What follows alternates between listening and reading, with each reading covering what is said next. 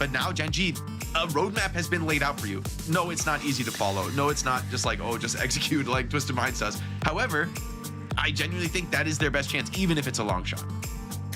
Well, we're about to find out because this match is coming up later today. Will be the second one in our EMEA region. For now, though, let's take a look what else we have in store for you, because you can't just follow our broadcast here with us. No, you can also join our co-streamers for all the action. Today it will be August, so make sure to head on over to August's Twitch channel and share the love, send some love. Drops will be available, enabled on both our stream and of course also on our featured co-streamers streams. And here is what you can get. Wu-Yang Big there, drops. 15-minute spray. Yeah. Do you think Wu-Yang is staggering? No. He's staggering. Let's stagger. Staggering? No. Okay. All right. I like that that title card, the Lijiang title card, 1 hour. That goes kind of hard. Yeah, it does actually. Yeah. That one's actually really pretty. Everything Like, nighttime, I'm just in. Everything nighttime and rain, I'm just so... in. Yeah. That's very lo-fi of you. I like it. If you like the darkness Swedish, and kind of strange weather, yeah, that was exactly my transition. Here, look, World Finals are gonna happen at DreamHack in Sweden, and here are the teams that have already qualified. Do you like the sun setting at 3 p.m.? Come on over. Come on over. It's a great time. Like Luckily, seasonal depression, come join. we will be inside all day in a venue watching the best Overwatch teams in the world go at each other. And really, that is just absolute peak. I mean, there is nothing better than seeing all the regions clash. And so, head on over. Come to Sweden. Do you feel sold? I mean, Let's go. You guys are giving this a bad rep. I want to just go watch Overwatch for multiple days. That's what I'm saying. So, like, that's like exactly what I want to do. And so why do I care? It's perfect. Like when it's dark and raining outside, I don't have to feel bad because I stayed inside to play video games all day. That's why I love that. No, I say I don't feel bad. I'm in Los Angeles and I'm like, no, just put me inside. Yeah, I don't care for LA weather or the lack of weather. There is sun, more sun, and then there is fire, and that's kind of the 3 seasons of LA.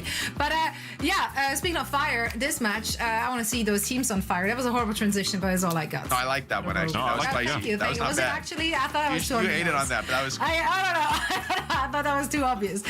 Vision Esports. We got to see them play yesterday. It was against OWCS. It wasn't their match to win, but they fought back. So honestly, everyone should feel pretty good about their chances going up against Team Peps, a team that have been up and down throughout the regular stage. All right, I gotta sell you on this matchup, okay? Oh, this is as honorable EMEA matchup as it gets, okay? On the one side, you have Peps, with 4 Frenchmen and 2 Swedes. And on the other side of things, you have Vision Esports. And they're both like middle-of-the-pack teams. They just both want to punch up. They're not going to be the Crazy Raccoon versus Falcons gameplay, but they will just be giving their absolute all. A battle of Europe. I love this. This is peak EMEA stage 3 for me. I think this is going to be an absolute banger. Both are going to play really fun compositions. On the one side, Vision Esports, they just want to play dive, Choice of One popping off on the Tracer, Cookie. Great hitscan player to go as well. And they have Violet. Who knows what Violet is going to do? It's just going to be an absolute fiesta. Whether it's on the Lucio and Ajaxing, the Ilari comes out. It's going to be a great time. And then you have Peps as well, who are I just love Peps. They're so iconically EMEA. They're as European as you can possibly get. Maybe missing like a Swiss member or like maybe someone from Poland. But for the most part, it's so EMEA that this is peak EMEA for me. It's big EMEA Esports, really, because it's France and Sweden. There we go. Like we're on it. But yeah, Choice One, he had a great game yesterday. We got to see more of that. On the other side, of course, for Team Dips, I wanted to say no. Gorillas. He went past all the gorillas. He's now with Peps, and thoughts on this team and their chances against Vision, Jake? 1 dip versus 100 Peps. We'll have to see if it's enough. Honestly, I feel like Team Peps, they just lost to good guys in the regular season. Like, you're hyping this up, Johnny, but there's a real chance this is like Team Peps just falling over, Like, I am scared for them in this match, especially because, this was a relatively competitive series that Vision just delivered against OWCS. Like, fighting, looking strong, playing these, like, high-paced comps, not really relying on the double flex sport that's been their calling card. Like, Cookie had a big day yesterday, and so honestly, FD God, watch out, man. If Kelix is being forced to Ajax, like FD God is about to enter a world of pain against Vision. And so I think this backline needs to really have big games. We've seen Zirian at times have big performances, come up with a lot of kills. I think that kind of fighting potential is going to be crucial with a Tracer like Troysewan breathing down your neck, right? This backline needs to go toe-to-toe. Dip, we know he can have big games, especially combined with Willis when they have that synergy, when they're hitting those strong dives. That can be good, but it's going to need to be great. I think Vision actually impressed me yesterday, you know, the 3-0 scoreline notwithstanding, and Team Peps just lost to good guys. I mean, they squeaked into playoffs. They are on, you're reading into it, barely on it's their fine. last life. They didn't need to win it. It's all good. They didn't need to win. They didn't need to win it. I mean, that is one of the most copium statements you could say, Johnny. Oh, it's fine. They didn't need to win. It's just, you know, sometimes no an big off deal. game, you know, you get a good night's sleep, you know, crank some caffeine, and then you're back up on the horse, and you know they can really take it to Vision Esports. I think this match is a great unknown. If you go into this one, I can't wait to see the channel points, because it's like 80-20. It's a disgrace. It should be like 60-40. I think it's going to be heavily skewed in Vision's favor. So is my prediction for this one. I think Vision takes this one. I actually think it's going to be a pretty one-sided affair. Just because that's recency bias, right? Because of the way Peps fell to the good guys a week ago, I'm struggling to have faith You guys here. are freaking out. I'm struggling. It's crazy. I'm putting Channel Points house on Team Vision right now. All 24, All of it. 25,400 channel I'm doing it points for are Peps going right on. now. Go all in, I'm bro. doing it for I'm Peps. thank you for your channel points. I'm all in. Okay. I'm all in. I bet the house. Johnny on Peps. If I can't make rent, Johnny, I'll come stay with you in the channel. Johnny, are you repping the sweets? Are you doing it? Well, they put in Vision for me actually, and I said like give me a Vision initially, but I might have to swap the pet. Are you gonna hit the? I hit the flip flop yesterday, and You you should. ended up winning. I just want to say, so maybe the flip. You're gonna look so smart. That's good juju. That's Maybe. good juju for Peps. So Johnny's Sorry, I'm a little distracted. I'm trying to OG. figure out how to bet these points. 91-9. That's- Oh my! I have 65,000 points. I'm putting 65,000 Value points on bet. Peps Value bet. right Oh now. my you say. God, Let's Johnny, go. you're I'm swinging all the in. odds. 65,000 You're points on swinging Peps. the odds. Disregard the Vision thing down there. Disregard the Vision thing. I put it all I on mean, Peps. you put the I'm channel in. points house down. That's you know we're way beyond the Preds at the bottom of the I screen. like push the Got channel odds. points on the line. I'm like a wave. I push the odds up. Yeah, no, this is 50% desperation now. move for Johnny. He lost Fantasy League to Jake, and now he's just. This will be it's redemption. all I over. will say, if Johnny's right about this, I have to. I need a hotline right now. About winning Bandit. Someone wellness check on Johnny, please. Samoa is where Vision is taking us. Do we like it? Okay, so Vision picking Samoa. I mean, I think this mitigates some of the cheesing factor. I feel like this is just like more Vision wanting to play this Lucio pace comp. I mean, honestly, the way I see, like, based on how Vision played yesterday, I feel like they want to play the same stuff as Team Pep. So I'm really curious to see how the bans end up coming, like where Vision tried to get the edge. Maybe against a team like Peps, instead of Katsuya, we will see like a Junkertown Kiri ban and bringing out the Illari that has been kind of a bread and butter mainstay. Please play the Illari. I beg of you, Violet. Ooh, okay, Please do it. Lucio ban and a Tracer. We're about to see a weird Samoa, man. Lucio and Tracer out. Yeah, this is going to be absolutely nuts. God, I don't even know what you play here. Is like some sort of. I actually have no clue. I think both teams are like, wait, what do we do now? Like this is the peak bans. Both teams are like, have you ever played? Everyone in Overwatch just like, what do we do? Lucio, Have you ever Tracer's played gone. Samoa without Lucio and Tracer? Like I'm low key like maybe is it you can't even play like Zarya Reaper? Is it like a sim comp maybe with no Lucio? That's where the head goes. It's just like, Bring okay, out the let's just Torb. play, like, Bring out the Torb. Sim Reaper, Low yeah, key. but- Little Bastion, little Torb. I think this is when you get silly. Lucio and Tracer out is time to get silly. Yeah, I like the Sim Bastion. Yeah. Yeah, I think Reaper. when you're in a playoffs where everything is on the line and literally every map matters, that's definitely where we should get silly. That's a really good advice, Jake. I mean, the Lucio Tracer bin. That's like the definition of silly. Like you took out You kind of did it to yourself. the normal, Fine. like honest Overwatch heroes are Lucio and Tracer, and you took them out on control. So no one knows what's gonna happen in this map. That's Oh, we speak. might- I will say what's gonna happen. Have this fun. is like Violet can hard carry though. When you take these characters out, Violet is about to go dummy on this game. Although on the other side, maybe Zirian can have a big counter game. Yeah, maybe on the Kiriko could punish, but I feel like Violet can play like a heavy hitting flex support here and kind of go to town. With no Lucio, no Tracer, there's gonna be a lot of room for the flex supports to work.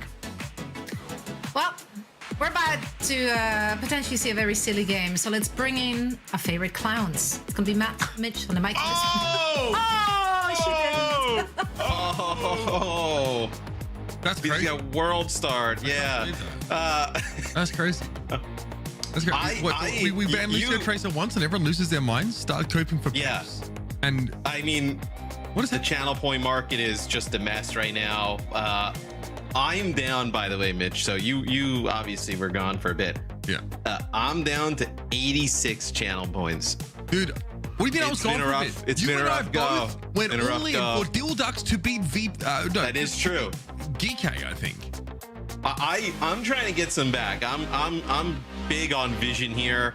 But that this on band Vision. thing kind of makes me feel a little odd here off the start. Look, they had a rough go yesterday with some moments, right? Look, Chosen One looked great at moments, and then there were times where, we're getting lots of Ajax moments, just weird plays. So to see that Lucio banned here early on, right? Violet would be able to play like a Wuyong, maybe an Ilari, like the desk had mentioned, but I mean, you never know with these players on Vision. It's like feast or famine. I mean, yeah, I think in general, like we talked about a 3-0 series yesterday, Jake highlights the fact that it was a close game, right? I think Cookie was really good when Sojourn's in his hands and he's able to sort of play almost like a sightline maps. Now, Samoa, especially Volcano, actually has slightly more constricted sightlines. I feel like if you're not playing Cassidy, it can be a little harder sometimes to get decent sightlines. At least yesterday we saw, I think, it might have been Cookie trying to play into a hazard and just sort of struggling to see what was going on. Either way, we're gonna have Peps here, ideally, right, come out with a Cassidy and something else. But Tracer ban, like the Reaper Cassidy is, the possibility of that is real. Yeah, this is going to be a weird one here at the start. We'll see. I'm more interested in what Vision decides to do. So it looks like at least here at the start, they're going to go with the ball here. And far in the mix. And it's going to be okay, so Ana Kiri here, back line from Vision is yeah, Peps will run out with that Reaper Zarya. Bro, Farah on this map? I mean, I suppose you can play out of Cassidy's sightline a little more around these corners and then punish when they get out into the open. The backlines are whack, dude. Juno Kiri for Peps and Ana, I guess for Vision is less surprising, right? They do like to play that double flex style. Choice of One's been spotted here, a little isolated, at least he's able to make use of that mega health pack, but needs to circle back around.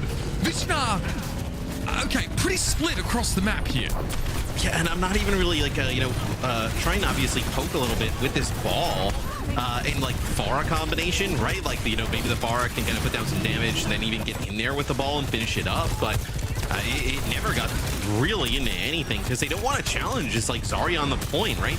And then if you try and make a dive for the Cassidy, I mean, you have the Suzu, you have the Bubbles. I mean, just really difficult to kind of take out Zoro as they now push up. I kind of like where Peps have ended up here, Matt, compositionally. They're playing like this death ball-y style, like brawler-esque composition with the Juno proximity healing, Reaper being able to make use of the Zarya bubbles, obviously, orbital strike now.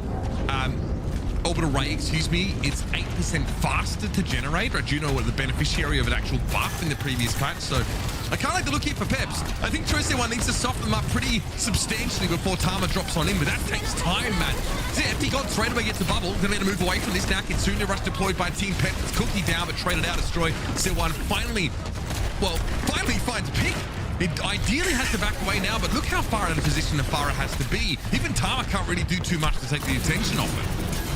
Yeah, it was a Kitsune rush there from Zerion as soon as they lose FD God, but Sile actually takes out Dip. But where is anybody who's going to be able to kind of like stand up on the point here? So now you lose FD God now, maybe with a nano boost here. Oh, it actually was on a Chosen One. It's a falling.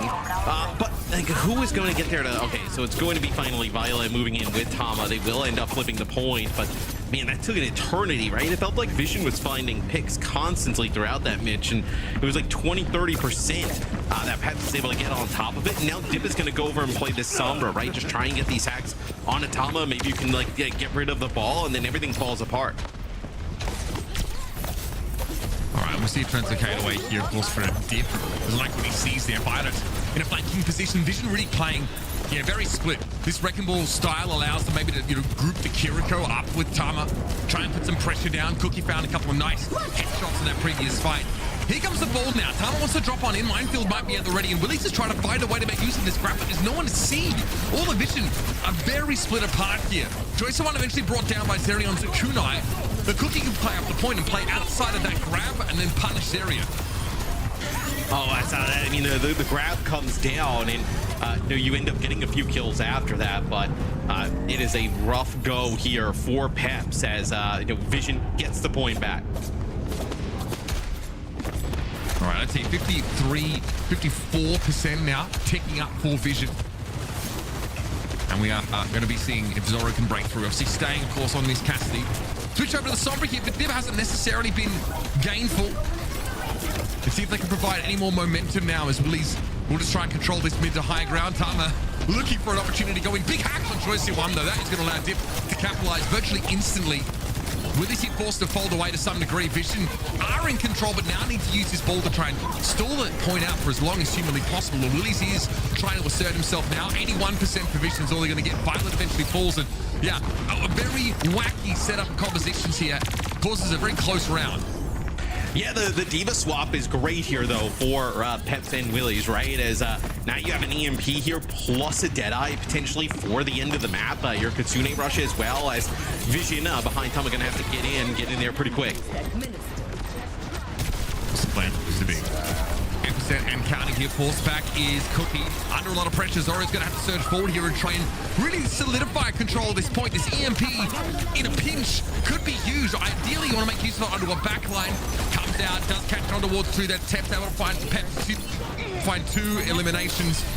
Can they do more?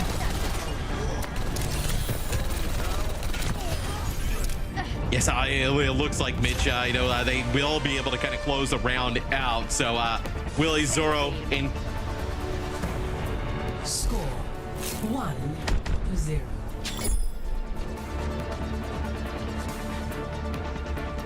Yeah, okay, so look, Volcano, a pretty weird map, right? I think the Sombra, an interesting inclusion late there from Div being able to, catch Choice there, one out, essentially, punish the Farah for getting a little too close to the ground. Feels like it's really difficult to land these consistent grabs if you are Pep. So Willie's on the Zaya for much of that round there, but denied a couple of opportunities to really get big value. Yeah, I mean, you take a look at the stats. FD got off to a pretty rough start. I mean, 0-4 there for Peps, but even still results in a point win. So still sticking with the D.Va here, moving on forward. As Vision also going to stay on the ball. All right, let's head over and listen into Peps, of course, after a very choppy first round. What their take is on the best way to proceed here heading into this next round. They're fighting me, you need to go, I think. I walk up. Just trade. Solo main. Back inside, can you shoot, sorry? I'm chilling. I think so. Yeah. Can take right again, can take right? Far side open, we can swing on far and kill them. Take right. Oh, man, kan. Back mid. Chill. Taking right. Pick on the point. GP is back swing. AFK here. Yeah, back. Can you walk? Sorry, I'm gonna take right. Go. Take right. Keep. Say one. Say one. Okay, touch Stay on point. I can touch. me. I can hack ball, main. Ball. Kill. Chase, ball. Kill. She's trolling. No, don't. Nice cuts. None of fuck 60. Set chase. Maybe Zarya. Monkey, okay. Okay, Monkey. Respect turn stuff, Monkey. See Monkey, okay? I'm going main. Smart fox, yeah. You're gonna walk up, I'm thinking. Kill left. Fight left. I'm gonna click. Chill, Monkey, man. Carry the ball, we need chill. Yeah, no problem. Swing main. Swing main. Just AFK main. Monkey jump by Fox. Yeah. No problem. Walk up. No. Speed. Autumn. Oh, Jimmy. Oh, It's fine. EMP inside. Play for Genuine. Sorry, Maxime, no ball.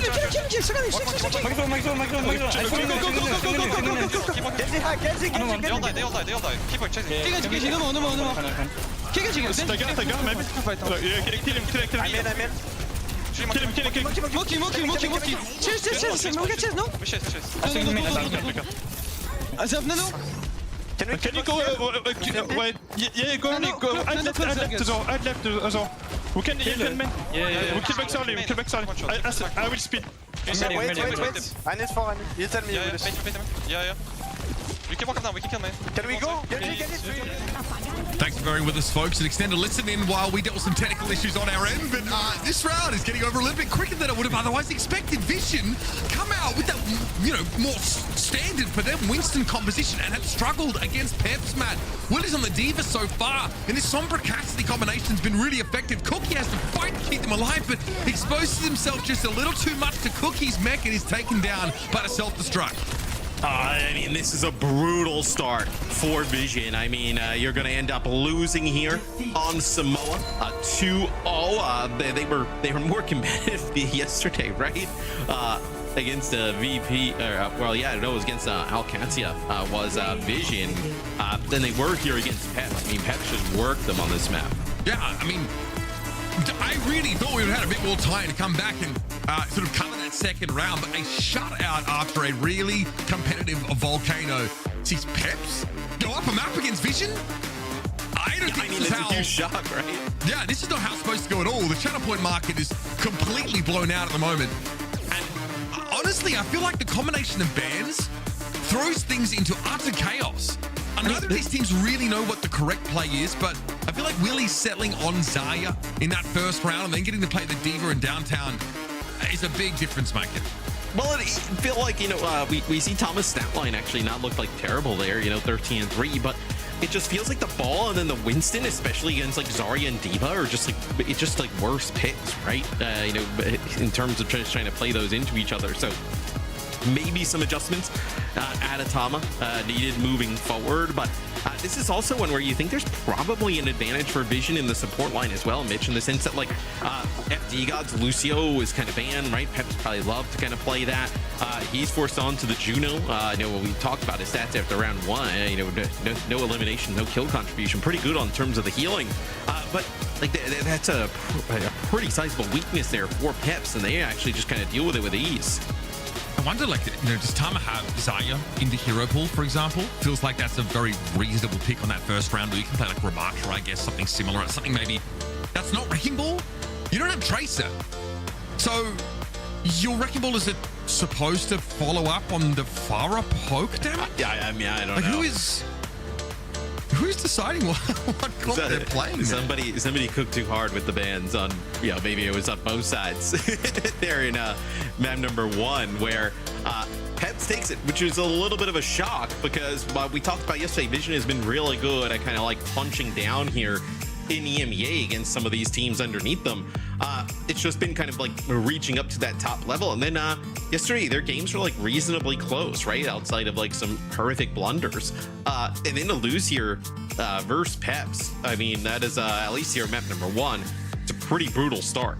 It is a map where Peps do opt to ban a Tracer, right? Put Choice in one maybe in a less comfortable position. If this team isn't just going to arbitrarily play the Symmetra, it doesn't feel like it's in, their wheelhouse. Before we get on to the next map, do want to mention, if you would like to take your competitive edge in Overwatch to the next level, you can do so over on FACEIT. Season 7 has begun, so you have an opportunity to climb up the ranks in the FACEIT League, make it into FACEIT Master, and then qualify for the OWCS from there through that promo and relegation phase, something that Peps and Vision both have done at some time or another. FCE.gg/FACEIT League. You can also compete for FACEIT points along the way to get yourself some great rewards and goodies at the FACEIT store. So check it out. And you yourself might be inting by playing Wrecking Ball with a Tracer ban and a Lucio ban. Yeah. You get to the OWCS with the team, you make a face. I'm sure they're great friends.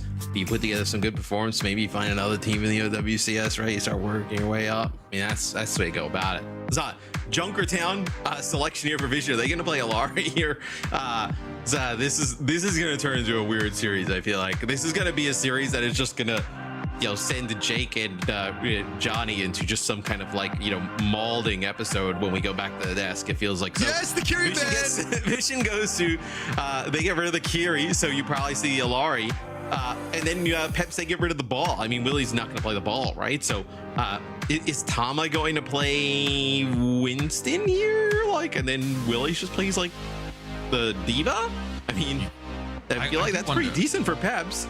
Yeah, no, I honestly don't hate Peps' sort of chance. I don't hate how they're, Look, I do think Zerion is a very proficient Kiriko player, but, we've seen him on a number of those flex supports where Ana is one. I would like to see Yari make her way in.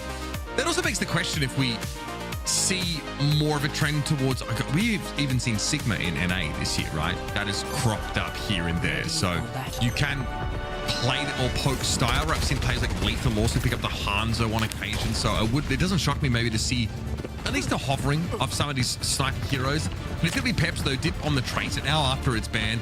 Are going to be on this tried and true Xayah composition. So it'll be Baptiste, of course, who's, match made in heaven for Xayah. If Tama doesn't play Xayah in map 1, he's not going to play it here. So we might end up seeing two very different styles. The Xayah Death Ball look versus like the Winston Genji dive with Ana backup. Yeah, and this was, when they played this, these two teams met up in week 5. When they played that series, it was a 3-1 division. And Vision ended up picking this map as well, and we ended up getting a Kiri Zarya ban. So a little bit of a different world in which the bans kind of come out, as Willies will end up being able to play that Zarya here. And you're going to see Ilari Ana, a really greedy backline here from Vision. With a Winston dive, so it's not even like this slow roll poke composition. Tama just is kind of the wild card here, the odd one out, so to speak. Can take high ground space and maybe sort of deny, sidelines away from Peps if they want to punish this ERE, but like Violet is being pretty unattended here, and as time goes on, is getting some really solid damage. Still does more than Cassidy from that position. I just want to point out, power creep in this game is real. Well, that's going to get that immortality field out. A 3-player bio there from Sile, but Zerion and FD God kind of using the speed to get everybody around the corner, and then having the ability to use that immortality field kind of keeps everybody up. I mean, it's tough to play Ana in this comp against Lucio and Xayah, right? Sisar just kind of gets caught out of position. He's in the middle of the fight. Now Vision, who don't really want to play cart with this setup, right? No one except the Tracer on their team actually contests all that well. They need to soften up Peps before they even think about the objective. And in a fight like this, a protracted engagement when they're actually forced to stand their ground, they kind of get crunched. Yeah, they get rolled, right? And I think what you worry about here for Vision, right, is if Cookie isn't really kind of finding these like pickoffs at range, or even kind of putting down some serious damage. Like there is so much to protect that backline, and just players from Chosuan just kind of like running crazy, right? We talked about how his Tracer like really kind of turned, moments of that series yesterday, but like you have Dip, who's a serviceable Tracer. You can mark him. FD God able to kind of like boop, knock him out of the way. You have the immortality field bubbles, so there's a lot to protect from Chosuan just getting into the backline, just running crazy through Peps. Is this going to be an Ant Matrix here from Zerion? Put out there in the open, going to prevent them from pushing up for the time being. It's also found Chosuan inside this room is going to force the Tracer on out.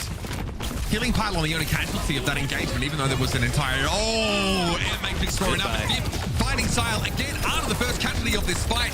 Violet trying to even the ledge a little bit with his captive summon. There's an immortality field in play that covers up much of that, but it's not enough to keep Zerion alive.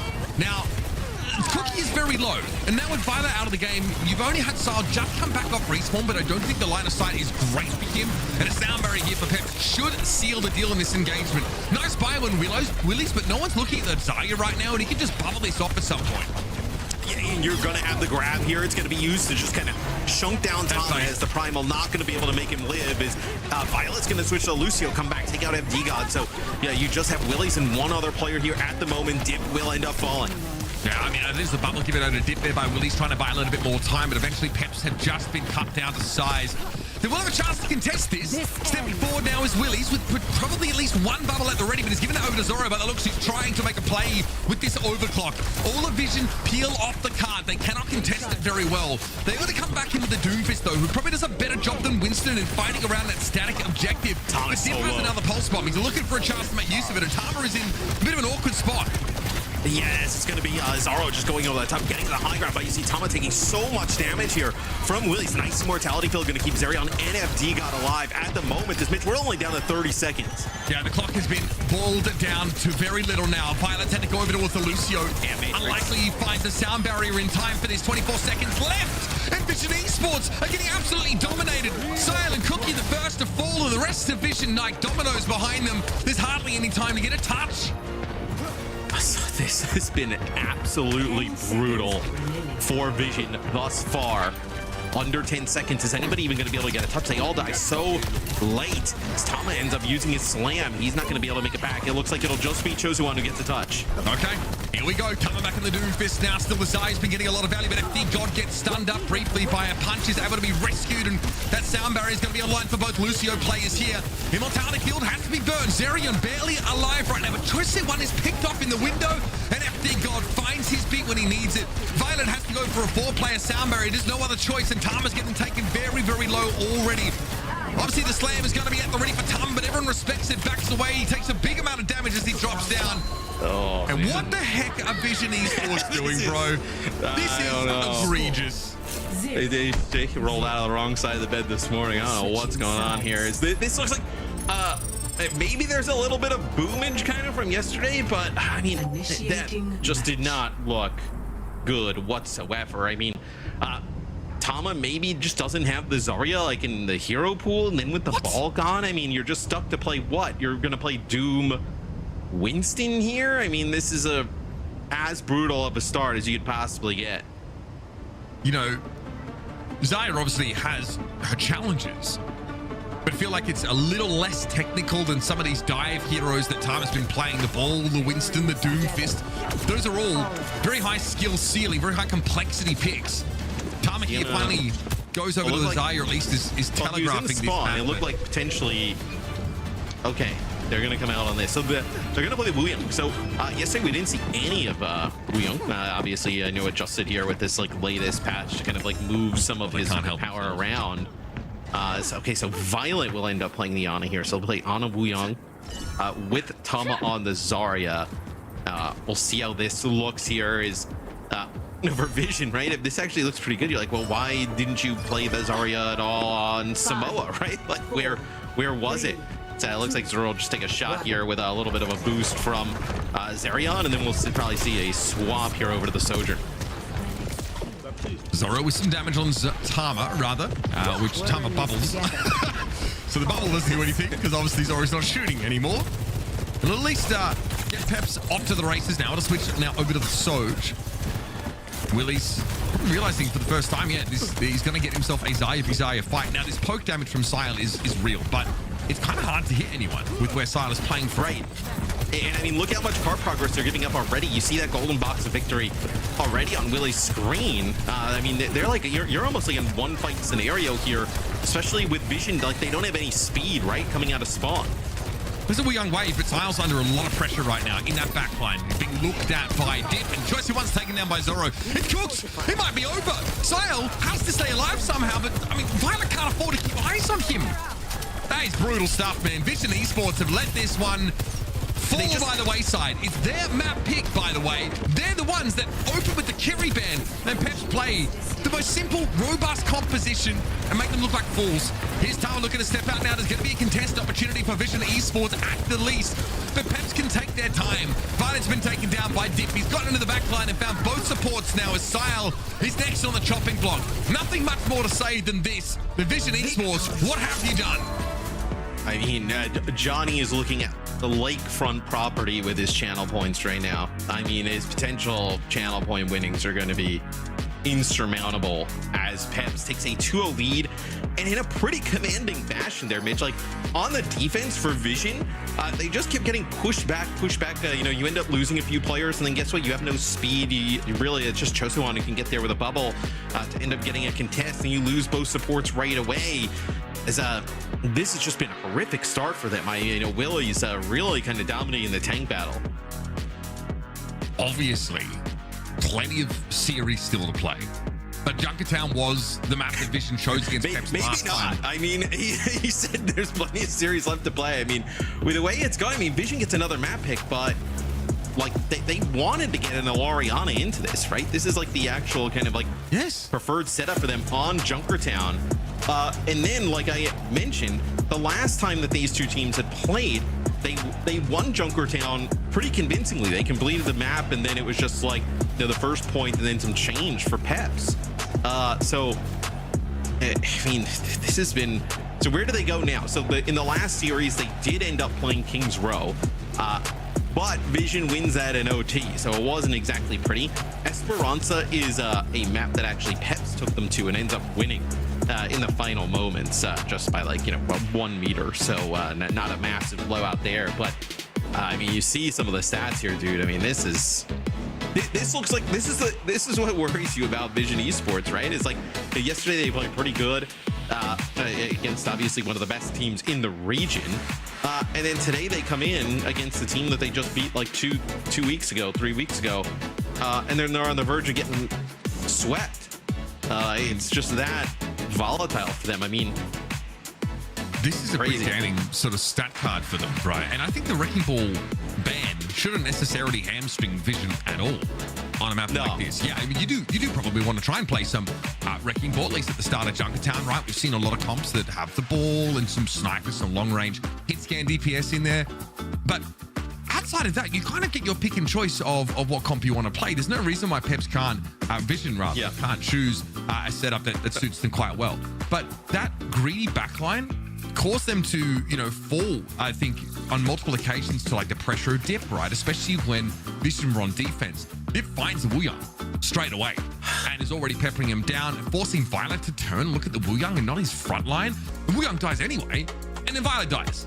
So, you know, you've really got to think about when Kiri is banned, trying to have a still pretty safe and serviceable backline. Okay, so they take us to Suravasa, which we saw them play yesterday against Alcatia. They actually looked pretty good. They end up losing it 3-1 to Alcad, right? But like, let's say you end up winning here if you're Vision, right? You're giving map selections the rest of the way to Peps, and like, you know, you could go to King's Row. You know, they have already beat them on Esperanza, so still in a pretty good spot here for Peps to make a pretty massive upset, I think, as a lot of us believe like Vision VP could be like a game that, you know, could happen, that could like be deterministic on who goes to like Stockholm, which obviously I think we'd all favor VP, but still, like, you would have thought that Vision would at least be in the mix there. Ban Thomas Winston and forcing to play Doomfist on Suravasa is what is in my head. There's no that, well, what they would just play ball, right? Are you gonna play ball into the Zarya? Like if Willie just keeps rolling with the Zarya, like so yesterday we did see Vision, they did ban the Sim here early on, so it'll be Vision banning Hazard, so that also obviously protects them from you know, banning like some of the other tanks. And then there'll be the Wuyang ban here that comes out of Peps, and Peps doesn't even want to play the Wuyang, so it just kind of takes it away from Vision. Now, Matt, you having drafted Willies to your fantasy team, do you know him to be much of a Hazard player? You know, there's a little bit of an up and down, you know, roller coaster ride with Willies on my fantasy team. I see. So there were, you know, sorry, is that a source? Yeah, I was complaining about the Jags this morning. Now you're bringing up bad memories of, you know, I like to think of Willies fondly, you know, as a loose contributor to my fantasy team, not an always on, not a core player. Also, Gotcha. I don't think they would play it. I mean, he does play Hazard, but like, yeah, it definitely feels like a protect ban. But yeah, like, what in this series would lead you to believe that he even needs to go there, right? With how good the D.Va and the Zarya have been. So, like, is it are you trying to protect the Winston? That's probably what you're trying to do, right? Because if you would have banned the Winston, I don't think Tama would have played D.Va. It doesn't seem like they really would love to have played Ball. I mean, and then you're not going to play Doom, although Doom gets like some of the slow back, and like, you know, we'll see kind of how that rolls out. But hot take, I don't think that Wuyang is good on this map at all. In fact, we saw, I think it was Twisted Minds. I think there was like a ban, or no, was it in NA? I'm not even sure. It might have been either way. Like, I think Wuyang was sort of the sight lines on this map can get a little tight. Like it doesn't seem as good to really leverage that poke damage. So I don't think Peps really care about that bad. It's also really apparent with after yesterday and then today's games, like if Chosewan doesn't have like an incredible game, it seems like it's very difficult for Vision to find wins, right? Even yesterday when he did have some tremendous games, it was impossible for them to find wins. So we'll see if Chosewan can kind of come alive here on the Tracer. But, you know, Dip and Co have played really well playing around them. It'll be Vision, you know, using that Zarya where obviously Willie's now on the D.Va. Kid doesn't exactly want to go toe-to-toe. They'll get control of the point first at least. And, oh, that is Zerion there finding Chosewan, a massive pick-off, just as we were talking about how important he is. Yeah, that was pretty crucial. I think I mentioned yesterday, I feel like, especially on Suravasa, it is your non-hit scan DPS that is a real difference maker here. You know, it needs to be the Tracer Chosewan or that of Dip, right? If they can sort of run away with the game, then you are in very, very good shape. I don't hate the Freya here from Zoro. We've seen how good it is at abusing some of the chokes. If you control the point and you have that boulder shot already, you build them so fast, you can punch your opponents walking straight into you. That's a decent force of the Suzu there. Yeah, it's a pulse one that doesn't stick and probably wouldn't have been lethal anyway. The Vision Esports struggling to keep Tama healthy in the front line. Another Suzu comes down. Empty God has got to be a little careful, but a ball of shot lines. Good purchase. Yet unfortunately for Zoro, leaves him suspended out in front of Vision for long enough for them to pick him off. Yeah, it's a good sound barrier, though, from Violet. It kind of keeps everybody alive. Willie's actually just kind of funnel out onto the point. So the benefit here for Peps, right, is you kind of extend this out a little bit. You get close to 80. You hold on to your beat, right? You know, this grab is obviously going to be really impeccable. Grab plus pulse bomb on the table. So we'll see if those kind of come into play. And I love this decision from Peps. Just match the Zarya. Like, there's no reason to continue to kind of play this D.Va into it. So we'll get a Zarya mirror here, and Zoro will actually switch over and play the Soch, so we're going to get a mirror matchup. Okay. Peps, in fairness, like, had a good start to this map, enough that 76% is what they're working with, so there's wriggle room here to make this switch. This just needs to be a solid fight for them. Tama with a grab, something that is maybe a little more concerning.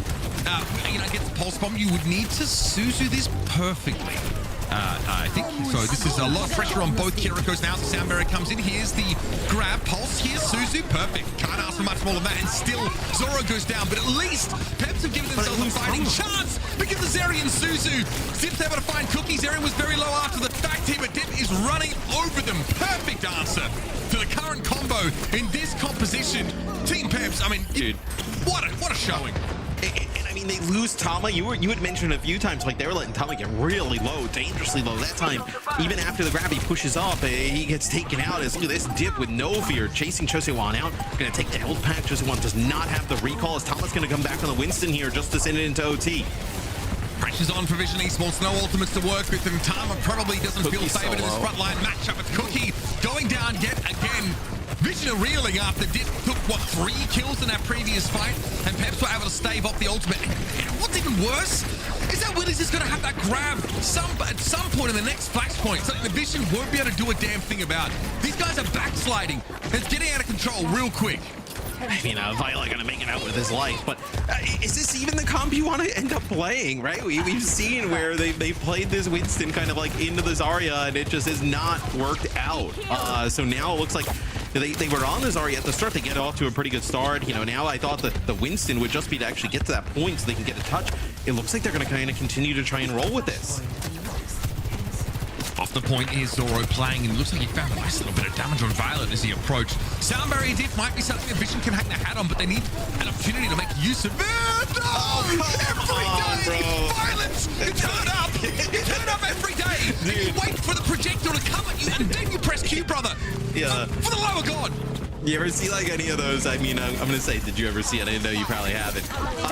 Like any of those, like where you see like a game of street ball and somebody does something so crazy that they just all run on the court and they just end it. I feel like that's kind of what should happen right now. Like that play. I mean, you can't. That's what, 3 in 2 days. That's crazy, man. Getting beyond a coincidence at this point. Well, Peps have control.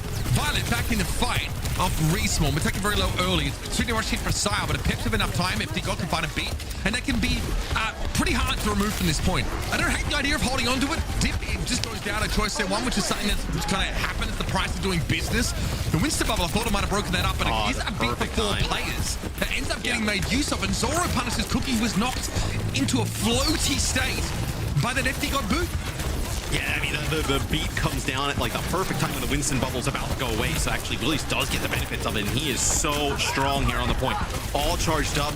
You end up having these bubbles. I mean, look at that. Tama just dives in the back line. It's a bubble right away. No way for him to kind of power through that. And guess what? It's going to be another flashpoint here for Paps. His vision is just... They're just fumbling it every which way you possibly could at the moment. I love this. Johnny made a great point in the chat. Something not considered. This is like 2 generations of San Francisco Shock backliners. Yeah, it's a revenge game. Yeah, Violet versus FD. You'd probably have to remind them that they played for the Shock at this point. Yeah. Did they ever play at the same time? I want to say they did. Maybe not. No, I don't think so. Okay, different iterations of the roster. Both with some similar tendencies as main supports, as we're starting to find out. Tactical pause. Poor Tama, man. I mean... Yeah, no, he's leaving the game. It's like, no, this is where everyone sits down with Violet and says, okay, you are 70% to a sound barrier. He's like, I'm good. Here's what we're going to do. If people are running at you and you were 20 health, you wouldn't. Yep. You would not, no, you're not going to press Q. Right. But how many times are we going to do that? I mean... I just want to point out, like, at one point, and it wasn't unreasonable, Violet was considered one of the best sports in the world, right? I think as like a flex support player on that like successful San Francisco Shock dynasty, he was considered to be a top tier elite DPS player. Johnny found a screenshot. He did play alongside FD God. The team was Striker, Nero, Super, Open, Violet, and FD God. Way back. 2021. Thank you, Johnny, for finding that for me. You got Muse in there on the Gladiators. That is skewed. the Gladiators, they were going through it in the tank roll for a bit. I mean, we need to bring back Roar, bro. Yeah, bring back Roar. Yeah. Yeah, I didn't know what, like Mira was playing Zaya for a hot minute. Anyway, we're reminiscing a little bit too much. So yeah, they did play alongside each other. I love that there's a video. Presumably it's on our channel where it's like a Lucio POV of FD God back then. I still think like Violet is obviously really a great support player. I just don't know if it's like Lucio. Like Lucio might just not. I actually don't know if like the main support role is one that really like allows him the degree of skill expression that he wants. He's always totally aggressive, like Baptiste, Ana player, right? And found great success there. Here's what's brutal. With Thomas DC, he's actually going to go all the way back to the spawn. So like you saw, he's actually sitting up right outside the spawn door. But unfortunately, one of the things with the DC is you have to go all the way kind of back. So they're going to have to be a little bit rushed here if they're going to try and challenge him.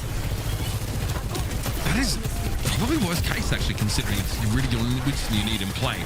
Willie's grab. Now, not sure where that went. That was on the Pep side of the battlefield with Electrons. Maybe caught someone off in the side rooms, but there was no elimination result with that grab coming down. So, well, we don't know what happened. Here's a pulse bomb, though, in the hands of Choice Tier 1. Good damage on Zoro. Wasn't able to finish the job just yet, and Tama's down. Violet gets the sound barrier just in time for Tama to already be dead. To go and make his in this fight, and I think you won't advise to hold on to it for a little bit, but now the rest of the team is going to get brought down.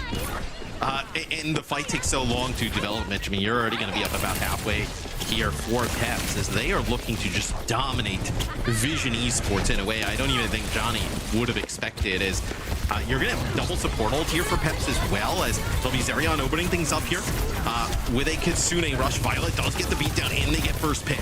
Nicely done. Yeah, beat comes down from FD. God knows the pressure there isn't real enough that he would lose it. And it's a good response. It does require Vision Esports to cycle both of their support ultimates, but for Team Peps, this is the price of doing business. They knew they'd be walking into a double support ultimate scenario and had to just get it out of them at some point.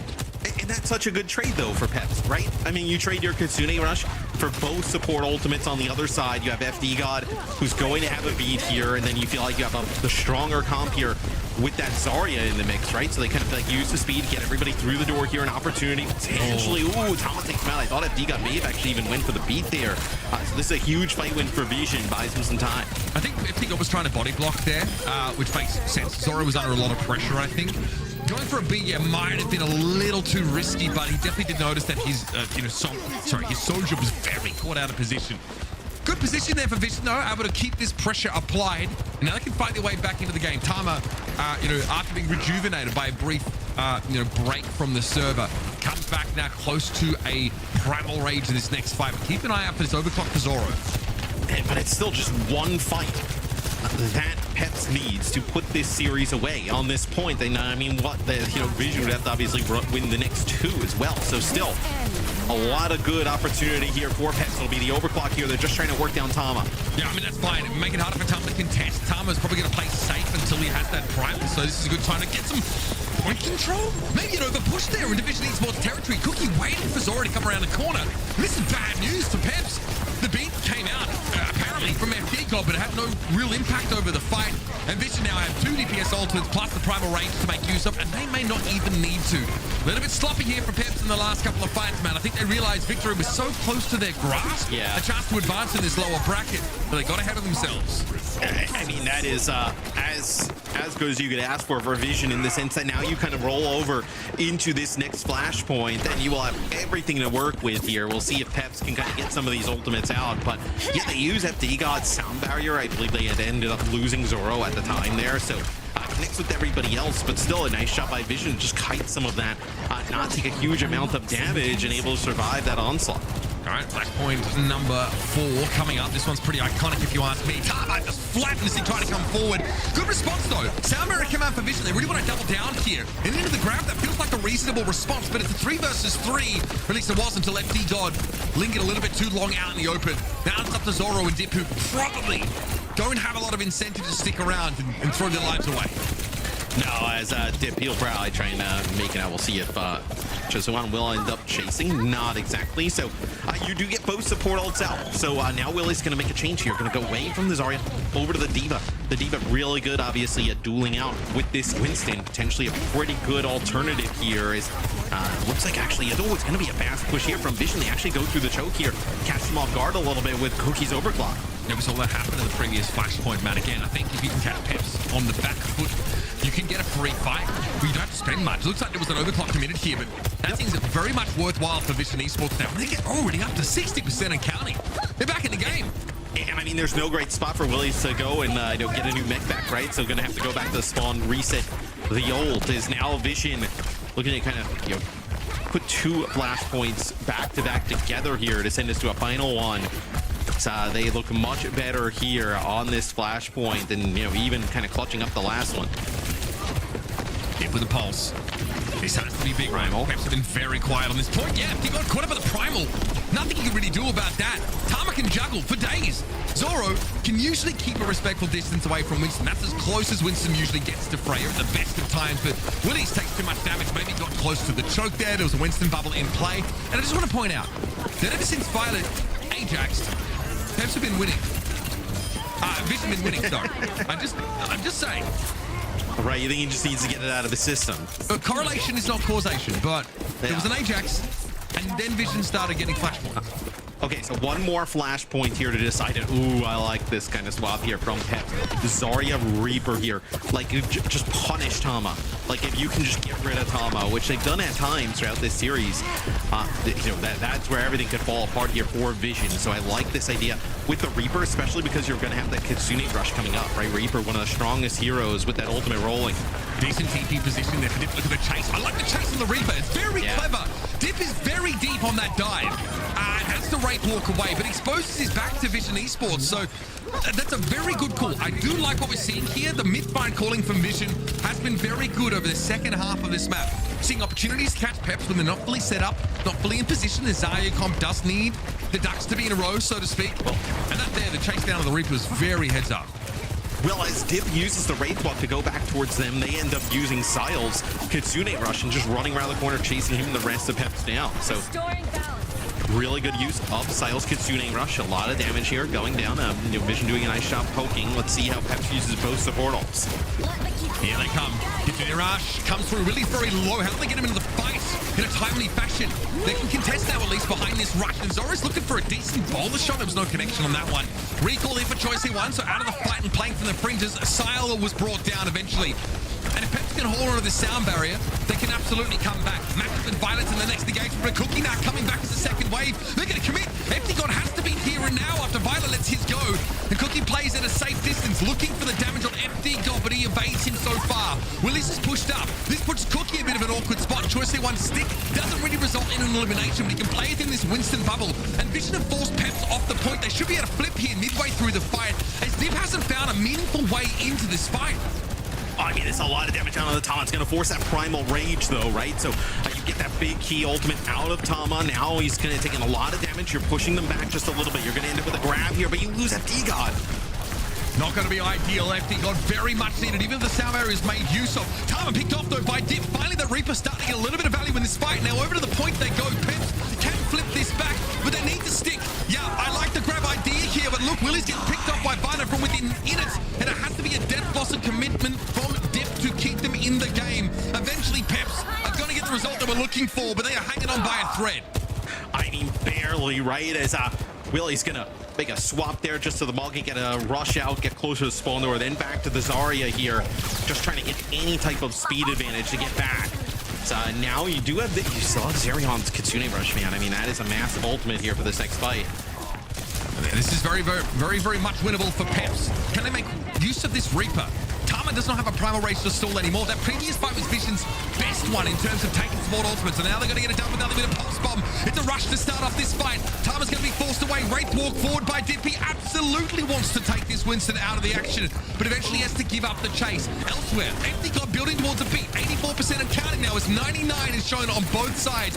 And Jose One's looking for a recipient of this pulse bomb. He's held onto it for much of the fight, but Dip goes down. Violet's able to punish him for getting out of position, presumably. Overclocks are going to be a factor now as Cookie pops his first. Looking for some kind of purchase on the remainder of this 4-player Pep squad, but FD God has the beat. Willie's just kept alive. I can't believe it ends like that. What? Off the point they go?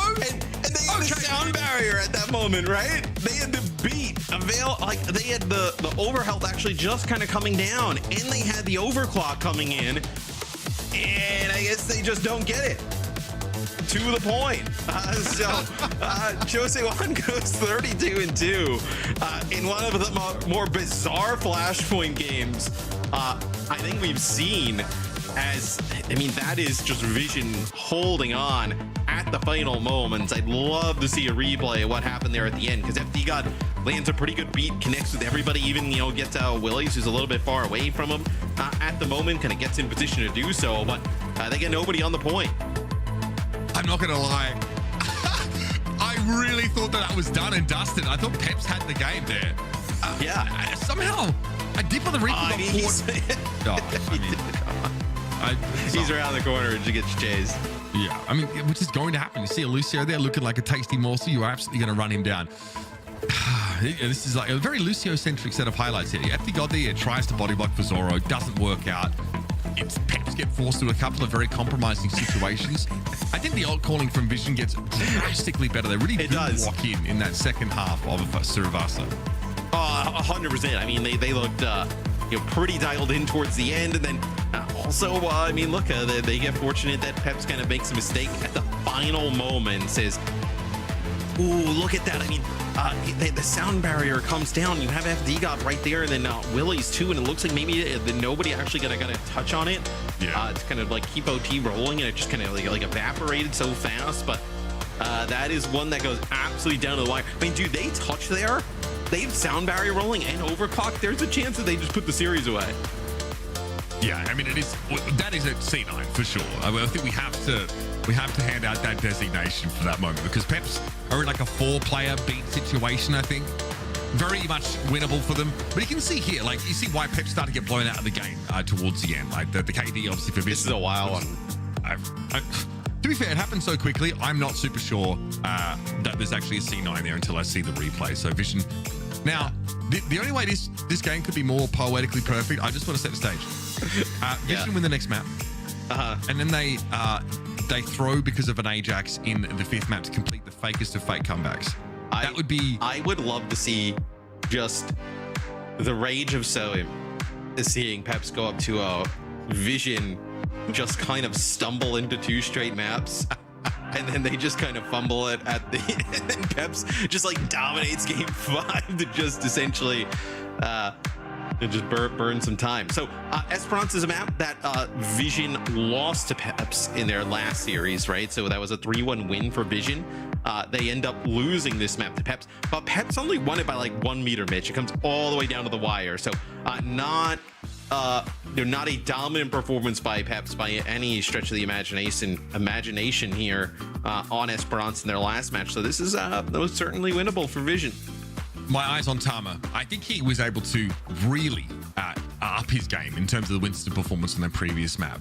You saw Willie's like making quite a few different swaps, right? At first it was the Diva that didn't work. They went to Zarya Reaper to try and punish, but Tama was then able to play pretty safely, avoid the Zarya, and I think, you know, that Dip's Reaper was read into on a number of occasions, right, where they're able to punish these like TPs forward. So I liked what I saw from the Winston play.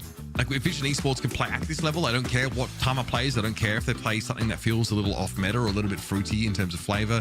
The Winstons look really good. The bans here are interesting, right? Because it's the same discussion we had on Suravasa, where if you ban the Winston, Tama just plays ball. So what are your sort of bans supposed to look like here, and how do you most effectively target this Vision team if you're Peps and you're trying to get this series done before they come to their senses and start playing like that 4-2 squad? We know the 4-3 squad rather. We know they can be. Yeah, so I mean, this series is a little bit different than the last go around between these two teams, but let's see what so the bans are already in, so it'll actually be Peps getting rid of the Winston here off the start, and then Vision gets rid of the Sim, but we haven't really seen them kind of go to the Sim really. Like Peps doesn't really scream like that they even want to kind of play that Sim potentially, right? But when we did see this game on Esperanza, it was a wrecking ball ban here. This is where Peps actually used their ball ban, and then this is where Vision actually banned the Freya. So a much different ban strategy just like 2 weeks later from these teams. Obviously a patch comes through, but maybe they're afraid that like Dip was going to play the Sim here and they were going to play like some Sim Zarya stuff. Yeah, okay. Like we sort of talked about, right? The Winston ban doesn't necessarily put Tama in a position where he can't find some hero that's comfortable. I think the Wrecking Ball is an option. I think that also asks us the question, are we going to go back to what we saw in the first map where Sombra was brought in by Pep? Seemed to work for them pretty well. That wasn't necessarily to answer a Wrecking Ball, but we know it can be quite effective here. Dip Sombra, like Zoro, could play to Cassidy as well. Like, you can find yourself in the position to play that like anti-ball comp if that's where you think, and this is a couple levels deep, right? But if that's where you think Tama's going to go. Do you think though, like, I mean, was the ball impactful to the point that you would want to see them go to it again? Well, it's more of a question of what the other option is supposed to be for Tama, right? They can play Zarya, but we've seen Tama play Zarya and it's been fine. Like, I don't know if it was like the most convincing. I think when the last time these two teams played each other, it was fine. You know, it wasn't really sort of lighting the world on fire. So I don't think that Vision hasn't have a preference to switch Zarya or any of those more sort of ground-born compositions. They do like to play this more up-tempo dive style. I think it also suits Choi better than Choi C1 to have someone to dive on in with. That's where their Tracer goes 32-2, for example. The guy absolutely had a sick game. And you called it at the start of Suravasa. You were like, if Choi C1 doesn't pop off, this team struggles.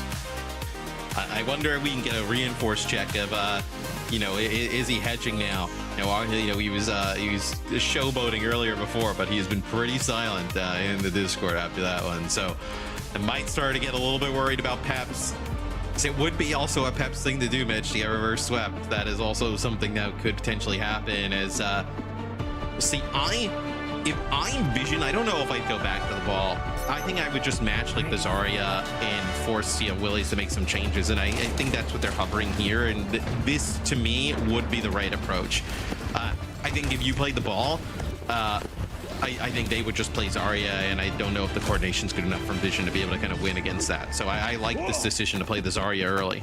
5, 4, Hazard here from Willies. That means that Hazard ban previously may not have just been a pure protect from Vision Esports. It is going to be a Hazard look for Peps. Obviously, a comp that makes much better use of this high ground than the Zarya setup does. And again, if you lose the first fight, it's really hard to play this map. Like, you are playing into that ridiculous high ground disadvantage And I think it gets even worse when you're Zarya is someone who really can't even contest that space. Whereas for Willies, if they lose that fight, okay, well, we'll find a way to clamber up there. We'll find a way to establish a foothold just with that verticality that our tank has at their disposal. Bubble, they're on choice C1, mostly ignored by Zoro and co. As the spot's already starting to get forward now for Peps. Tama's getting chunked low. That's the last bubble the Zarya's going to have available. And yet, Willies and Dip know it. They run straight at the pink-haired lady. She is no more. Yeah, I mean, the two new additions, right, for Peps for this stage, obviously, previously playing on Quick Esports together with Willies, and Dip, talking about those two, they kind of combine for a pretty nice setup there at the start. Tama takes a lot of damage from Zoro on the Sojourn at range, and they do a great job as soon as the damage comes down, collapsing on it, blowing up that bubble, not allowing Tama to get healed up, and Tama's going to make a swap now over to the D.Va. So this is the first time I think we've seen him play D.Va throughout the series. You just can't play Zarya into this. It's really rough. I think this high ground is super annoying. You can't pressure backline at all. You cannot help choice C1 either. Right, to get up there and sort of command that space. And Peps do the kind of obvious thing, right? They just fall back to this high ground and say, well, if you want to try and get back into the map, you're going to have to play against this extreme sort of altitude disadvantage. So we'll now have Zoro looking for picks. I think amidst all of this and this defense matrix for Tama, his application is going to be pretty instrumental. Shutting the high ground Sojourn down is a huge part of the game plan. And for now, Peps are in no hurry. They have a lead and they have the favorable positioning. It's on Vision to decide how this fight goes. Well, it's going to be double support ult here for both teams. So maybe they're just kind of like, getting ready, farming up these support ults. So then we'll decide to go as Violet now gets a beat, as it's going to be FD God and Violet dropping beat at the same time. I was worried that Ectic was going to drop down in beat, but he hits the corner of the masonry there as Willies went quite low. Tama out of mech though. That's not the result Vision we're looking for. After the support ultimates dissipate, it's Vision that takes far too much damage to stay in the fight. And they really invested heavily in this one, as did their opponents, of course. Peps both support ultimates, but they've still got a lot to work with. Yeah, Vision does end up holding on to this Kitsune rush, right? So you do have that advantage coming in this next fight, but you've given up the checkpoint. It's a brutal thing to have happen, right? Where Peps is going to get it here close to the choke, and then guess what? They're going to back up. They're going to control some of this high ground. And you have Willies on one side, you have Zoro on the other, as you see Tama going to try and clear Willies out of that position up on the high ground. Kitsune rush held onto by Vision. Obviously, checkpoint already gained. Peps once more in no hurry. Want to keep Vision Esports playing from this position for as much of the game as they possibly can. Violet gets picked off, though. That's not great. Zoro's able to open up with an overclock, and from this low ground position, you'd be surprised to see him appear on the kill feed like this, but somehow the enemy Lucio lingered a little bit too close to that questing barrel, and so Vision Esports have to fight now from a disadvantageous position with a numbers disadvantage. Dip down. Tama trying to get cute, pushing the self-destructing mech around the corner, but at least it's allowed to get back in. So there's still something here for Vision Esports to play for. The Jackie Ball makes things a little bit awkward, though, and the bot has already gotten back towards this little archway. Peps just have to regroup after this, and if they can, they're going to be fine. Let's head to a listen here and see how things are unfolding for Vision. Yeah, Trace out left. Hustle left side. Come to me. Out. Keep go back. Hang on top. Hazard one. No chance. 5 points. I just go mirror Hazard. This is shit. They use Fox. Use Hazard before. So we're clear before. I'm gonna have close. Not there. TP is trap. Yeah. 운에 비해 maybe 해저드 빛 Pushing ahead. Please Hazard. Can shoot Hazard out. 3, 2, 1, I'm picking from main, shooting Hazard. Hazard out. Hazard no jump. I touch one. Tracer left. 야 됐어 I don't have wall. Hazard top, I think. Lucio I'm picking top left. Hazard Yeah, left. shooting out Hazard. Hazard still top left. I go under. Hazard top left. Nice. Let's go. I keep Hazard going coming. from the door. All house. Switch one. Solomon. Hazard one. 해저드 원 Hazard on. Don't get jumped. Lucio. 루슈 트레스 비하인 Hit me. 운이 Only 트레스 Trey. 펄 비하인 There's Trey on Scar. Hello? 아이고 랩 사이드 They have beat. Care about let Tracer might come through. They have beat Hazard. Maybe. Okay, First one Hazard, they have hold to on with come. Fox, okay? We can kill Hazard. Yeah. Yeah. We can play long, they have to come. Start Fox. 펄 비하인 Our side. They're top right. Just fight one. Playing wide. We can go Fox when they touch. Look so damn close. Cap flank right maybe. Cap box here. Just keep trade. Hustle them. Go. Help. Soda inside. Fight inside. Soda one. Clear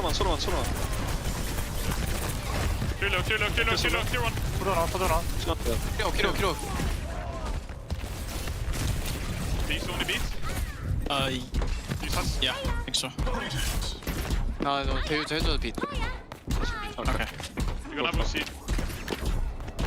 Yeah, they're just gonna park the bus. They will just play slow. They will just play on top. Maybe we need to set up a dive with my ult on top. Just touch. That's on top left. You can I retake. think we have to set up for top. I think we have to set up a dive for top. Yeah. Maybe Violet can keep playing top left, maybe. Actually, wait, Violet and me can go top right. Me and Violet can go top right with ult. Okay. Okay, you ready? They drop on me. Yeah, we take top. Hustle them. Been tough going for Vision so far. I don't hate how they're trying to assume this high ground position, but Zoro keeps finding these picks to open up the fights. And yeah, it's usually followed up by Tama finding something and then being traded out for that. Vision are losing out in every little exchange of value across the map, and they're running out of time to get back in. They're so far behind, they can't even win one fight, let alone chain 2 or 3 together, which is what would be required here. I know, and now you're in this spot where the bot is just barreling down into your spawn. Zerion ends up with a Kitsune Rush. You might not even need it though, because Zoro finds Violet. Zoro kind of like taken over here towards the end of the game. Zoro's been huge here, always opening up the account and finding the most important targets. This is Vision Esports, not just, I don't know, triumphantly or at least valiantly falling out of OWCS contention. This is them losing the lower bracket in an upset loss and playing pretty poorly. I think Peps have really had the better of them over so many of these maps, and it wasn't quite the fake comeback that I dreamed of going to 5, but it's after what we saw on Suravasa, it's pretty bloody close. Yeah, here's Kitsune Rush now. That's just going to allow them to run over Vision Esports. Are you really going to go out of this tournament getting held inside your spawn? The full cap on Esperanza being threatened here. Downpour just to secure it. Sile can't do anything, and Team Peps have literally just executed Vision out of OWCS Stage 3 in the most ignoble way possible. And this is one where I think everybody would have said after yesterday's performance, right? Peps' 2-win team during the regular season. They just lose to Vision a few weeks ago. Vision looked pretty decent yesterday in a loss. That Vision would be kind of the favorites. But we talked about it, right? Chosewa needs to be like tremendous for this team to kind of, punch up and contend. And I mean, Dip just took it to him on this map, right? 20-1. Dip and Zoro really kind of coming alive. And look, I mean, Thomas looked pretty good throughout this entire regular stage, but I felt like Willie's today for sure had his number in terms of those tank matchups. Can't argue with that, Matt. I also think Zoro is probably the most important player for Peps on that map. I mean, every fight, Zoro is finding a first pick off a railgun headshot. Something like that is really impressive to see. It starts, though, with Tama on the Zarya, which we suggested would probably be a bit more comfortable for him anyway. Then over the Diva, as Peps get the high ground after winning the first fight. This doesn't work, and this doesn't work after Vision have expended, so many of their ultimates to really fight for that engagement. They actually kept, I think, a Kiri ultimate for the next fight, but they end up switching off this over to a Hazard. It feels like we're just looking at the more uncomfortable aspects of Tama's pull. At no point, by the way, Matt, was there any interest in playing Wrecking Ball. So to me, that says that the Winston ban on Tama really hit him where it hurt. I mean, it shouldn't hurt that bad, though. I mean, there are other tanks we've seen Tama play and can go to and be pretty successful. And I mean, look, this is a team yesterday, we were talking about it, where Vision plays against Alcad. It goes the distance on Lijiang Tower, right? It did hurt. I mean, Suravasa is pretty close. I mean, it shouldn't be as dreadful, but I mean, dude, it was pretty brutal today for Vision. I mean, it just doesn't even seem like the same team we saw yesterday. Yeah, that Winston ban, it feels like it did hurt Tama. He's so badly that he was screaming for an epidural while giving birth to the fattest L of Vision's season. It was unreal. But yeah, I mean, look, Winston isn't even like particularly one of the stronger tanks in the meta right now. Like, it shouldn't unravel your entire team that he's got, right? I mean, Zarya is extremely good. D.Va has always been pretty decent, you know, for a while now. Hazard in the mix. Ball, like there's a bunch of other tanks you would probably say. We even saw Twisted Minds play some Ramatra yesterday, and it looked pretty good. Like there's a lot of other tanks in the mix that are stronger than the Winston. And to kind of lose the Winston, it's almost like they're pushing you to another tank. Oh my God, Johnny just won 560,000 channel points. I bet all of mine. I have like 60. Maybe he'll give me a loan with a good rate though, so I can get back in the game. But done. I'm cool. I have no money left. Your team shouldn't fall apart though, because Winston's gone. Like Winston's not even like hasn't really been that strong for this entire stage. So yeah, I mean, Pep's really just displaying like, hey, they came in with a great game plan. They knew exactly kind of the comps they wanted to play, force vision on some stuff that made them uncomfortable. So a huge win, definitely deserved. Yeah, no doubt about it. Great job to Peps. They get to advance here in the lower bracket OWCS, and it's all on the line for them so far. I'm liking what I'm seeing. Some good standard comps from this Peps team, some good honest Overwatch, and yeah, but you're regretting, you know, taking Willies out your fantasy team now, big boy. Let's head to the desk. Well, these don't count for fantasy. It would be nice, you know, week 4. This would have been nice. True. Not Maybe, exactly right now.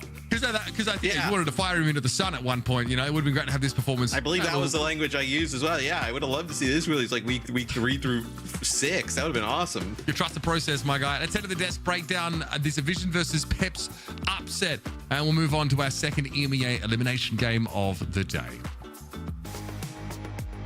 Thank you so much. Back here with Jake and Johnny to break it all down. And yeah, you win some, you lose some. You lost a lot. Johnny, you're rich. What are you going to do? Where are you going to spend all those channel points or whatever it is? Are you going to go all in on Gen G next?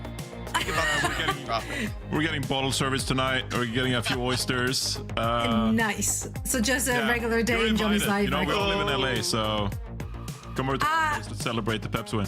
I'm generally confused. Like, I have a lot of big feelings right now. I'm struggling to regulate. I don't know if I'm more excited and happy for Peps or more disappointed and just baffled at what I've seen from Vision. Lots of feelings. I would go the Vision kind of through the first 2 maps route. I think that's where I'm going. Rolling out with the Wrecking Ball Pharah strategy on Samoa, and then whatever that Junkertown was. I don't think there's like, great job, Peps, but what the hell, Vision? What were you cooking? Yeah, it's we have some questions regarding the compositions, I'm pretty sure, and we might have some time to get into that. But first things first, let's chat to one of the winners from Peps. Dip will be joining us for a quick chat. Dip, first of all, of course, huge congratulations. I was a non-believer. Jake was too. Gotta admit it. I said it live. Johnny, however, full faith. Value a bet. Talk to us about. Talk to us about your preparation for this match. About just how you engaged Vision, because this was dominant. Well, first of all, thank you for having me. I think we had a really good preparation going into the match, and I'm not surprised at all you're saying that people were not Peps believer. Looking at our overall regular season and especially the performance against good guys, but I think we showed up when it mattered, so here we are. Yeah, I think that's fair to say. I think you guys did play a really solid game today, and the preparation was good. You guys looked like really well prepared for your opponent. Of course, looking on ahead, I know you guys, you know, of course, are hoping to get that qualification slot to Stockholm with maybe some tough opponents ahead in the bracket. Have you thought at all about sort of like where you want to go in those future matches, or were you guys just really focused on, you know, this first opener? We're really focused on this match, to be honest. Like, of course, that's the big step before going to Stockholm. Now we're 1 match away from going to Stockholm, so we have a full week to actually get into it and try our best. So yeah, mostly focused on Vision, to be honest. Yeah, so you'll be playing either Virtus Pro or Gen G for that 1 slot to Stockholm. But it's been a bit of a tumultuous kind of like a week, because you did lose to GGA, which, you know, a pretty bad loss there. How did you reflect on that loss, and how are you kind of like channeling the energy moving forward, you know, towards Virtus Pro and Gen G rather. So like, how did you deal with that loss? What did you guys review on, and how does that like prepare you, make you better for the future matchup against VP and Gen G? Well, yeah.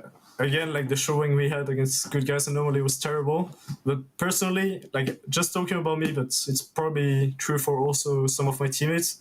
That loss felt so bad, and I heard so many people on the socials and everything say like Peps are gonna be 6, they're not gonna make it, etc. Like that really fueled me so hard to beat Vision and try our best to have a chance to go to Soko. Even if we don't go, like just have a chance and beat Vision. So I think that loss is actually the best timing for us to have it, because it actually woke us up, gave us a really good wake-up call, and helped us improve. So now we'll have to face either Gen or VP, right? So we'll have to try our best again.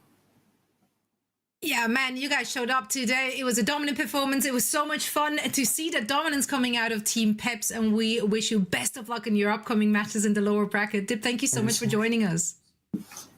Thank you so much. Bye-bye. Of course, great to hear from Dip. And yeah, I mean, they opened themselves a door here. They do have a possible chance to make it to Sweden. You just have to come third, right? I mean, a couple more wins, right? Yeah, one more, right? All you got to do is win your next opponent. However, there's a good chance it's Virtus Pro. So, you know, it's easy. Yeah, but Virtus Pro did not look great thus far, right? Maybe so like they've looked all series or all. Exactly. So there is an opportunity if they manage to play the same way they did today. It was full steam ahead. I liked what I saw. I think.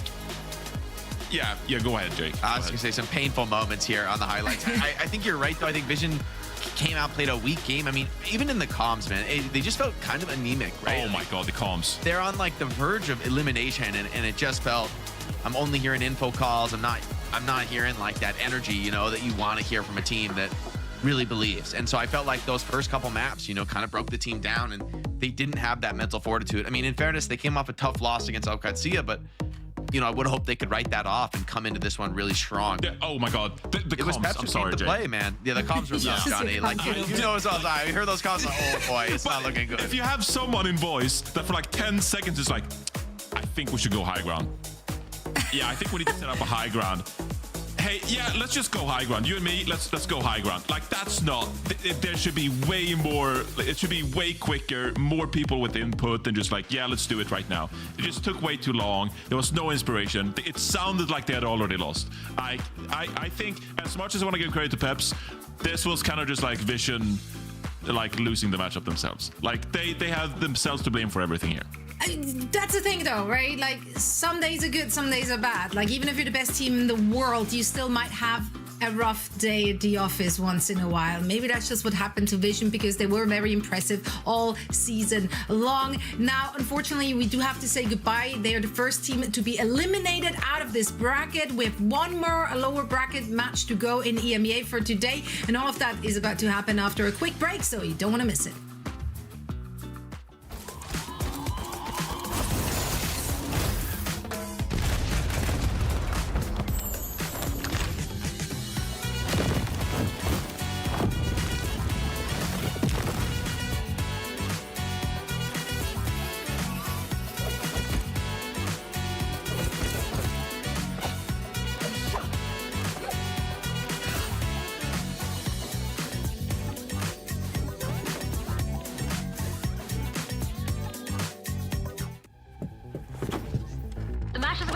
Sorry I'm late. Let's do this. Widow's up top. I'm on point, dude. Genji, you want Nino? Okay, guys, lock in. It's overtime. Let's stagger. On me. Yeah, I'm dead. Down. My ult's ready. Xander. Dead. Pushing, I'm pushing. No, pull back. Hold car, we're down. That was so bad. Yeah, we suck. Yep. Let's try something new.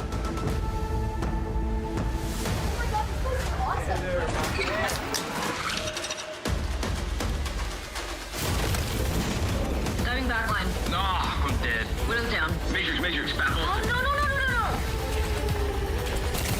I got pulse bomb. Back on cart. Come on, back on cart. Oh, going in. Stop the cart.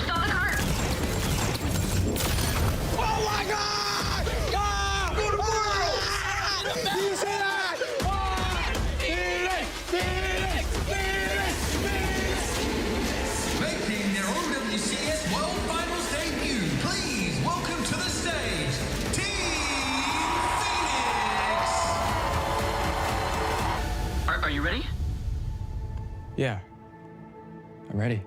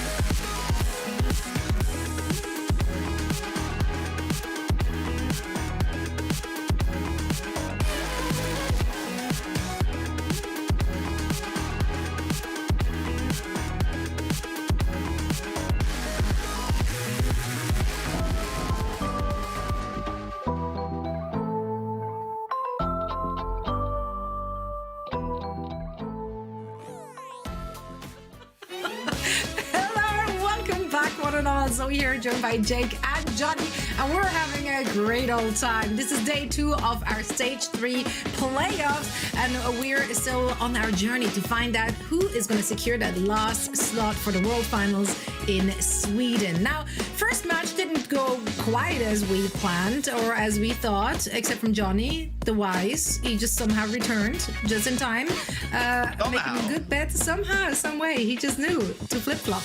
Doesn't always work out, but it seems that this is the weekend to do it. Jake got lucky yesterday. So yeah, let's chat about this one. Because Virtus.pro suffered a ginormous beatdown yesterday.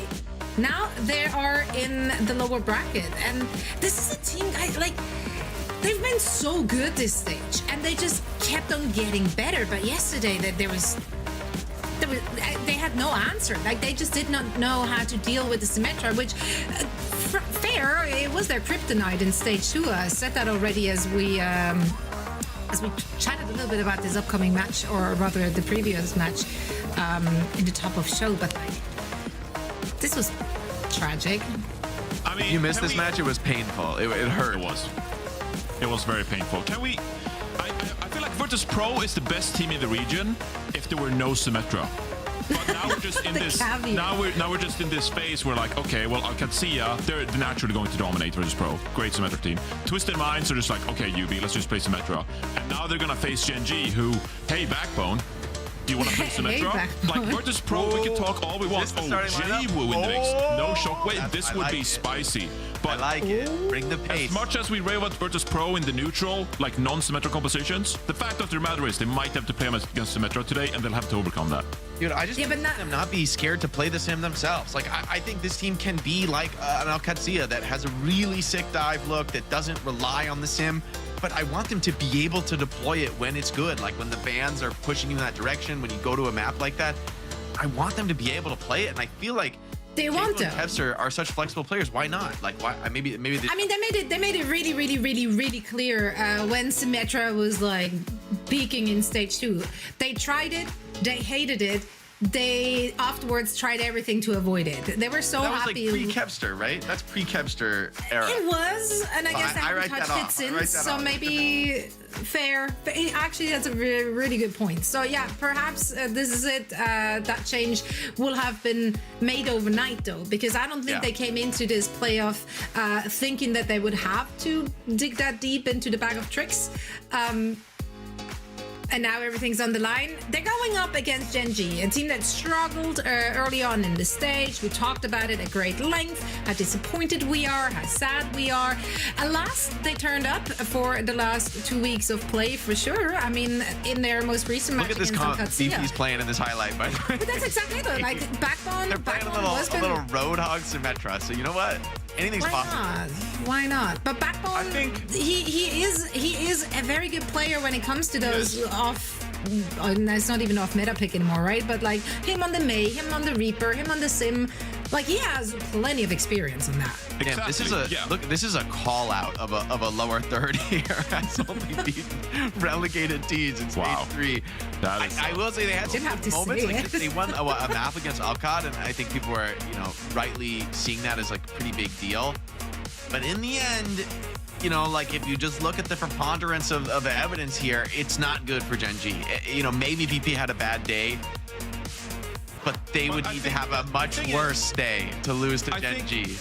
Maybe the execution is not as good as Twisted Minds, but what I've been really impressed with the last few weeks is I genuinely think they have good communication and they have good like pre-fight tactics. Like how are we going to approach this fight?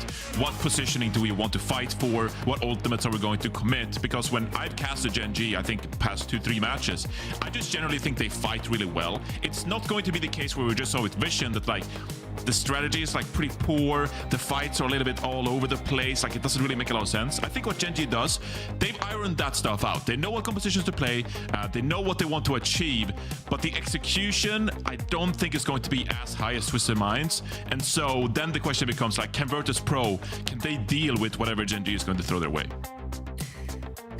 I mean, they were dealing with Gen G very well throughout the regular stage. I think yesterday was just a weird blip in the matrix. That's not the VP we saw. I'm a little concerned about subbing in a player that hasn't been playing for a while. Then again, we were concerned about the same thing with Twisted Minds just yesterday, and look at that went. So I'm still going for VP. A lot, actually. You're also a massive JWoo fan in general, so yeah. I think bringing in JWoo is exactly the kind of swap you can make here as VP after a really tough match, where it's like, look, it's a change. It's not like a complete 180. Like JWoo is a really solid player, you can fit in really well, but that's a way for VP to make a big shift and maybe play some Sin, maybe like play some more high mobility comps, play some of those like really high pace styles that have looked good for them this stage, but without completely throwing the baby out with the bathwater, right? And so I got VP here. I think they're the favorite. I think they're the favorite easily in the series, and I think bringing in JWoo is the type of switch up that is going to let you adapt after a tough L yesterday. Yeah, I'm also going Virtus Pro here. No big surprises. I'm not going to make any, bizarre channel point bets. But you have so many, though. You got so many points. You gotta save it. Do you get the son of or what? Yeah, well, at this point, yeah. Do we have any bonds? Can I just? Are you gonna go all in on VP, Johnny? Is it worth gambling all in? Oh my god, 11%! Get me on Twitch.tv. Are you betting on Overwatch _esports? What's your bet at this value? What's your financial? Wait, stall. Whoever's the mod in the chat. Please don't start this thing yet. I think it might be too late, bro. It might be too late. Oh no, it's too late. Oh no, I can hear myself. Anyway, I just want to say as well, Virtus Pro, as much as they looked horrible yesterday, I really do feel like they could look much better overnight. I feel like, okay, Ice Gnome, were under a lot of pressure. You died, but you didn't get any space because Twisted Minds were playing so well. And then you have both damage players like playing much better. Like they had poor games. They both had poor games, Shockwave and Kevster. If your damage players just play a little bit better, Ice Gnome just has a better understanding after yesterday's match about his limitations, playing against a sim comp. I think Virtus Pro could look a lot better in today's matchup against Gen G. So I think they could improve vastly overnight. Yeah, no, I agree. Ilios is the map of choice for VP, and here are our bans for this one. Diva's out and Farah is out. Okay, so the Diva ban, you know, it seems to me to be a way to protect things like Wrecking Ball and VP. Certainly, I mean, honestly, I feel like Kevster Jaywood coming in on Ilios actually really isn't an indicator of anything too weird Symmetra-wise, because this is like a map that look at Liquid and NA, they love playing like a Genji Tracer, and I really believe in that on a map like Ilios. Maybe like you go, I don't know if Echo's too crazy to play right now, maybe a hit scan or a Freya on you know, Lighthouse, but both Well and Ruins, man, you can really bring the pace with a Wrecking Ball style and just overrun a hit scan. So I think Exodial is going to have some tough questions asked of him, and I mean, what are Genji going to do? They really don't like playing Tracer, and I don't think you can get away with that on Ilios. The Farah ban, I think, is pretty telling here, because that tells to me, like, hey, let's try to play the objective on Lighthouse, and maybe they're gonna like do the TP to around point. the Rosie on Well as well. Just like we want to play indoors. We want to don't take these like spread out aerial fights. Like we want to move around a lot as a brawl, as a 5-man stack. Maybe Symmetra. Well, we might be in for a treat here. No, this is gonna be fine. Don't worry about it, Jake. It's gonna be fine. I think they're gonna get absolutely It's gonna go the distance. This is gonna be an absolute barn burner of a match. I'm gonna speak this into existence, and of course, we need the voices to match it. So let's bring Mitch and Matt back. Such an interesting team, I think, VP. When you consider that, you know, in Riyadh, they had subbed Ice Gnome in to play Symmetra because they did not feel like they had the options. And then after, they make the choice to pick up a DPS player who also is known to not play Symmetra, which is Kevster. Kevster never played Symmetra. I mean, Christopher goes on record saying, I cannot put Kevster on Symmetra. You don't do that to this kind of player. So, no, you know, but you also don't do that to Jaywu either. Well, he has tried, right? I don't know if the VP are ever going to be a sim team, frankly. I think the meta might pass them by without them really getting involved. But that's potentially a problem for them, right? That means it's harder for them to hang with the likes of Twisted Minds and Alcancia.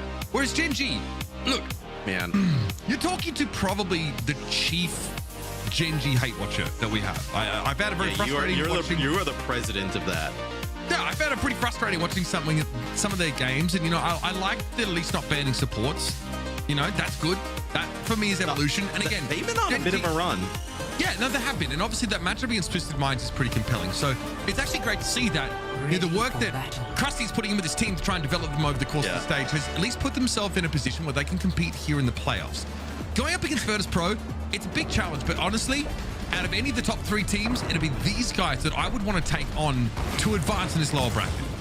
I was like, yeah, they've been on a run. I mean, they've still been losing, to be clear, while on this run, but they have put together a streak of better-looking games. So we'll see if they can actually kind of, I mean, this would be a massive upset, right? But a win over VP here puts them in a great spot, Mitch, to potentially make it to Stockholm, right? As they'll come out, they'll end up playing a Brig Kiri here as the backline, right? So this is definitely catered to deal with like a ball. And Par drive here from Isom drops in straight away, accosted by the Simtar. It's just most of Gen G don't really give us too much attention. They want to hole up inside this side room and dip a toe on the point, try and get an early flip, and then play out of sunshine, so to speak. They're mindful as well of the Jaywu Farah potential, so that's why we end up seeing that ban by Gen G. You know, they want to play clumped up. They don't want to give value to a pick like that. So far, Virtus Pro, they get to start with point control. Gen G do need a plan for getting out of this side room and getting into the game. Yeah, I mean, I think it was, well, I was going to say they have to get Dread healed up, but he's just taking so much poke damage from every direction, not able to do so. They try and TP out to the opposite side. It doesn't exactly work out, so that'll be VP getting a fight win. Let's see if Gen G decides to make any changes, right? I think they would love to just kind of continue to run some of this sim stuff. Think that this is potentially something that would work really well for them. I think you're going to need Exodial though to really kind of come alive, right? Mag grenades on the JWoo, on Ice Gnome, right? Slow some of these players down. See if you can end up getting a pick. That Young poke is going to be annoying for Gen G to deal with, so try and advance. The splash damage component of that has been... Oh, well, someone let the mad Spaniard into the game, didn't they? Holy smokes, Fixer just got ruined. Exodial now able to play up on the point here, and the Zarya bubble will absorb some of that initial damage. The Virtus Pro now need a plan for dealing with the Cassidy, and frankly, they don't have a great option. Kempster would be the one to deal with them. Exodial is just dishing it out here on the point. That is such a nasty shot from Exodial. Even like, you know, Fix it's like you can't even really blame him for the death. I mean, you know, to get 2-tapped like that, especially in the kind of position that you're in, I mean, that's just, you got to kind of tip your hat. Some nice shots from Exodial on the opposite side of things, but it's an opportunity now for Gen G to really, you know, get back into it. A mag grenade up to the high ground, see if you can catch Fix out again, doesn't connect. Final blast, okay, that's an option. Ice Gnome stunned up briefly, presumably by the rally back. Gonna have to circle back around and have another crack at this. Suzu had to be used there off in the distance. Gala making desperate use of that, and here's Exodial with a dead eye now. It's getting a little bit hot and heavy, and Ice Gnome got caught out. That is such a high value elimination here from Exodial, but there's more work to be done. Virtus Pro have given up 37% over to Gen G right now, but Crispy is out of the game. Ice Gnome will come back off respawn pretty quick, and there's a Tidal Blast activation in play. It looks like that was put on JWoo to secure the elimination on Canale. Fixer might have gone down, but the damage is done, and VP are back in the round. Oh, so they got right back into it. I mean, Tidal Blast there from, you know, it's going to be Fixer on a JWoo, actually knocks down Canale, and they're ending up taking out the Kiri on the Gen G side of things, and Backbone over the Tracer has a pulse bomb, so going to continue with this, but I feel like for Gen G, you're more comfortable with Backbone playing some kind of, you know, maybe some stuff that's a little bit off the beaten path, right? That sim, you know, maybe a Reaper, you think of like May potentially at times, right? If you can kind of squeeze into some of these comps, that Tracer battle, you know, Backbone versus JWoo head to head, you know, Backbone really difficult task to, you know, kind of come out on top. I mean, not too shabby from the guy. JWoo definitely forced that recall out of him here, but Backbone got a lot of experience under his belt. JWoo is someone who we've identified as being incredibly talented as an individual. Definitely the upstart in this comparison. Backbone forces a recall here. He's able to play around the health pack location, but VP are controlling those flank angles. JWoo just need to overcommit for a kill here. Just keep his opponents at bay. But Backbone and Exodial eventually giving up the ghost here. Trent also barely clinging to life. Kitsune Rush was not nearly enough to keep Gen G in the round. Virtus Pro should be able to finish the job here. Leaning pretty heavily on the Wuyong gameplay. Fixer, despite getting picked off earlier by Exodial, has had a solid round with some nice Tidal Blast use. And that's VP taken away well. I mean, they also just bullied Tread, right? Tread was never able to get anything going on the Zarya. Well, it's a really rough point for Zarya, too. You can pretty much kind of play from the position we saw them playing from the entire time, the opposite side of the lighthouse. And just try and hold that position, go in, make a play. These are the comps though that Gen G can play. There's a little bit of a weird oddball pick potentially coming in. We'll see what they decide to do. There's still obviously some time to make some changes, but we've seen them go to like Ryan on like Lijiang Tower at moments. So potentially an opportunity here, right? This would be a little bit odd, but Exodial playing the Mei with Backbone on the sim, right? Really trying to lock down that point here against like a wall. Red Ryan with the Mei. All right, let's see how it plays out. Backbone actually pulled off this strategy with the London Spitfire on Watchpoint Gibraltar and won the map. There was a Bastion in the mix, but this is a pretty similar idea. Talk about controlling this space. TP to the point immediately, and we are setting up our architecture. Can you get this ball though, like out, right? Like, so Ice Gnome comes in, tries to slam, maybe like, you know, forces out like the immortality field. You need to end up getting a pick, whether it be like on Ice Gnome or JWoo. One of these targets going to be moving in towards that objective as Ice Gnome gets dangerously low. I know has some benefits of the healing from Fixa, but they find Crispy. That's a pretty nice pick. There's a couple of problems with this setup, Matt. First of all, the Wuyong poke is really easy to get around this Rhine shield. Secondly, the ball attracts so much attention, and there's poke damage coming in from off the point. Gala was able to find that first pick on Crispy, which, as you can imagine, if you want to go aggressive with this Ryan comp and push off the point, you need your Lucio. Losing Crispy first, that's pretty backbreaking. I mean, do you stay on this? Like how are you getting this comp in position here? As you see VP, they realize what's happening. They just start to move out closer here, and You see that same mortality field out already there, and yeah, you're going to lose a few players here. Yeah, so Virtus.pro simply take the fight to the point before. But now they're all here on the point, basically dead with no BAP. Yeah. I don't think this is going to go well. No, this is going to be an absolute slaughter. Trent's fallen now, and one by one, it's staggered out. To be fair, here's the slaughter. To be fair, Genji do flip the point back, right? Yep. So it does, Virtus.pro would have been at 40% at this point, but VP are getting fed some pretty nice ultimates. And note that they're just going to take the fight forward because they know where Genji need to put that TP, Matt. So they're just going to fight around there. Backbone split himself off by taking the TP, and his team didn't. Oh, the poke is so good here. It's a bolo shot there up to the high ground. Doesn't look like it does any damage there, so at least they kind of dodge that. This is so cool. They got M-Matrix at play now, so it's a bit riskier for Icestorm to make this kind of push, but he doesn't seem as bothered. He might drop here, though. I think the main could be an issue for him. No, he's good. He's alive. Backbone tries to TP off the point. Sound Barrier now using a big old rain charge as Trent asserts himself. That's a flip back for Joe. The tidal blast. Oh, no. The shield for the Ryan is in the way, at least, but looks like Kanale might have been affected by it. Icestorm is just doing as he pleases. Then there's nothing here that can really hold him in place outside of some slight hindrance by the Mei, slowing him down. A Blizzard would catch the ball, but he's got so much velocity that he can usually get out. And Backbone is not expecting Icestorm just to walk around the corner and kill him. Okay. I mean, there's also nothing he can really do. So, like, Genji's getting in, making some of these points interesting, right? They're getting flips. It's just they're so low in terms of health by the time they make it. It's really difficult for them to actually make a strong play to hold on to the point for a long period of time. I know trying to predict maybe a few players rolling out underneath him. Uh-oh, he's got a minefield here as well. That's going to be knocking Kanale over the side. As now that he's gone, it looks like Backbone, everybody else going to jump over. There's nothing they can do without that Baptiste. This is obviously not working. I think Genji might hope for a Blizzard Earth Shatter combo, but there are obviously problems with this. Genji, it's concerning, I think, if they don't feel like there's an option to switch off this. Immortality field's already burned, so bear that in mind. Trendy is very low and has a Mega release in his path, but they're going to need that Immortality field on the point here.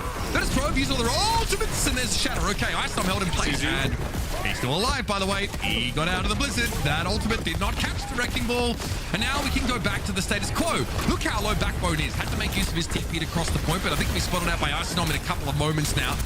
The adaptive shield, very good for Wrecking Ball, playing in this kind of situation. So here's a beat for Crispy, and they're pushing off the point. This is what I talked about they were hoping to do in the first fight, and they lost to Lucio early. So they push off, they make some space, they get some capture percentage. Great.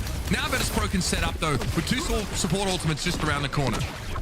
It just looks like it's going to be very difficult here for Genji to kind of win these situations. TP gets out to the high ground. Oh, the 8 Matrix is dropped below, though. They are in that choke. I wonder if he actually meant for Kanale up there on the high ground. Actually gets dropped in the corner there, where nobody can really get much use out of it. Well, this should be it now. Genji finally been cleared off. And most of the capture percentage they've accrued has been, heavily contested. They swing in, they flip as VP have to get off the point, but after they get the point, there's no plan. Or at least there isn't. The only plan I can see for Genji is to Lucio speed off the point or TP off the point and try and catch someone.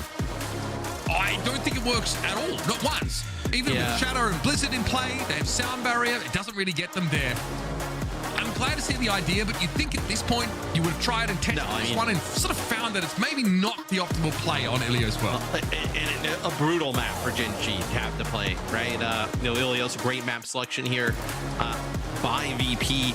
Now I think, though, it starts to get more interesting, right? As Genji controls the next map pick, they control the first ban.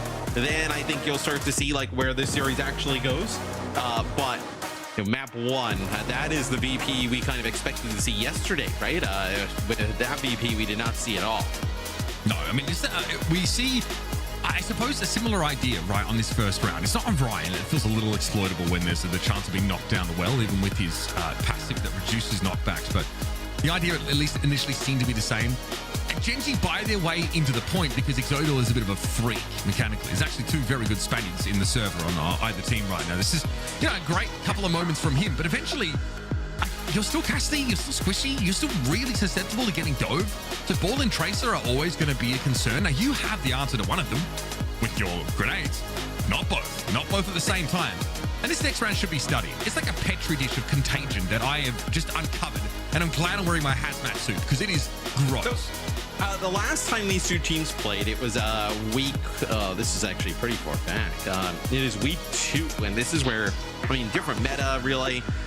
Gen.G looked pretty poor early on, right? I think that's when you're kind of giving them the the most, and they end up winning Esperanza. So maybe there's a world we see that come into play.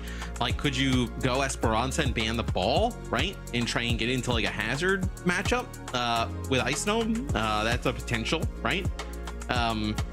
We saw them go to King's Row in that series as well. They end up losing that one, and then Atlas was selected throughout it. So we'll see if any of those get a repeat. I think maybe you think about Esperanza and getting rid of the ball. Yep. I think that's certainly an option, right? I think that Ice Gnome, though, when he first started to make his way into this team over Vasola, was able to show like a lot of Winston and Hazard play as well. Like, we've already seen Hazard like look pretty good on this kind of map. Shockwave comes in, so the JU experiment comes to an end, and it wasn't really anything particular. I think we were speculating maybe there was plans for a sim, but we know JU doesn't really, go in that direction too much. The Farah got banned out, so I think that was probably why JU got subbed in, Matt.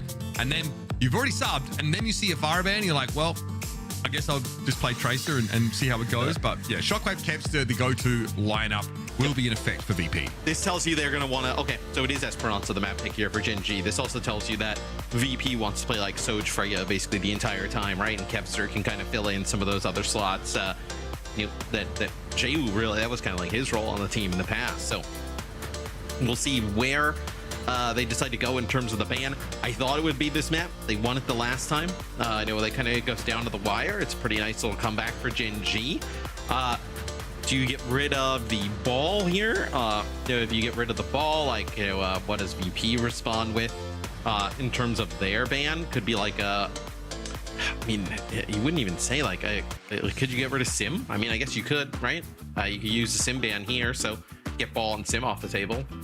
I do think it could be a decent spot for it, just because we talked about like how snowballing this map can be if you lose that first fight. We mentioned it in the previous series, and Sim can really allow you to sort of overcome that extreme low ground disadvantage, at least for a moment. Just force Backbone to play the Tracer head-to-head against Kev, right? The entire time. Or force him to play something like a Reaper or something like that, a little bit odd, where I think the Reaper guy is pretty well positioned here, presuming you get like a more ground-born frontline, right? Or like Hazard probably has like a fair few ways of getting around the Reaper. I think spike blocks, damage reduction gives you enough time to like the element of surprise for Reaper is like usually mitigated by that point. So I feel like Hazard probably doesn't mind it too much. So here's that Sim ban getting burned here. VP getting it out of the way. Wugong here, obviously we've seen they use pretty hold on. Yeah. Interesting note that Gen.G actually, so this is their map selection, they typically get first ban. They actually opted to get second ban here.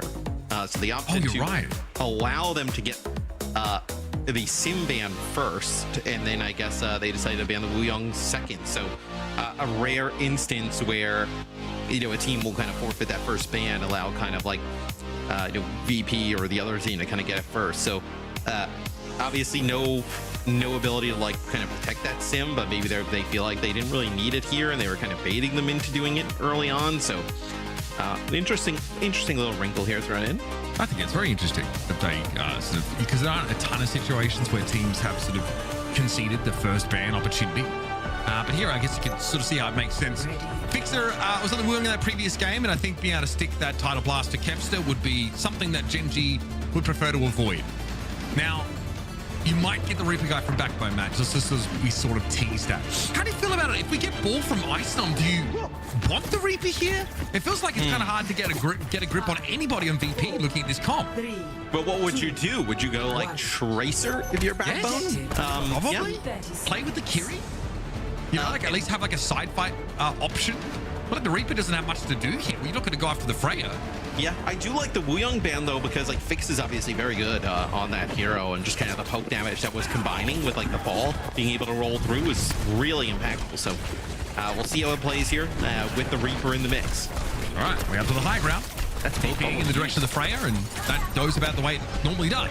Backbone has to Wraith Walk here because I believe he's stuck with an explosive bolt, but Ice Gnome is caught out. So Backbone does turn up in the right spot, able to get Ice Gnome under the thumb for just long enough to take the Wrecking Ball out of the game. Gen.G playing with this more telegraphed, slower moving, death ball-y style, but VP have to be very careful about how they choose to engage with it. Yeah, exactly. Like if you can get a slow here with like a mag grenade, right? Some bubbles.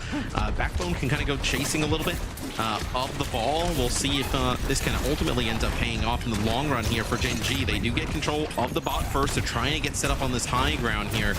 Get Exodial in a pretty good spot. That's the hinder there. It's not going to be enough to finish off Ice Dome. All right, Crispin Exodial out of the game. Virtus Pro able to fight their way back in. And again, at a bit of a disadvantage height-wise. Backbone, well, this is pretty obvious. You may as well send a strongly worded letter to VP that is intending to, have them pick him off. And they oblige. Let's hear what is cooking for Gen G now, as they have a bit of a lead early, but do now have to fight against VP's high ground advantage. We don't need to be super scared, I think. Yeah. Just don't take a full fight unless we see like a hard cooldown. Yeah. Kill it up, I can probably win a background. I don't know. Go. Conquer. Can we lean up? I'm going point. Lean up. Walk out. Don't see ball. Trade left as well. Trade left. Fox in fire. Walk point with Fox. Yeah. No, walk out the DPS box. Cut the DPS box. We need to go fast. Get out. We'll set up. We'll slam against the left. Come left. Keep walking. I come back into. Come back, sir. Keep walking. I'd be in 5. Cap pulse. Pulse and mines. And carry. Yeah, we can pick I think one of us stabilize. Yeah.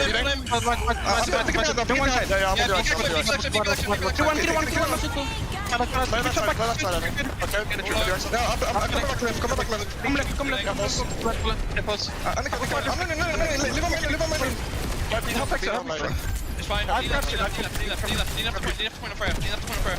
Yeah, I can probably one. So then one. Get back up. Lucio, one on our side. You absolutely They have beat on lane. Okay. I can look to grab. These fights are really interesting, the way that both these teams have to play them. Their objectives are really different. Their winning conditions also drastically differ. Gen G want to try and play around the Graviton Surge now, as VP are hoping that Ice Dome just stretches Gen G's bandwidth thin enough that Kepster and Shockwave can find picks. Yeah, it's a really interesting kind of setup here. Is now it's going to be Gen G trying to battle there for the high ground. Is you do find 2 here, so it looks like it's just that Death Blossom there getting up to the high ground. Exodial pops off a little bit, and that's going to get a fight win. Okay, well, that was Gala's first death of the series, just quietly. He did not die at all on Ilios. And finally picked off there as Virtus Pro get what they want. They have to commit to some degree in order to get that first checkpoint. But Gen G have made progress such that they can quickly get the bot under this grid. There's that pick. There's a Kepster already showing up on the kill feed. The grab for Ice Dome is pretty bloody unconvincing, especially with Exodial in a different postcode, because he's under pressure via some other mechanism in the backline. Shockwave apparently just elected to hit Backbone with the bowler shot, and this fight is already over. It's over. Yeah, I mean, everybody's so split here for Gen G, and we talked about it a little bit earlier. I mean, there's not many, players on the side of Gen G who can really interact with the Freya, right? If Backbone gets on, near Shockwave, he's just going up into the sky. I mean, there's no way that he's going to be able to put down enough damage. So, you're really looking at Exodial, just kind of leaving him out on an island in that matchup. That's going to be VP getting past that checkpoint here, pushing it towards the later stages of the map. Fair carries the Rip guy. Very powerful special move. Obviously one of the best in the game. He comes equipped with these 2 revolvers. Let's see what Backbone can make happen here. Getting picked off at the start of that previous fight. Not what you want, but it was a Freya ultimate that was committed to take him down. Look how effortlessly, Matt. VP disengage away from the sound barrier and get Kitsune Rush combo. That's pretty devastating, I think, for Gen G. They can't get the fight they want. They don't have the mobility. Yeah, well, they do, with the Deadeye, though, they do kind of force VP to separate, and they do find Shockwave here. So, Camille coming up big here on the Kiri. I mean, just the disruption from ISO is so annoying. That's going to be a Kitsune Rush kind of layered from the high ground here. Is everybody trying to split? But look at this. I mean, when they do split, right, it allows Kepster to find that pickup on the Canal. Not much you can do about that. Again, as Kepster always is pulling at the threads as Ice Dome disrupts Tracer ball combo has been very, very good for quite some time for that exact reason. And it's not something you can really target in terms of, like adjusting the damage numbers, right? It's just something that is difficult to play against. When you have a comp that wants to stay grouped up, that wants to stay within Tread's sphere of influence, Crispy's sphere of influence, as often as possible. Now, Gen.G are forced into a bit of an awkward position. They've got to round this corner as the bot is coming straight at them. Gala also doesn't quite want to be there, so has to swift step away and give the ball back over. Wow. He gets caught out. But actually, it's Shockwave finishing off Crispy. This is great, though, for Gen.G. They just got to keep Tread alive. If Tread can stay alive, they can continue to move this bot. Still no answer for Kevster, but it seems like they're just going to try and power on through regardless. A checkpoint here for Gen.G would almost be essential, right? Getting back in the game with a little bit under 3 minutes to go here towards the end, with getting checkpoint would be achievable. Yeah. Checkpoint here very much on the cards, but contested for some time. Icestorm got body blocked there very heavily. And good involvement there from Crispy, making sure the Wrecking Ball couldn't quite get away. It is a butt scratch, of course, achieved here for Gen.G. And it's a very slim margin now that VP have. This is looking much better. This Zaire comp is really robust, and if they can get the engagements they want, they look good. Here as well, Matt. Less high ground, I think, for VP to abuse. So they end up dropping this rush really early. Nobody from VP around at all. And, it does give them the checkpoint, but it's going to allow VP to come in and fight with double support ult potentially. Grab in play. Zodil able to step out of it though, and there it is. Icestorm had nowhere to go. That is a combo that you can use in the game of Overwatch. Less commonly seen, but, well, rare enough that we see a Cassidy able to find value of the Deadeye, especially on an enemy tank, so that works out. Backbone had to respect that minefield there, but Icestorm switched over to Zaire, so they disappeared. VP now sort of conceding that Gen.G might have the more powerful composition, so they try and take a more favorable matchup in that front line, or at least a mirror here for Icestorm. Shockwave has another bowler shot, and it's the support ultimate difference that Vertipro can lean into. Yeah, they're running away with the bot, so VP trying to kind of get a little bit sneaky here. Take that bot the other way. You see Gen.G, they're hightailing it. They're going to go back to their side high ground and fight from there. All right, well, that bridge they are. There's not a great spot here, Mitch, for the Kitsune rush, right? It would have been nice if VP had the high ground. They're going to use it on the low ground as soon as Backbone drops. Trying to see if they can find a pick, but that really leans on Kevster quite heavily. This is a zoning Death Blossom. Now you've seen it. You probably don't want to ever see it again. Kev's caught out by that flashbang there. Zodil able to bring him down. This is great for Gen.G. Able to deal with that one element of the ball comp that was able to get into their backline. Seeing Kevster go is big. Exodial also has been handling Shockwave in these sort of mid to long range fights. You make a joke, but when that Kitsune rush comes down, there's no sound barrier or anything, and the Death Blossom comes through, you don't have anything to kind of take down that Reaper straight away. It at least forces them to kind of split a little bit, right? It probably buys enough safety for Tread. It was pretty low at that time, enough purchase to be able to live. And I think when we see these two teams go to these Zarya head-to-heads, this is where Gen.G looks like they have a clear advantage. Yeah, I don't know if Icestorm really wants to be in this Zarya seat a lot of the time. You'd have Visola in, right? Exactly. Vertipro have been forced into this position, and they're losing more and more ground now. Eventually, Gen.G have managed to swing the momentum off this game, and with 1 minute left, they're already in triple-digit territory. Now, knocking on the door of Gen.G's, or rather, Virtus.pro Chalet. Have to try and fight their way out, of course, that team in orange, but a Deadeye here is a little bit concerning, especially as Exodial just waves in front of them. No one to see, but he sure as hell clears the way, and Kevster goes down early again. Herself Susie here for Gala. Desperation now for VP. Gen.G is starting to run away with it. That is such a sick play to be able to split them. That's going to be a sound barrier from Crispy there towards the end. But so Exodial pops the Deadeye. It forces some players back, right, to the left and the right. Backbone actually TPs forward, and those players on the right get pushed all the way down because they don't want to fight that Reaper there who's got a bubble as well. And then they also can't push up to even kind of challenge because of that Deadeye. And guess what? A few players here from Gen.G, they just turn to the left. You end up taking out one player. The players then coming up that staircase are in a brutal spot, forcing that alleyway on VP, and that's how you get a full map completion. Once they stopped the ball and they forced Icestorm and Co to switch over and play that Zarya, it was dominance there from Gen.G. That's a great sign for their prospects for the whole series. And that Cassidy for Exodial might be his best look. He's stuck on it now for 2 consecutive maps and played it into the Freya. A matchup that's often considered a little bit challenging But there are windows, there are opportunities, of course, as the Freya likes to float around suspended in mid-air. Regardless, it takes some time for Gen G to get a feel for the pace of game.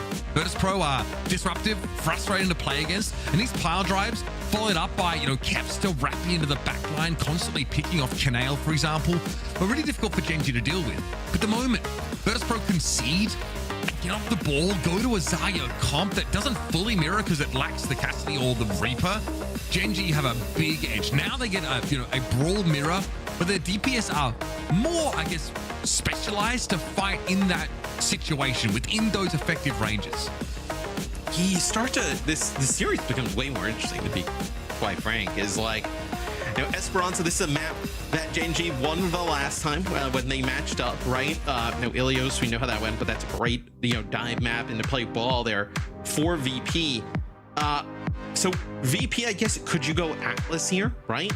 But then are you most certainly kind of like trying to protect the tank, right? Because they would just ban ball, right? I mean, that would probably be what you would have to do, like ban. You could ban Zarya, right? And go Atlas if you're VP. Force like tread onto Diva or something along those lines, right? That's a possibility here. Like, would you go King's Row? I mean, they barely beat them on King's Row the last time. So it looks like our next map is a hybrid. If we are going to a hybrid, I assume it would be King's Row. So, but this also, I don't, for me, it doesn't strike me as a map that if you're Gen G, you have to like think about like banning the ball or anything like that, right? I wouldn't exactly say it's phenomenal. I think if anything, you're probably worried more about Icestone playing like the Hazard. We've seen him play Hazard and Zarya on King's Row specifically. So, but they go Eichenwald, a little bit of a change up here. So Eichenwald is most certainly one you would play the ball, right? That is a map you definitely want Icedome available to play the ball. So this might be a Zarya ban potential for VP. They can get rid of the Zarya. They can end up kind of like protecting that ball and then seeing what Gen G decides to do. I think the Zarya ban would be pretty heads up here. You also could try and look at the DPS line and say, okay, what was it that was really giving us issues here? I don't know, like if how much of a difference do you think like Exodial's Cassidy makes here in the grand scheme of things? Is that garnering a ban at any point? It's potentially, but you wouldn't use it. Like, you wouldn't have the risk of you losing the ball here. If I had a crystal ball, what I would think is like we're probably getting a Zarya. Okay. Oh, they actually so they get rid of the Lucio here, and I was gonna say Gen G should most certainly get rid of Tracer here, right? So they do get rid of Tracer, although there are some parts of the map where Tracer isn't ideal. For VP, interesting that we're not gonna see Gen G kind of like go for like a ball ban. The Lucio ban here allows you can play like Kiri Wooyoung if you're VP, kind of play with that ball in that sense. Does Kepsa end up playing Genji? I mean, there are parts of this map that are really good for Genji, right? You think the second part of the map is phenomenal. Think that VP want to play Zarya unless they're forced into that position. Otherwise, you probably solely get sucked in. So you can't really abuse the Genji Zarya bubble interaction at all. So I mean, I would totally expect the ball here. You could go far. There is the cheeky potential for a little Roadhog pick, maybe, right? I know we've seen some Roadhog here in Eichenwald. That's something that like Tread and them could pull out. With the Lucio gone, did you play like kind of like a, what do they play for Gen G, right? We've seen them not really kind of go to the Wooyoung here. So, I mean, we've seen them kind of like incorporate a little bit over the last few weeks, but they really kind of want to play that Lucio Kiri type of style. I think, probably Kiri Wooyoung. They can mix that in. Are they much of a Wooyoung team? Because they obviously banned that in the second map. No, not really. I mean, so I think the Lucio ban here, considering maybe a lack of interest for Genji to play the Wooyoung, feels pretty favorable, but there's no Tracer to carry those title blasts, right? You can do it with the ball. It doesn't feel quite as consistent though. I want to see VP pick Genji here. Go Zarya Genji and see how that plays with Kiri Wooyoung. I think is reasonable. Now it's going to be Brig and Kiri here for Gen G. The odds of Crispy getting to play against the Diva are pretty low, right? It also, this comp folds a little to Farah unless Exodial can kind of go nuts. So, I'm curious to see what Kep's pick is going to be after this Widow. Yeah, I mean, I don't love the Brigand. Like, if they were gonna play like a diva, like sure, right? But you're almost certain that Isom's gonna play the ball. Yeah, he's gonna play the ball here. So after this Kepster shot, we'll see what they decide to play. Potentially Genji, like you talked about. It's a little could be a Pharah. All right, Kev, it's gonna be Echo potentially, right? We've seen what we saw Echo the other day. Yeah. What do we get? Oh, he's on the Reaper guy. Okay, Hazard switched to now as well. Ooh, he doesn't know, bro. We don't know, nor does he.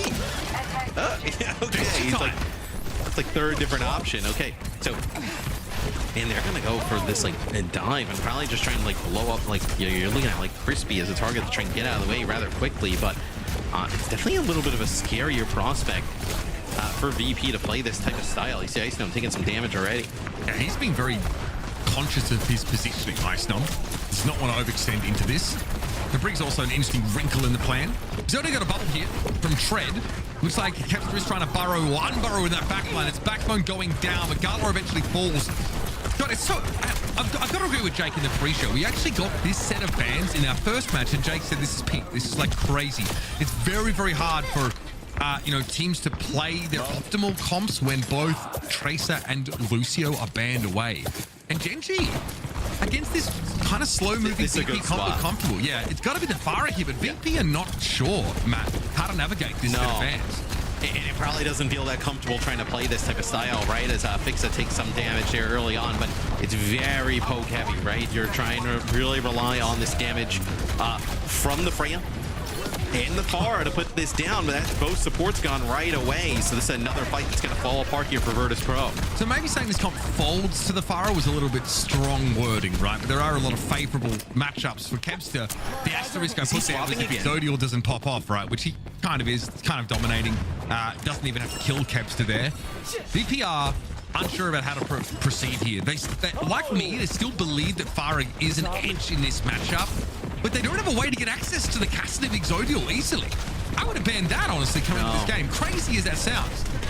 And I mean, now you get pushed back, right? You take a shot from the Kiri, and then Exodial just kind of wraps around through the choke. This is getting scary here for Virtus Pro, as I mean, they seem just really like you don't want to say flustered, so to speak, right? But it seems like with all the changes back to the spawn, they're not really sure how to approach this.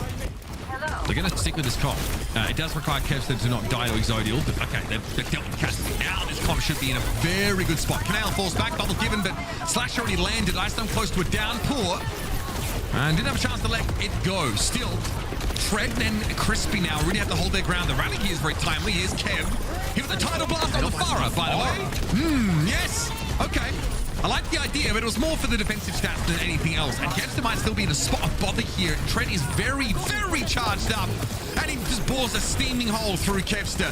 Crispy in position. Fix are going to be shield bashed out of the game. And VP are running out of rope here, Matt.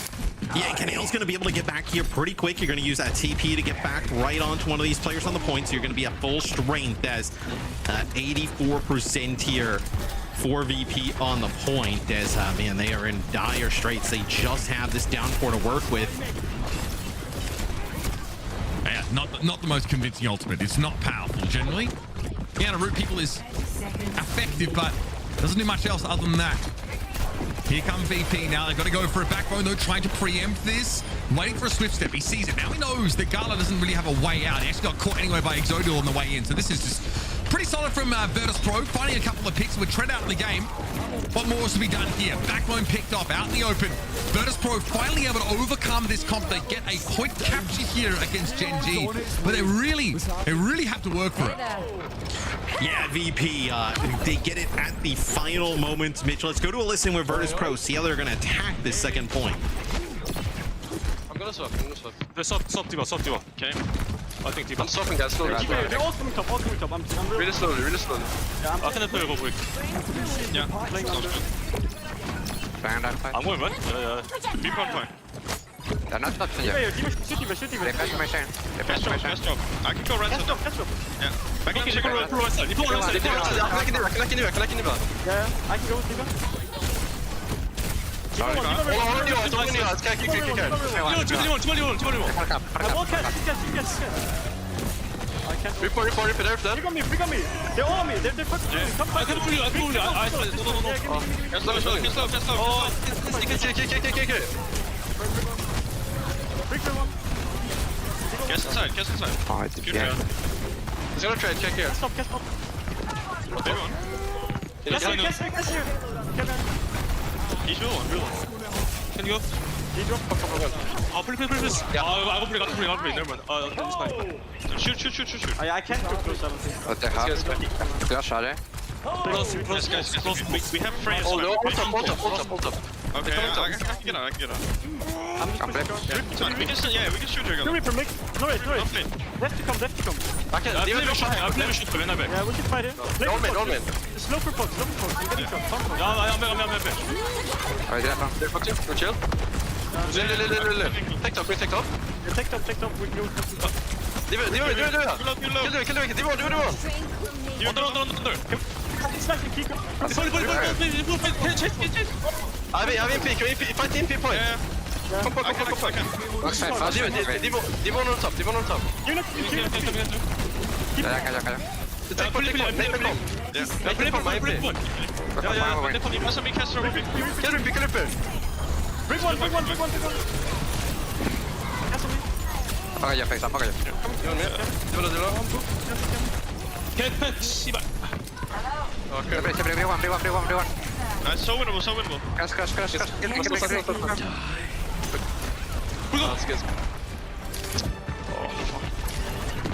Looks like VP are out of time here after a couple of switch ups on both sides. They have what I feel like is a pretty good comp, right? They switched the Brig into the Diva, Kevster's on the Tracer, but they just get screeched to a halt there towards the end of the map. But considering how much time they lose on that first checkpoint, it's a decent push, all things considered. I think like a listening would have been very interesting for VP attacking that first point, because it's clear they don't really have a clear idea of how they want to play under these kind of circumstances. So they did well to come up with something, but Gen G by a lot of time, and it's a great defensive effort overall. Exodial still in that Cassidy is still a big problem for VP. Yeah, and I wonder, like, now with VP on defense, right, what they're even kind of considering. There's, you know, they never really seemed like they got comfortable there on their offense, but, you know, maybe here on defense, we'll see, looks like at the start, is Kevster going to play the sim? So Kev, it looks like will end up playing the sim here at the start, so that's a little bit of a surprise. Probably will be a surprise to the Gen G side of things, where still going to play the Wuyong. With the Kiri Ice Gnome here. On the Zarya, dude, Backbone on the Faro would be a sick read here off the rip, right? You know, being able to kind of like just put some pressure onto that sim comp, and we talked about how like VP may not be the most, that might not be the most you know, comfortable look for them. Playing sim? Yeah, okay. Yeah. I mean, if you listen to me the first few times. No, I know. I would never have done this to him, bro. You know what I mean? Smash is like, yeah, I don't care who you were, bro, in season 2, Overwatch League. I don't give a damn. You're black when I tell you to. I don't care if you were torturing Muse back in the day. Okay. You're just sending Roshan to the graveyard. Yeah, you're playing Civ now. Is this Kevster's 5th hero this map? 6th, maybe? Either way, it's been a carousel. Mystery heroes in OWCS, folks. He's pushing Ice Gnome. I think most of those bubbles get blown through pretty quickly. These are comps that brutal. These are comps that like VP, it feels like wouldn't want to play, right? Also a little bit of a shout, the Juno in the mix here for Gen G, so they don't exactly want to play the Wuyong, but with no ball on the other side, right? Juno's pretty like vulnerable to, you know, some kind of like dive potential. You can play the Juno here, nice speed ring around the corner, kind of gets them in position, just bullies Ice Gnome out of that spot. Exodial's unreal. Just the consistency of this damage being put down is it's too much to heal through. And just like the solo kill potential is there. It is crazy. The switch to the ball here for Ice Gnome was just to stall a little bit longer, but Gen G are feeling very confident on this map for a very good reason. This is a Virtus Pro pick, but Gen G are just sticking to their guns, and you know, they weaved the Juno into the Kiri comp. That made perfect sense. Now though, they want the Brig again against the ball, but they have so much to deal with Ice Gnome.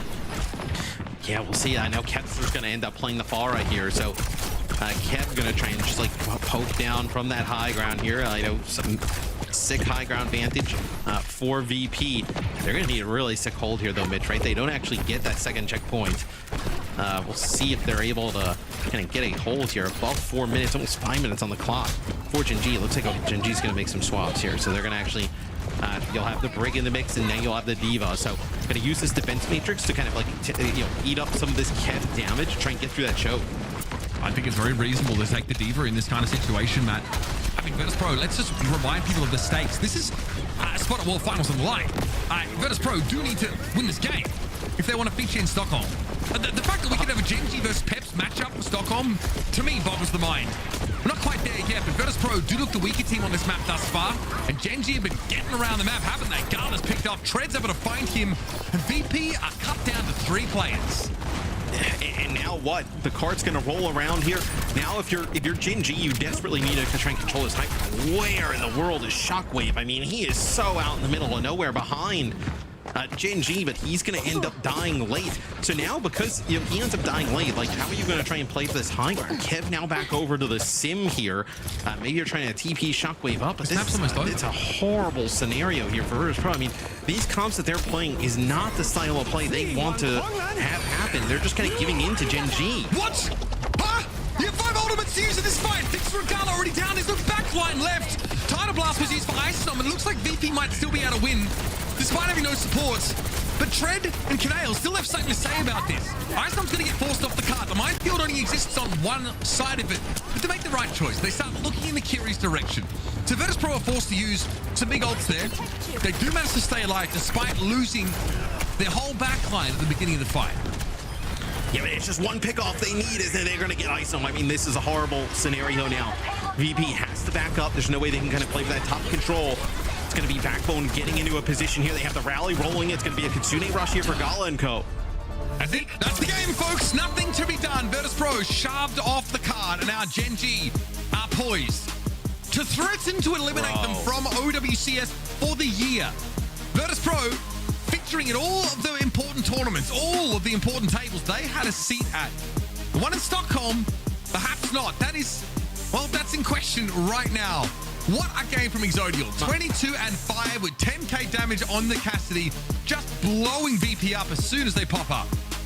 And look, I mean, we've joked a little. Well, I mean, it's not even really joked about it. We talked about it, right? But like, since week 3, Gen G has been pretty competitive. So like, they 3-0 good guys, they lose in a game 5 to TM, and then a very back and forth series with Elcatzia where they take a map off of them, right?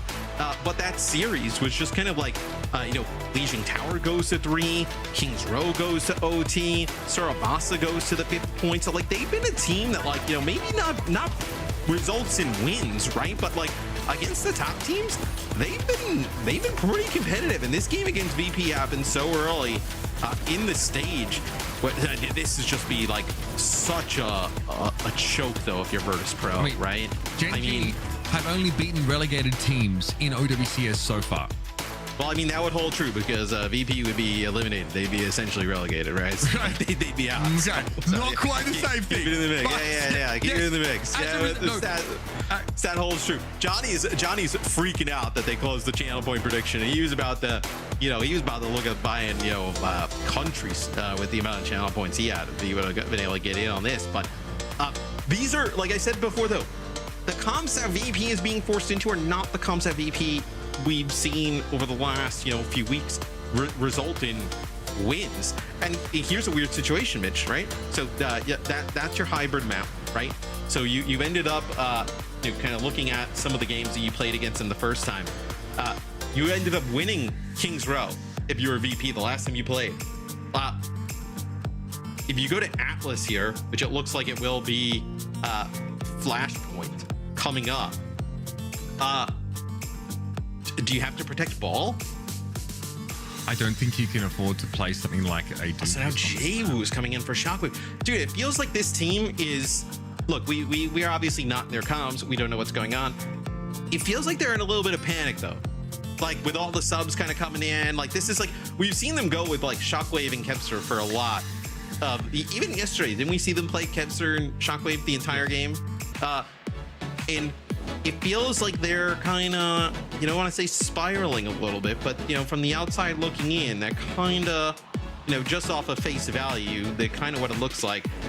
I'm so curious with the bans here. If you're just go after Exodial for once, just go after. But if you get rid of Cassidy, they're gonna get rid of, like, what? Do they get rid of Ball? I mean, sure, I guess that makes your dive, like, you know, you can play Hazard with, like, you know, Tracer Genji, and there's no Cassidy on the other side, but, like, it doesn't feel like a match. Like, would you just play Freya there if you're Exodial? Like, it's... You can't protect ban for the ball, Matt. You're basically, like, week 2 Genji at that point. Like, it might be what happens, though. I mean... other options, bro. Because Ice Dome is staying in. So it's either Hazard... Like, the comps that they want to play would be either Hazard or Ball, right? If you were going to play D.Va, if you were going to play Zarya, Vistola would be in the game. So you... It's got to be, like, you have to try and protect one of those tanks, right? What is... I mean... On today, you could... Okay, so... you can just play Hazard, surely. Yes! Okay, so they do this to you. They get rid of it. Go after that Cassidy, bro. Get that guy out of the game. Get him out. And Gen G gets rid of the Brig. So Gen G probably feels pretty confident in playing the D.Va. Yeah. But the Brig ban is really bizarre. Like, well, you could have just banned one of the tanks, right? Like, you know, could have banned whether it be Hazard or Ball. Maybe they're saving that because, like, you know, game 5 potentially, right? Like, what, you could go like a Junkertown or something like that and get rid of Ball, but, like, man, I don't know this. What was the... How many times do you think Cassidy has been banned this stage? That isn't a protect ban. It's... I mean, we do have the graphic that has them all, and he's, off the top of my head, he's not near the top. It's like Wu Young, a lot of the supports, a lot of tanks. You just get a little bit more value out of that than getting rid of the Cassidy. I mean, I don't know if I love the Brig ban. I think that when you see a ban that is not intended to set up you to play your comp, but actually to target an individual on a specialist hero, that's pretty rare. Like, that is normally considered a more frivolous use of bans. But Virtus Pro are so scared of the Cassidy that they're giving up the chance to protect the Wrecking Ball in order to do so. Now, they're not punished for it in the end anyway, but that's crazy. I mean, listen to this. VP throughout the regular season dropped 6 maps. They are on the verge and dropping 6 maps in 2 days and being out. I mean, to TM and Gen G. So, dude, if you're a VP, you need to get off to a hot start on this map, or else the vibes are going to be horrific, I think, on that side of things, knowing what you're staring at. So it will be Ball, Venture, Tracer here. As Gen G, you're just going to keep running this Reaper. Why not? It's Backbone's bread and butter, baby. Yeah. Bro didn't see the light of day until he was already an adult. Unfortunately, he has a light knocked out of him very quickly as he emerges from Wraith Walk and is taken down by Kevston. So JWoo on the Venture. This is actually something that falls within JWoo's hero pool quite reasonably. And it does allow you some degree of that backline pressure, and also you can evade that scrutiny early on. Exodial on the Tracer doesn't feel like the strongest look for Gen G. I would love to know Gen G's rationale for banning the Brig. Like, VP, I don't think was ever going to play it, right? They were either going to play Lucio Kiri, or they were going to play Wuyong Kiri. Like, I don't think... If anything, Gen G would have been the team that would have opted to play some Brig, right? I guess. I do think that, like, the Brig ban makes a ton of sense for Trent to sort of be quite a nuisance. Oh my, they're just rolling over us. Okay, this is a much better fight, man. Again, I think if Ice Storm can't be in the center of things, in the center of attention, and Gen G actually have the chance to take the fight to VP before they're set up and their Wrecking Balls en route, then it can look much better for them. I didn't know... What do you think Backbone's true purpose is here on the Reaper? Like, what are they trying to do with that pick specifically? Well, I mean, you see he's like just, you've seen it a few times, right? He'll like TP in and it kind of just splits players on VP. Even if he puts down a shot or two into JWoo, right? It forces JWoo to use some of his cooldowns, kind of get out of the way. There you see just kind of TPs directly into the backline, puts some pressure on the support. So he is just kind of like a frontline, just kind of scary hero to deal with, the Reaper. But in situations like this, a little bit less so. Backbone, I think we got a mini. He's able to TP away. Gala catches it. There's always someone waiting for Backbone at the other end of a Wraith Walk. Or Tread's got to self-destruct though, so you can keep this contested. Yeah, 76 is... And you're going to have a rush here if you need it. There can't be a good use of it. Oh, okay. All right, self-destruct to get back in mech. Canal's going to be very careful, though. It has no one to swift step to, but the Diva that got out of mech, so Jay just turns up and blows Canal up. It's an interesting use of that Kiriko ultimate, but Final Blast won't find value here. I think it was attached to Jay Wu, and Fixer is down. Tread dies for the backline after getting back inside that mech. Amidst this, though, VP have now to flip the point back in their favor, and they got strong positions with a minefield out in the open. They'll hold for now. Yes, that VP, they get that flip, and it was so desperately needed. The sound barrier invested as well from VP. So what do you have? I mean, you have the Venture ult to use here. Death Blossom potentially here, could be impactful, and kept working his way up towards a pulse bomb as he's been such a nuisance. Gala had to switch step away there. That's pretty desperate from him. I don't know why there was a Suzu giving the Backbone there. He didn't need it as far as I could tell. Here's the tech shock. Backbone is surely going to go down. Jay was just going to chase him to his terminus point. Was that a Death Blossom Backbone? Yes. Okay. Just trying to see what he can get. All right, maybe switch off the Reaper for the young Brit. As Virtus Pro do find success on this first flashpoint, but it's not without some degree of challenge. I think it was a little bit of a, using the Death Blossom the bait, like it gets really low, seeing if they'll chase around the corner, or maybe he doesn't connect with that tech shock right away, ends up getting taken out, then maybe it's a little bit more interesting. So I just don't like the Reaper without Zarya bubbles, Matt. I think it stinks. I mean, here. With the Diva, it can be pretty good as well. Like, it's definitely a little bit more of like a, an offensive look, right? Yeah, I mean, Backbone, like, it just seems to be getting taken down a little too easily on a number of occasions. I just hate them not getting rid of the ball here. And like, maybe it's to save it for the end, or maybe they feel like that they've been able to do a nice job against the ball.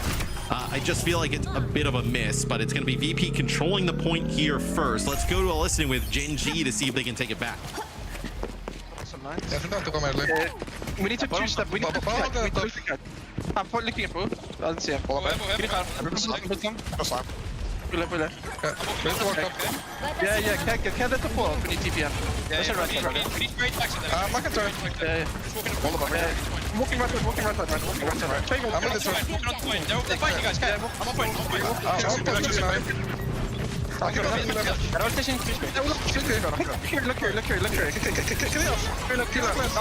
I'm behind them. I'm living behind them. I want to make it. Venture low. All of me crispy. Yeah, come point. I'm on point now. Stop.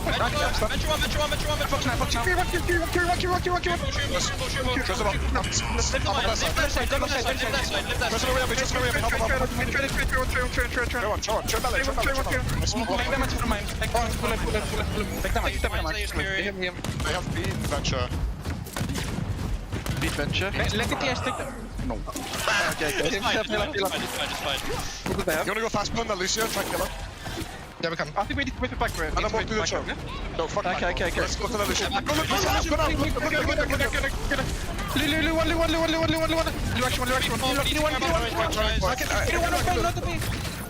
Carry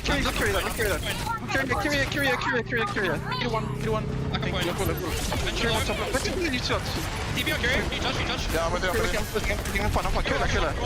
Trying left. Kill.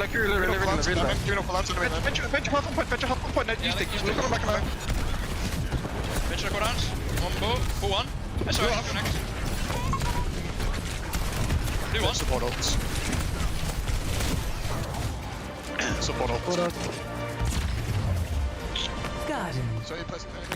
So, I think the mood is in a decent spot on this Gen G side of things, as it should be, but the gameplay is not really there for them right now. Struggling still to make this composition work. Looking ahead really quickly, they have at least the ball band in the back pocket, Matt, and they can't have Exode your band out by Cass again anymore. So, but they could have used the ball band here. Yes, and then just got rid of like, let's say you lose that, you take it to a map, and even if it is like the ball is in, you can get rid of hazard. So if they can't run it, there's no backup option, right? I mean, for sure. We have a professional disagreement with Krusty, I think, in terms of how they've approached this particular map. But Pulse Bomb there kind of fixes that quite nicely. Gala and Fixer are out the game for now.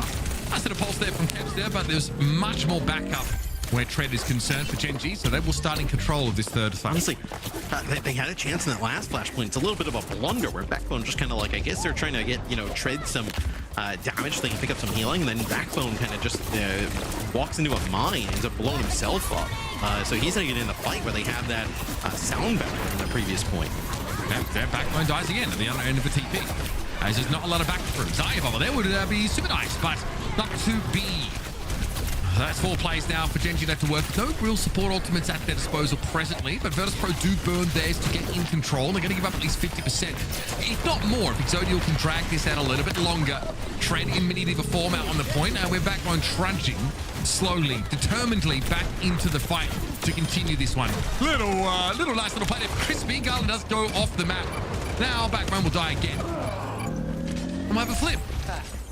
Well, I also think you see the D.Va here. It's just like there's so much, high ground and just kind of verticality on some of these points. You kind of need the access to it. I mean, just giving it completely up to VP would not be wise, as you see Ice Gnome from the high ground on the building, just trying to, scout it out, put some pressure down.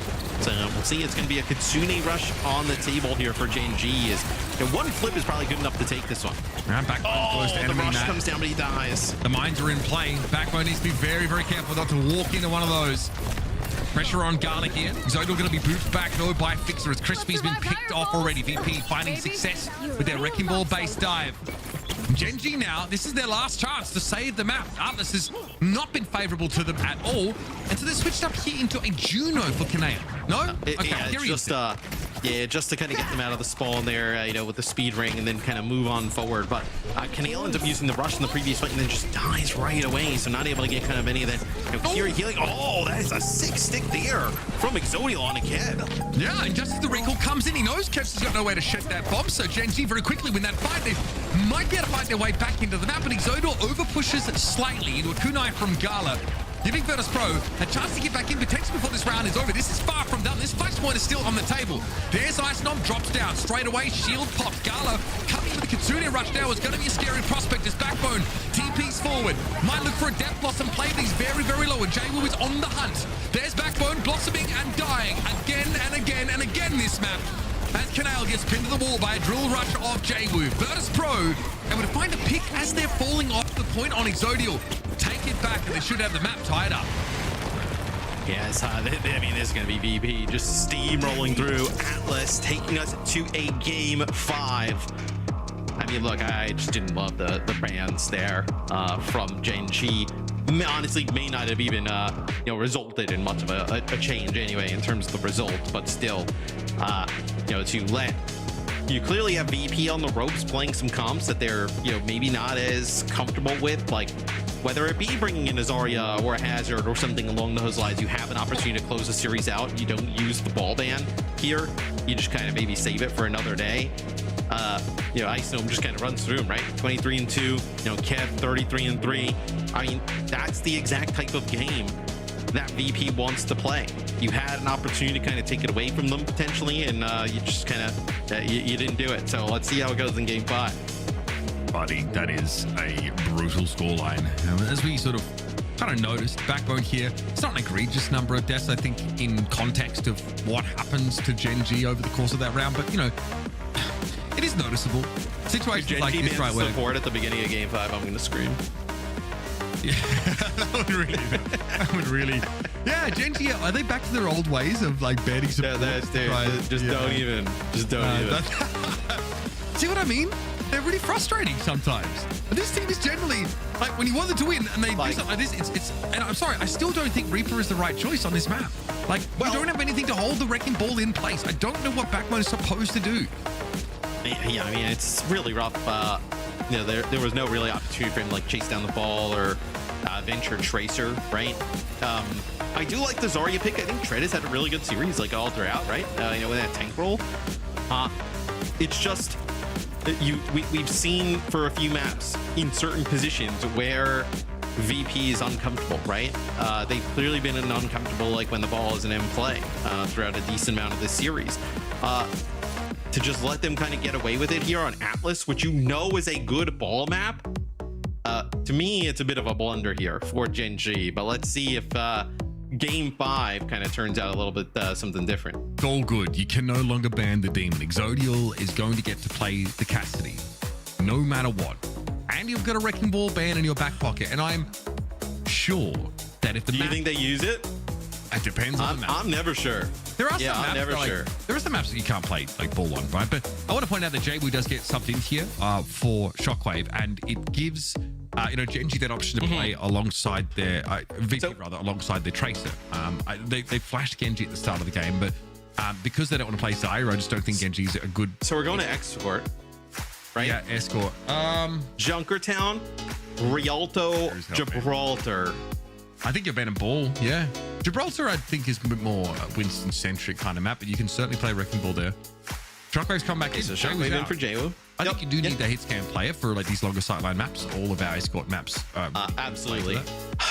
Where do you go, though? I mean, I don't like... So... Gala Fixa seems like a... this kind of map. Like, Gala Fixa seems like a better, like, double support, like, flex support backline, right? So potentially... Like, you wouldn't want to go to Junkertown against them and let them play like Nuilari and things along those lines. Do you take them to Rialto and then play Diva against them? And because you know, like, you won't get mirrored. You can play Diva and, well, also, if Gen G was watching you, we saw them play Rialto yesterday against TM, right? So you'd have a good idea of what they want to do. Rialto might be the pick. Rialto's pretty decent for Reaper. We go Rialto. It's pretty decent for Reaper. So they will go Rialto. Yeah. Okay. So that is, I think we both agree that's probably the right pick. So you don't think they should ban the ball here? I don't know. Man, it would suck to lose and then never. So they don't. They get rid of Ana here. So they're gonna. I guess they want. It's another protect ban for their freaking backline, dude. So why not just ban? Okay, if this was a strategy, why not just ban the ball on Atlas instead of getting rid of the Brig when you were the only team that was playing Brig in the series? What's going on here? Holy what's bro, going on? Cooking. Please. What's going on here? Okay, so. BP respond by taking the Reaper away, and it has helped Gen G. They know there's not another stage after this, right? They know that like whoever like kind of comes out of this one goes to the World Finals, right? Like Gen G's aware. Like, well, no, I mean, what's you're kind of crazy about this, right? Is that the winner plays Peps for a spot in the World Finals? Huh? Peps for a spot in the World Finals?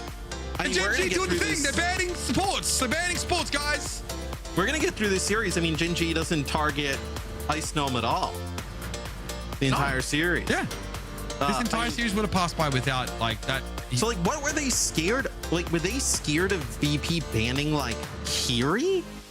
Because they have already banned the Lucio. Probably. And like what? They would have played Wu Yang with like something else on the VP side. This team wants to play Kiri Lucio like constantly, right? I do think that. But dude, I do think that you want to. If they get ran through by the ball or the hazard. I mean, but it's Rialto. Like, I don't really think that's great. I don't really think the ball is great. You might be right. You might be right. That's what I mean by like. So instead of spending a ban on the Wrecking Ball, you just pick a map that's really hostile to him. But then I go back to if you knew you were going to pick Rialto in a game type scenario and that you weren't going to ban ball, then why didn't you ban it on Atlas? They might feel like they need the Brig. But they say, here you go. Gen G already hovering the Lucio Kiriko composition. Okay. Yep. And then VP's not gonna. I mean, you're not gonna play ball on defense here, right? You're gonna play like something like Azoria. So we'll see how this fares out for them. Then they get the Wu Yang with the Kiri. I will say, Peps probably won't let them get away with stuff like this, right? So VP's gonna have to be better. Okay, yeah. So it is gonna be.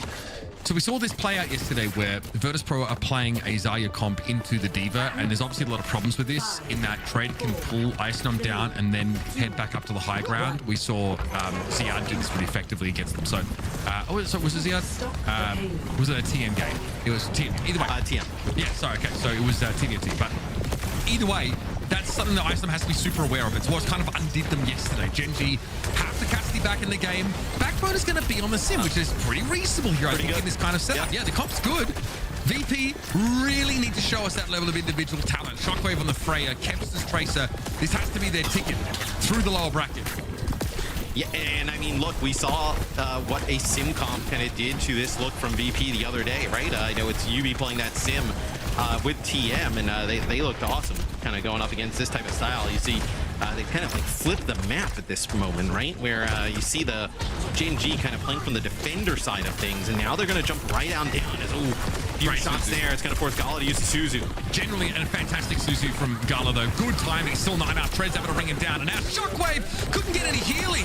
Tries to pick around the corner. Ice Stomp, fairness, charged up in that corner. Has found 3 kills in this fight. It might be able to do even more than that. A timely bubble for Ice Stomp here, but fixes down, and Tread finally silences the Zarya. So, Genji have broken through. They are a bit elaborate about it, man. I think they could probably just try and force that high ground control instead of, like, you know, sim TPing and stuff like that. But they have that option. They've got a lot of ways to get position. Yes, some high ground control here for Exodial. They got to be so careful, not allow this Cassidy to get that position here. Fix up very low, and all Exodial is on fire at the moment. Yeah, look, if Genji winning this game, it's not crusty, it's Exodial. I'm telling you right now, bro. That guy is going to win it for them. Here they come. Exodial in this underpass. Bubble about to expire. Yes, and that'll be 2 for Exodial off that Deadeye. More than enough to get Genji to that first checkpoint. I mean, he is just a raid boss, man. On the Cassidy, your bubbles, defense matrix, whatever you can do to keep Exodial standing. Every time he turns the corner, yeah, I mean, he is just, you know, ripping heads on the Cassidy. And, you know, look, now Genji, you get that first point completion. This is further than VP got the other day. If you remember against TM, is how you lose Canale. That stinks. He's got the rush there up in the high ground. But VP couldn't even get that first checkpoint here yesterday against TM. So obviously a different level of opponent, but still a scary situation to be in. And it may have been a positioning error there for Canale. Icenom is really charged up as he knows he's going to be approaching through a hail of this poke damage anyway. So we'll see Genji retreat back to the safe side of the river. And we'll obviously need to wait for a cooldown of the Sim TP. Question of how they fight for this high ground. Sim Wall's going to start it off. It's going to force VP back. They can't fight for this space. I mean, this is reasonably congested. Space so gained, right? Without using either support ult, right? This Sim Wall is basically going to guide it around this first corner. And now it's going to be Gala. Going to drop down, ending up using his Kitsune brushes. Oh, cute. Ooh, that's a sick grab, though. Yeah, sound barrier's timely, but yeah, there's a tidal blast in there that knocked all of Genji around. It's good for Virtus Pro. Ice Numb here getting a crud load of value in this setup on the high ground. Genji trying to use a Sim Wall to take that level of control, but it's much harder to take the high ground away on this part of the map than it is on that first corner. Would you move away from the D.Va here if you're Genji, or do you think you just kind of continue to roll with it? I mean, you have the self-destruct, so you're going to play quite aggressive, and then obviously, you know, maybe consider after it, but you're allowing Ice Gnome to start to just get really high energy and just start to farm. D.Va can make this space, and they need to do so for Exodial. I think as long as you give the Cassidy that room, the Sim can also allow for that, like setting up on a off angle. I do think this comp is still fine for Genji, right? It should still work. Keps his pulse there, goes straight into the Korean future Dyson. Exodial high up on this corner. Yeah, like, you've got to respect this damage. There's no matrix for that, right? He died by overextending into the Zarya position. So it seems like Backbone took a railgun shot here. Some high ground attempt from Genji, but it's so difficult to kind of break through this Zarya as you see Trent just kind of has to just run away there from Ice Gnome as the defense matrix is nothing against that beam. And even Exodial trying to play a little bit aggressive around the corner. Last time it's going to be an OC here to open things up. Shockwave going to use that, and Backbone takes the TP. Wow. It is a trade, but Exodial, even after getting one, just gets domed there by Shockwave going through that Sim teleporter. Yeah, it looks like Trent also tried to take the TP to remech, but Shockwave had his eyes on it there. Beautifully done. People asking maybe why Shockwave gets rotated back in. This is why. Having that long-range hit scan master on your team for situations like that fight is going to be crucial. Now, getting a little bit stuffy here for Genji. Slowed right on down. Sim TP, this is about as straightforward as it gets, folks. Not a subtle approach, and they walk straight to a grab. This will simply allow a disengage now for VP, but there is a bomb thrown in there by Kempster. So more than just space creation off the grab. It puts VP at an advantage, and Genji are going to commit a sound Soundberry in a 3 versus 4 to try and win the fight. They have time to hold on to this, man. They choose not to, and Tread is in the drink. Yeah, they want to get that rush out, right? So they end up getting the rush out. The Tidal Blast available here for FACEIT coming up. I wonder, yesterday we saw a little bit of it at times from Twisted Minds. It's like, do you even think about trying to play like a Ram potentially here, right? And like, kind of going toe-to-toe with the Zarya in that route. But looks like we're going to still continue with this D.Va, trying to get that high ground control as... Looks like maybe I thought VP was actually trying to set something up there, maybe like a drop down with a Tidal Blast, just take the fight fast, but they back up. Fixing here, of course, now just playing to that low ground symbol in play. This makes it hard to play from the high ground. Iceland finding that out the hard way. Gets the Tidal Blast, but it's purely defensive until he tries to go forward. Looks like it might have been a TP out of there for Canale by the looks of things, or a swift step. Either way, gets the safety into the William ultimate. Just keeps Iceland alive. The VP, that's acceptable. They get through the sim wall moment, and now Genji have to fight more so on their own terms. Okay. Carla gets caught and Trent goes deep on Fixer. Yeah, that's a backline that just crumbles. Exodial just turns the corner and he's able to find the mag grenade on a Fixer, take him out, and now you get rid of Ice Gnome. I mean, that is amazing how Genji is able to break that. It looked like VP actually, when goes to take the high ground, they maybe expected Genji to go up and recontest it, and Genji actually with a speed boost funnels all through the low ground and up the staircase behind, and Fixer's kind of out of position there at that point, Mitch. He's like on the Wuyong, basically in the choke, where you kind of move the cart underneath the bridge here going forward, so he just gets like pushed all the way out of the fight, and that is how you end up breaking it for Genji. That is massive, man, as this offense, it's not pretty, but it's starting to look pretty good. The grab here doesn't get eaten up, so nice thing to ask them to get past that, but Exodial is free of it, and the Dead Eyes go play into that Sojourn. Nice headshot on Shockwave, lacing him over. Tread is out of mech right now and doesn't have a way to get back in. He won't be able to control any space in this fight, so Virtus Pro, with Iceland fully charged up, dominate. Yes, the grab comes through, and I think Kev just throws the pulse bomb because I think he's scared a little bit because Exodial is not in the grab, and then has the Deadeye rolling, so doesn't exactly want to kind of hang around for too long. It's TP, then it's speed boost here, going to be able to kind of get right around the opposite side. It's going to be actually, they're going to flip the side to the map. It's going to be a fast sound barrier here from Genji. Shockwave still looking for something with his overclock, but it's not happening quick enough. Ice Gnome eventually is going to be dragged down to the depth. Shockwave removed. Tread is able to do his thing in the back line once more, and so Virtus Pro will be torn limb from limb. Genji now with a chance at a remake and a symbol in a really, really nasty spot for it to be deployed. I'm looking to end the map. I mean, even the self-destruct here, right, at this part of the map, being able to, like, just kind of force all these players, like, around pillars and stuff and not allowing them to get on a point to contest is, I mean, a map completion's massive here. It's going to be Fixa ending up using the rally, but they lose Ice Gnome already. The symbol is so good, man. It is so good. They can play around into their heart's content, and a map completion comes up for Genji. It looked a little bit questionable at times. A good hold for VP in that second phase of the map, but Genji blow through them. This is a team in VP. Think about all, like, this season as a totality, right? Stage 1 in EMEA. They go undefeated. They just kind of run through everybody. Number 1 seed, pretty disappointing in Champions Clash. And then in the second stage, right?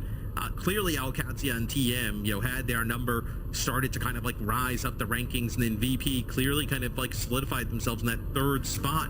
You now get Kepster, you come into this stage, right? Things start to look a little bit better. Everybody's talking. How many times did we interview, like, whether it be TM or Alcad, and they were like, VP's like unbelievable. They're like rolling us in scrims. And you're on the verge of not even qualifying for the last international Worlds. I mean, that is it's a wild thing to look at, especially with Genji, which look, I mean, Genji's a lot of players that have just been kind of like brought together from some other teams, right? Backbone, like, wasn't even on a team, right? Backbone, they just kind of like, brought in out of nowhere, and they are on the verge of pulling just a tremendous upset. Of course, we're aware that we do sound like two fighter pilots in a war zone right now. Trap is being looked at. You're right. What a way to set the stakes for this game, and also just to show how much this goes against expectations if you're Virtus Pro. Yeah, me and Jake had this for a little bit. The little chopper gunner filter going on. Chopper gunner? Yeah, like the little Modern Warfare 2 audio changer. You go, just embrace it, guys. Just embrace it. It's what we're going with for now. Okay, Genji They're up on this high ground, and Virtus Pro know they're going to walk upstairs to challenge this. They want to nudge the cart forward until Genji's high ground position is no longer really relevant. So they can no longer really contest from there, but that is tricky. You've got to really advance through a hail of shots and the defense matrix that shuts down most of your damage. Fixers bowled over. Ice Storm also is down. And this high ground setup with the Diva play for Genji, well, it's up to a very good start. And Trent's Diva definitely being a nuisance, right? Because Fix is coming out and playing the Brig here. Like, not playing a Lucio, not playing like that Kiri Wooyoung that we've seen them kind of go to a lot of times. Playing the Brig, trying to stop this Diva with the Diva plus the Sim kind of getting in, right? You're trying to stop that, keep Ice Storm alive. But dude, Exodial is just on one. I mean, what is the evolution of the life game? As Jake would say, this is like a I mean, it's just like this is like an out of body experience at this point for Exodial. I mean, everybody who moves is just dying on his screen. I mean, just unbelievable. Trying to get Genji one win away, right? You had a Genji Peps game to qualify for Worlds. I mean, a wild scenario if I would have told you that 2-3 weeks ago. It is mental, mate. I mean, this team has developed from a team that really got on my nose to a team that really has what it takes to challenge some of the very best. Sometimes, though, your ace in the hole just gets picked off randomly. Gala finds a beautiful. You're burning clock here, though. If you're Genji, you're burning clock, right? Nobody needs to funnel out and die, right? Let's get another good fight. Crispy's got a sound barrier. You can come out and fight this here because 2 minutes, right? You get another fight. You're now like a minute on the clock, right? You start to burn significant clock here from VP. They're going to open with a Deadeye here. This is going to force them off on different angles. Okay. Exodial hoping just for Zuzu's out. Nice little. This is decent. Hold on, Fixer and Gala. Wait a minute, Ice Storm out of position as well. Genji with a sound barrier, get back into the fight in a really meaningful way. That car will be stopped in its tracks, and they still have a rush for the next fight. Well, you see that Deadeye, it forces players into the alley, and then it forces like Ice Gnome and Kepster basically onto the point right behind them. So when Exodial puts down some of that damage, notice he actually doesn't even try and go after Fixa. He just sends Tread directly after him, and then he turns and burns on the point. So Kev really far behind enemy lines. I know exactly where he is. Shockwave taking some poke damage on the way in. A rush here available, but like I said, if you're Genji, this is all about burning clock. As much time you can stall as possible. Facing wall in play, though. This is tricking out for Shockwave to try and navigate. He's trying to dance between both sides, but he found Canale clearly. This is Virtus Pro able to generate enough momentum to break through as Genji threatened to stop them in their tracks, but it cost them both support ultimates. They're happy enough with that. Let's go listen to BP. They probably don't sound like AC-130 pilots. Let's hear what they've got to say. I can't hold for long. I can't hold. Yeah, don't have it. Yeah, we can give it a point. They come. Yeah, Smoke guys. Run no Susu. They're coming top right, kicking here. They have to drop. Yeah, they do. We're insane card push. Shit. Come here, come on. They have the balcony. Right. Come on. Yeah. Cannot TP. Hello. Real. Yeah, real. Time. Come on. They won. They're backline inside. Yeah, I'm on. Screen side. Oh, this should Give me the ice. Go. Get back. Give me here. Push. What is we play? I'm still see. They have more. We need to live. Yeah, they're close up. I think Maybe one guy with speed, okay? Yeah. Get ready. Yeah. Make the muse. They already know. I'm getting grabs. One guy. Okay, TP. Okay, do Susu. Yeah, I can rewalk. I just rewalk one. They have to point. I walked up. There's no scanner. Okay, we can go top now. Yeah, I'm walking top. There's fire for it. I'm chilling. You're fucking fire, yeah. 3, 2, 1. I fight. Castle. Kill him. Simon, let's go. Fumble. I have you. People want Appareil. I grab something. Big grab. Let's fight. Kill him. Silver. Yeah, see. Everyone's 1 point. Fuck low. Very close. Wait, both up, right? Yeah. Alright, this is pretty sick stuff from Genji, rather from Virtus Pro Max, who's been last couple of moments they've really strung together some big fight wins, and Genji end up committing rush, and then they get grabbed, and then they beat, and they get smashed. This is not good for the defenders. A massive support ultimate advantage here for Virtus Pro. Genji, they have to know this. They have to take these fights pretty quick. It's going to be Gala ending up using his Kitsune Rush right off the start. Not a good one for the mat at all. Shockwave finds 2 off the rip. It's beautiful railgun usage. Canale and Backbone are in a crumpled heap, and now, with so much time to work with, they're eyeing off the end of the map. Gen.G, we were impressed they were able to finish in the first place, but Virtus.pro have dominated them after that first part of the map. They're within spitting distance of that final checkpoint with over 2 minutes left to play. But if you are Gen.G, one fight here, right, kind of gets you almost into overtime, right? You're just looking at trying to get one fight win as Backbone gets dangerously low. Gonna have to use that symbol right away. It's gonna be the sound barrier here for Fix and Co as well, as they are so topped up. How are Gen.G alive? And they've done well to deal with this first salvo of damage. That symbol was pretty important, but they have no support ultimates to lean on, Matt. The best they can do is try and slow things down a little bit. VP, though, virtually untouched, unbothered, unscratched. Moisturized flourishing in their lane, etc. They should be able to push through and force Canale away. That card is heading towards the end of the map one way or another. Celebratory grab in honor of Nene as they will have a 2-minute, 32-second time bank on the run back. And it's like eventually, I think maybe you have to move away from the Diva, right? There towards the end. Could you have matched Zarya? This one coming right down to the wire as it'll be Gen.G on offense. They'll get a minute in the time bank, a little bit of extra time here for VP, but Ice Dome 40-8 after, you know, a full map there. 19,000 damage, just letting that Zarya just do whatever they want. That is a pretty absurd amount of damage, Matt, in the scheme of things here. When you think of how long Rialto's been going, when you compare it to the damage total of Tread, for example, Ice Dome is absolutely popping off. And obviously we know the Diva's not intended to neutralize the Zarya. In fact, she doesn't want to interact with her at all. But Ice Dome has been getting far too much value, far too much charge, and honestly been picking off far too many DPS. And this time VP will actually go without the Brig. They'll go with the Lucio. So I think I like it because when Gen.G kind of commits and they try and get out, now you have the speed to kind of like get that Zarya in position to try and chase some of these players down, right? We'll see. You might need like 2 fights here for VP to get a hold. So we'll see how far Gen.G can get it. It always comes down to Rialto first, doesn't it, Matt? Some of the most legendary scenarios in Map 5s have occurred on this very stage of Rialto, and looks like this series is not going to be any different. With the chance to qualify to World Finals on the line, but Virtus.pro and Gen.G are going to leave it all out there now in this final stage of the series. High ground control for Virtus.pro with the Zarya composition, but Gen.G have that mobility edge. They have the Diva that can get perched up there, knock people down, but they will eventually have to fight this VP comp in a protracted engagement.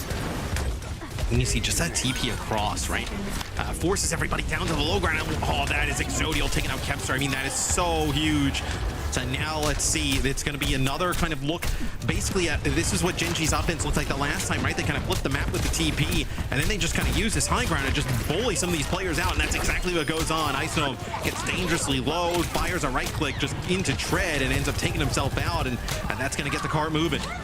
The fight starts with Kevster almost one-clipping Canale Matt, but Exodial turns around and punishes the Tracer for getting too close. And so VP got to switch into the Sim for a fast TP play to contest this point. They do not want to allow Gen.G to get even one checkpoint here. That could be devastating. So in we go. Gen.G now on the attack. Want to try and get this checkpoint under their belt, and Tread is getting beamed down by Kevster. He, though, is vulnerable. A little bit squishy in the front line, and Exodial's popping off. He's found 2. He's looking for more. Surely not. Gala trying to accost the gunslinger, but Exodial has the high ground, and he's not afraid to abuse it. Now Astom's forced back on the bridge, also taken down by the cast. 4 kills for Exodial in the fight. A checkpoint for Gen.G, and they're not done yet. I got a new rule. Regardless of if Gen.G wins this game, Exodial gets to go to Worlds with whoever qualifies in 3rd. I mean, he's just putting on a crazy game here. And I mean, dude, on Rialto to get first point here in OT, it's massive. And I don't really love that Kepster is on the Sim, right? You're continuing to run it, but this is yet again kind of playing into the Gen.G game. Deadeye here for Exodial. Picked off Kevster twice in 2 consecutive fights, and now VP got to go for this. They're close to a grab, but will they have a chance to use it? Gala with a Kitsune rush, but Exodial is zoning now with this Deadeye. All of Gen.G grouped up, but Fixer has the damage to finish off Exodial after a railgun came in from Shockwave. Graf committed to the fight. Gen.G still with 4, and they're going to commit their sound barrier to that effect as Shockwave dances the blue brick road. Ice Storm a little bit low. Graf's going to come up here as Kitsune rush expires. Fixer will have a sound barrier if needed, and Genji don't have support ultimates, just the sim wall. Tread falls crispy right after him. It's just backbone left on the card, and finally, Genji are brought to a halt, but they get a heck of a lot of extra push. That is really good for a minute in OT. I mean, that is tremendous there from Genji. And yet again, it is Exodial just ripping heads. I mean, a few times ended up getting Kev, then kind of comes in at the end there when they're about to get that first checkpoint, just kind of rolls through, takes out 3. Is the stats are so misleading. I mean, this is why I typically hate stats in Overwatch, because you look Exodial and Shockwave, that looks like a pretty comparable scoreline, right? But the impact that Exodial is having is felt so much more over the course of this game right now than Shockwave is. It feels like every time they need a pick, the Cassidy here for Genji just going crazy. So 2 minutes 32. Let me also on the sim with the Lucio like doesn't exactly play to shut down Tread, right? Tread was able to get a lot more done there than usual. I mean, if anything, it made Kevster look pretty squishy in the front line. Easily picked off by someone like Exodial, as the Symmetra has to play within Cassidy's effective range in order to do damage with that left click. And now you have high ground by default. Virtus.pro, unlike Genji, they actually have to actively fight to get up the stairs. They've got to fight through just an absolute salvo of poke damage from Genji to do so. It's far from guaranteed, and it took them a long time on their first push. Do you like the Kev's gonna go with the? They're gonna go with the sim offense. It gets them across the gap, so they don't have to worry about the poke damage from Exodial, right? But this is not VP strength. This is not why, like, you know, VP is not like been like this kind of like team that we said like throughout this stage has been like tremendous by playing this style. I don't think Genji know what is going on right now. No, I think they're a little... There's a trap that's been set for them on this low ground, right? Inside the room with all those sim TP, but look at this high ground advantage being leveraged. If Shockwave goes down, this is VP going to get cooked here. Exodial has such a good position to play from, and as soon as it's too late to save Gala, now you're in a bit of trouble. Tread, though, at least is demeched, and wow, okay, Alstom is charged up, fully charged and ready to hit hard, but that high ground is still tough to play past. Exodial brings the Zarya down, and Crispy traded off. It's all on the Gunslinger, all on the Cassidy, and Shockwave has his face blown to smithereens. Exodial now gets himself a Suzu. Kevster can only dance away with this TP, and the first fight is successful for Genji, and they're going to reclaim this high ground, or at least attempt to. Oh my, a minute and 20 on the clock. VP barely holding on to their season. TP across. It's going to get them in an interesting position, as it's going to be the Kitsune rush here from Kanale over the high ground. They're going. Gala's going to be careful. Exodial's drawn a bead on the Kiriko now. Suzu going to be popped, and Tread is low. Kanale now goes for a Kitsune rush, but it's a little bit too late. Tread is out of mech. Bunny Blaster is all he can rely on for now, and VP are opting to play inside. They've got to grab. Iceland would love to catch Exodial inside of this, but he's taking a lot of poke damage. Suzu's used, but he's topped up. Grab to the high ground as good as Exodial's picked up by a railgun. A Shockwave finds a second. It's both DPS down on the Genji side.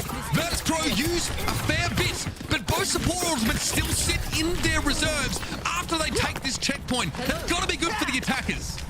Yeah, we'll see how Genji decides to play this, right? No time going to be added in OT. 30 seconds on the clock. I think if you're Genji, you probably, I mean, you try and take a quick fight here, right? Even if you trade your sound barrier to another, oh my, look at this. They're in position here. Can I push up? TP and play behind him.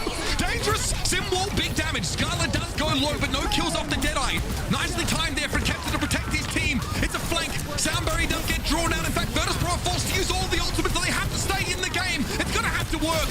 Crispy's brought down. Shockwave, ever so consistent with these railguns, is hitting, and now Genji will fall. But have they got what they wanted from this fight? They'll have one more chance to stop Virtus.pro in their tracks.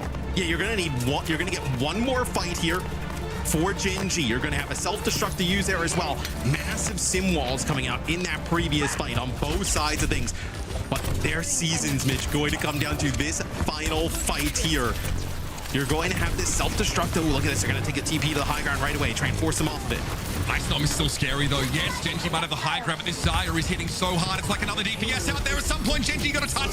Tread gets there, gets a touch, but he's going to be low. Self-destruct is going to be available, but Suzu got used already, and Tread has to be careful. Whoa. No, Kevster! He's been brought down by the nuke. That's unthinkable. Bro. And that's it for Virtus.pro. Their season now crumples in a heap. They are toppled from the throne as Genji upset them and booked their ticket to the next round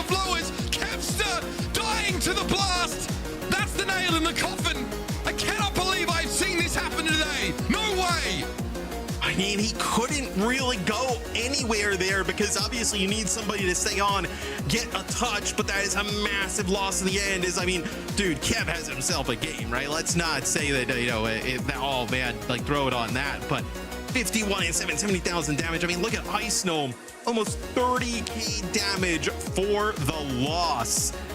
As that is the most shocking upset we have had in any of our stages, really, throughout NA and EMEA. For a chance to make it to World Finals, VP is out. And that final spot will come down to Gen G and Peps. That is an exodial game for the ages, man. I mean, he would not lose today.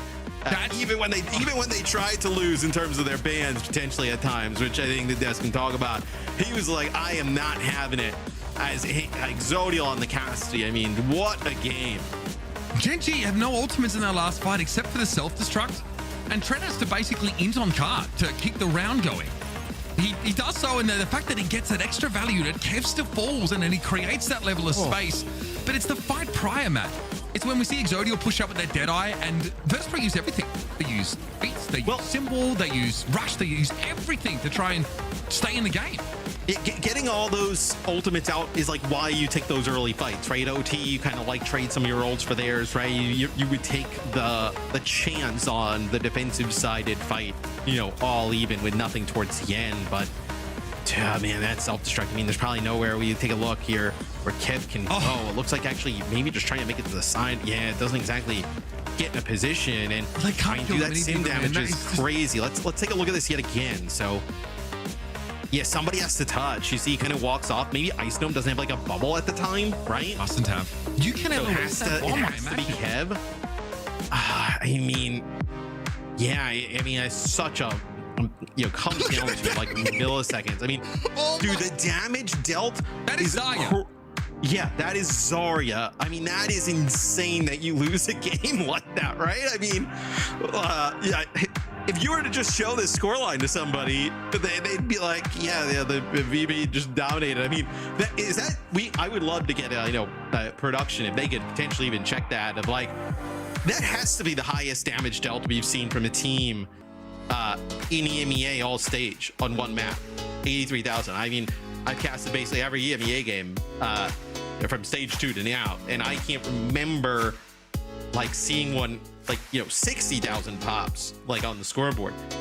80 is like what? 83,000 damage. I mean, we're going to a World Finals without a Virtus Pro. That is with no Kev, so bizarre. No Shockwave, no JWoo, Pistola. I mean, okay. I joked a little bit about it during the commercial break, and so he was laughing at me. But I mean, even then, I didn't expect this. I mean, this is a wild turn of events. That's the beauty of this game, folks. Even this many years on, I had the full spectrum of emotions in this game. I was slightly impressed, then I was anxious, then I was furious, and then I was elated. This game had everything. I still don't really haven't come to terms with just happened. No, I'm reeling. Genuinely, I am reeling. But it's been a pleasure to cover this game. One of my favorite in recent history. It's one we're going to look back on, I'm quite sure. But for now, we need to look back a little at this match. We still need to pay this off and get our experts involved, and then we'll look ahead at the rest of these playoffs. Crazy stuff. It's been a pleasure. Uber and Mr. X signing out for now. We're going to head over our desk. Thank you so much, gentlemen. We're back here to break it all down. Jake and Johnny will be having the honor to do that because, man, this was a match. Again, lots of big feelings, lots of emotions. The way it ended, the fact that Gen G is actually pulling through, and VP, who have been just so dominant all stage long, they're out. They're out of the playoffs officially. Their season has officially ended. We won't be seeing them in Sweden. Like, this one hurts. And the fact that they went down against their previous kryptonite, against their sim compositions, the one thing they just hoped so much would be gone in this patch from this stage. Man. Yeah. Can I'll just do this first. I'll just say this now, and then we can talk about the game and everything else. Let's go back 12 months ago. Virtus Pro Stage 4 EMEA. They play Twisted Minds for a shot at qualifying for Worlds.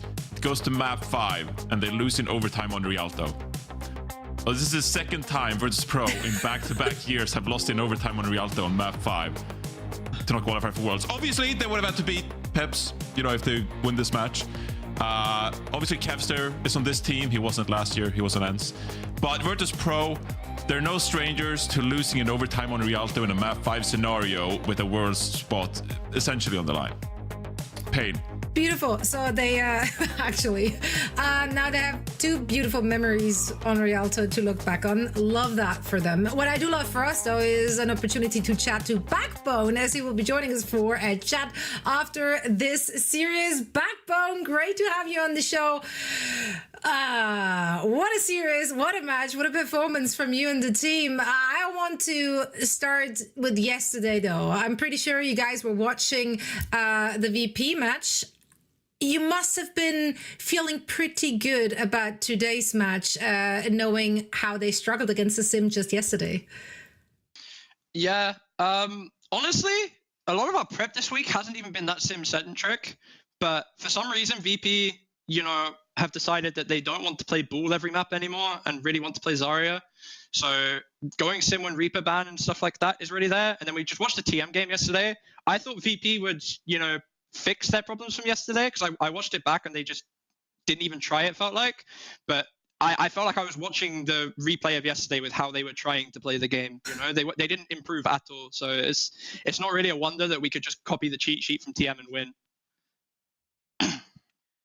Yeah, I mean, this is a huge win for you guys. Obviously puts you in a prime position to kind of recover what was a really tough stage and maybe go to Stockholm. And we talked about that as an outside possibility coming into playoffs. Now it looks very real. You guys are potentially just 1 win away from that. I got to know, like, what are you guys feeding Exodial out there? Like, how did you guys put this one together? I mean, because, like, you guys must have been beaten down this stage, you know? Like, it's not fun to sit there and take a lot of L's back to back. I would know better than many.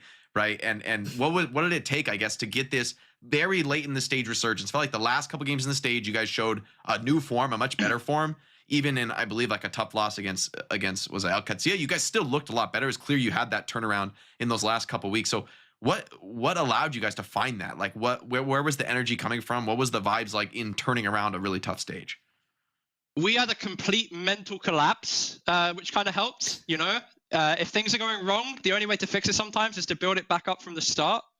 But I think, like, especially for like certain individuals on our team, they really turned it down, like mentally, mentally. And it gave us the ability to play the game more, you know, as stupid as that sounds. Suddenly we were able to play certain comps or like take a rough fight and win in a case we wouldn't before. I also think, like, I mean, it's so crazy to me being the oldest player on a team for once, right? Like, other than Sky, I'm the oldest. Like, these new kids are pretty good at the game, you know? These new heads, like, especially EXO, he's like 18 or something, and he's actually just, like, gapping every other hit scan we play against consistently. Like, even when we lose, he's always the best hit scan in the server, I think. But yeah, it had to go as wrong as it did for it to end up as right as it did for us, I think. Yeah, I think after that loss to Peps in week 3, things really started to turn around in like a weird way, where you started playing like compositions that really worked for you guys. You looked a lot better. And even though you had a couple of tough matchups towards the end, you know, losing to Alcatia, we still saw the improvement from you guys. So you were 2-5 this stage going into the playoffs. You did take that 3-0 loss to Peps. And I don't think you're the same team at all. I think you've improved massively. How do you guys feel going into Peps now for a chance at the World Finals? I was very happy seeing Peps win today, because the comps they play, I don't think are rough for us at all. Like, our scrims against them are usually insanely positive.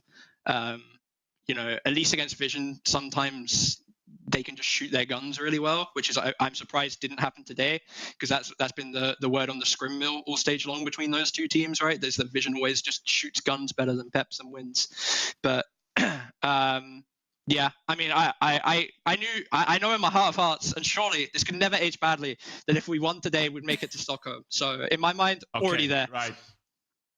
I can't believe you said this. That's the spirit. This is definitely going to age well. Everyone clip it just in case. But yeah, Backbone, congratulations. What a huge performance. You get time to rest up a little bit before you guys play again. And hopefully keep yourselves alive in that lower bracket. Thank you so much. Thank you. Always great to hear from Backbone. Interesting. This is kind of the same answer, right? That he gave you there, Johnny. Just like what we heard from Dip, like having like the complete like mental collapse and like just being really, really down in order to like just restart, reset, go again. That was just kind of needed. That like sometimes you just gotta hit rock bottom in order to climb back out and up. Yeah, I mean, this has happened a few times in Overwatch where a team, they just like overthink stuff and then they have, I don't even know what you'd call it. Like they just have a moment where they're like, what are we actually doing here? They just fully reset and they're like, okay, well, you know, Backbone, maybe don't play Tracer. You know, let's maybe not put Exodial on Tracer. Like, let's have people play their best hero. Let's play Comfort and find an identity. And I think that's what happened for Gen G midway through this stage. They're like, okay, we really got two comps going for us. We can play Zarya Reaper at a pretty high level, and we can play Symmetra at a pretty high level. Now, Backbone did say that they hadn't prepped that much Symmetra, but them having established an identity with that Symmetra composition, you know, week 4, week 5, allowed them to bring it out in a strategic capacity today against Virtus Pro, and it gave them a leg up. Right now, it didn't look flawless on every map. Like, Control was a complete stomp from Virtus Pro. But then you saw on these maps, like Eichenwalde, for example, like VP had a really tough time out counter-stratting against Gen G. And so their moment where they're like, we need to, you know, play this Symmetra really well, that turned out really favorable for them here in the playoffs, and now they just gotta play Peps. What a life game for Exodial, you know, like honestly, you know, when a player can do this, like we talked about Exodial being this really exciting young new player, and to turn up like this in a match where the world would have bet against them, right? Like the odds so stacked, everyone's thinking, okay, VP are gonna roll over you. And then Exodial, I mean, like we talk about playing the sim strat as if that's like just some band-aid you like slap on the leak and it's all good. Like we're playing sim, we're gonna beat Virtus Pro. You know, it's not that easy. And especially the hit scan needs to just be popping off. A lot of times you're gonna TP the hit scan in, speed amp him in, give him the Diva Matrix. That all means nothing if you aren't taking heads and actually like opening up the fight in that first few seconds. So there's massive, massive pressure on Exodial. Everybody knows he's the one who has to get the kills in these fights. He should know it too, and yet he's still delivering under all that scrutiny. I mean, this is a guy you want to see on the biggest stages in the world when he can perform under that kind of pressure. You want to see what's possible like under the lights at Stockholm. So I think, you know, things are set for a Gen G run here. Backbone's confident they can take Peps and qualify to Stockholm. I favor them too now. I think once they knocked out VP, the sky's the limit, and they should be coming with so much confidence. This is going to be a scary matchup for Team Peps, of course, to try to defend that slot and maybe grab it for themselves. I just want to follow up on that as well, because I think it's kind of like related as well, right? Because at the start of the stage, we saw Exodial on like Tracer, you know, and like played a bit of Freya as well. And it felt like the Exodial we saw from last year, like 2024, we're just like, oh my god, Exodial, new player on the scene, popping off, super young, super talented hitscan player. And it felt like early on in this stage, like we kind of, okay, well, where is that Exodial we hyped up so much? But later on in this stage, playing this Cassidy, he was put in a position to succeed and be comfortable. And I think you saw that proactiveness in his play, how confident he felt playing that Cassidy. And that, you know, led to this performance of his that benefited Gen G now to, you know, advancing in the lower bracket. So it goes hand in hand, but just happy to see an Exodial back popping heads. Absolutely. I mean, they had to ban that Cass out, right? Because it was just such a threat. Like, that was the main concern for the opposition. Exodial popping off, Backbone being able to orchestrate those Symmetra comms with the team due to his incredible wealth of experience on that hero too, which used to be just a bit of a troll, such a niche. And now Symmetra still so much in the mix, still so very important. And VP, they made the wrong bet. They made the wrong bet into this stage, hoping that Symmetra is gone. Alas, she was not. Yeah. But still, huge shout out, of course, to everyone on VP for a phenomenal stage and a great season overall. Unfortunately, they will not be joining us on LAN. For now, though, we are all done with EMEA, and we will be moving on to NA, lower bracket still. So 2 more teams will be leaving today, and we'll find out who after a break.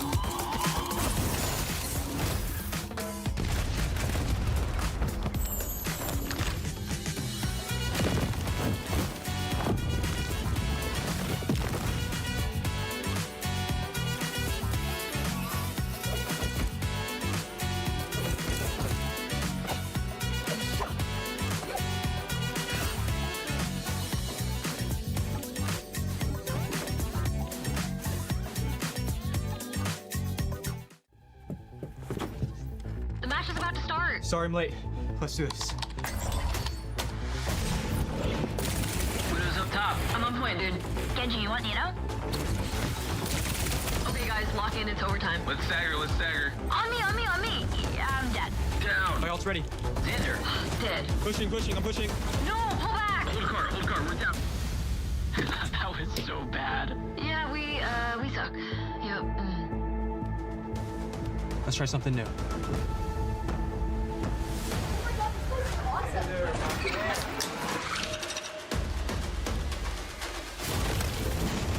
Diving backline. No, I'm dead. Widow's down. Matrix, battle. Oh, no. I got pulse bomb. Back on cart. Come on, back on cart. Oh, going in. Stop the cart. Oh my god! Ah! Go to world! Do you see that?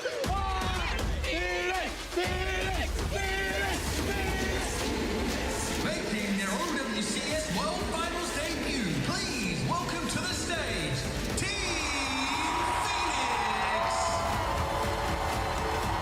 Phoenix! Are you ready? Yeah. I'm ready.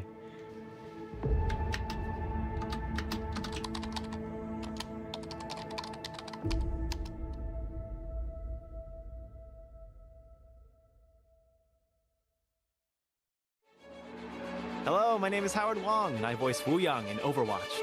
Today I'm reading Against the Tide. Let's dive in.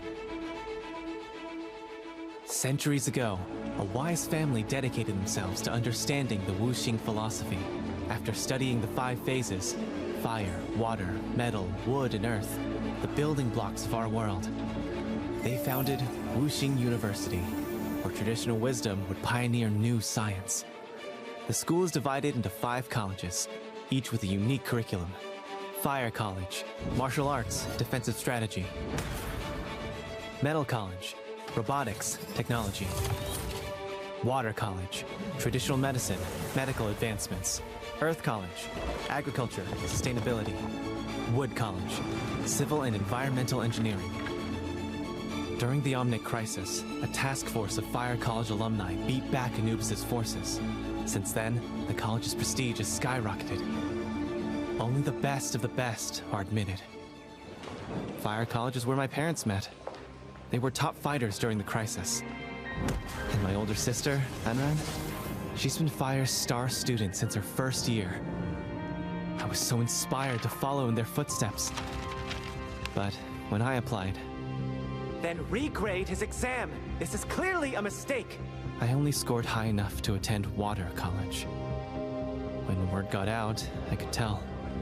Water College? But that breaks the family streak! It was... unexpected for us, too. Thank goodness our Ming got into metal. I disappointed everyone. My family was... trying to be supportive of my studies. You'll need to work extra hard. We won't be able to help you. But I think they saw me as a waste of potential. If I wanted to give them something to be proud of... Then you were like blam! And the fire went whoosh! That's when I knew we aced the project. Ming, you're going to set the courtyard on fire again. Maybe I just have to be more like her. So it's like that fire staff you made. But imagine this section condenses water instead. It'd give water at least some combat capabilities. I wonder why you'd want that. You know, I still get crap for not getting into fire. But at least I'm not her younger sibling. Gee, thanks, man. So, on top of my normal studies, I started studying Fire College lectures. Something to share with the class, Wu Yang. No, Shifu. I knew I couldn't be exactly like Anran, but I felt trapped in her shadow. What would it take to stand with her in the light? Attention students. Null sector attack reported in Chengdu. Please report to the transport bay for further instructions. This is an emergency situation. Wuxing University students are asked to support evacuation efforts until official forces arrive. Anran, I'm coming with you. No, don't leave the med bay. You'll be safe if you just keep away from the front lines. But you'll need help, and I said no. I can't protect you if you get in my way. Get in your way? How could you say that? After all this time we've trained together. You don't trust me? I didn't mean it like if I needed someone to tell me I'll mess everything up, I'd just call Mom and Dad. I didn't need to hear it from you. All colleges to your posts. Wuyang. Fire students, prepare to deploy. But while I stewed in the medbay, there you go, all better. Help! The tide turned against us in Chengdu. Null sector overwhelmed us during the evac. Anran's still out there. You left her there? She made us run. We didn't know what to do. Hey, my sister. Where is she? What was I thinking, picking a fight at a time like this? Her family. Anran! We're supposed to protect each other. Wuyang, you shouldn't be here. Hey, tin heads! Get away from my sister! Reverse the tide!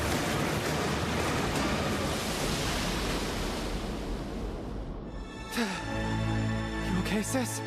You idiot! What are you doing here? I had everything under control! Oh, yeah, clearly.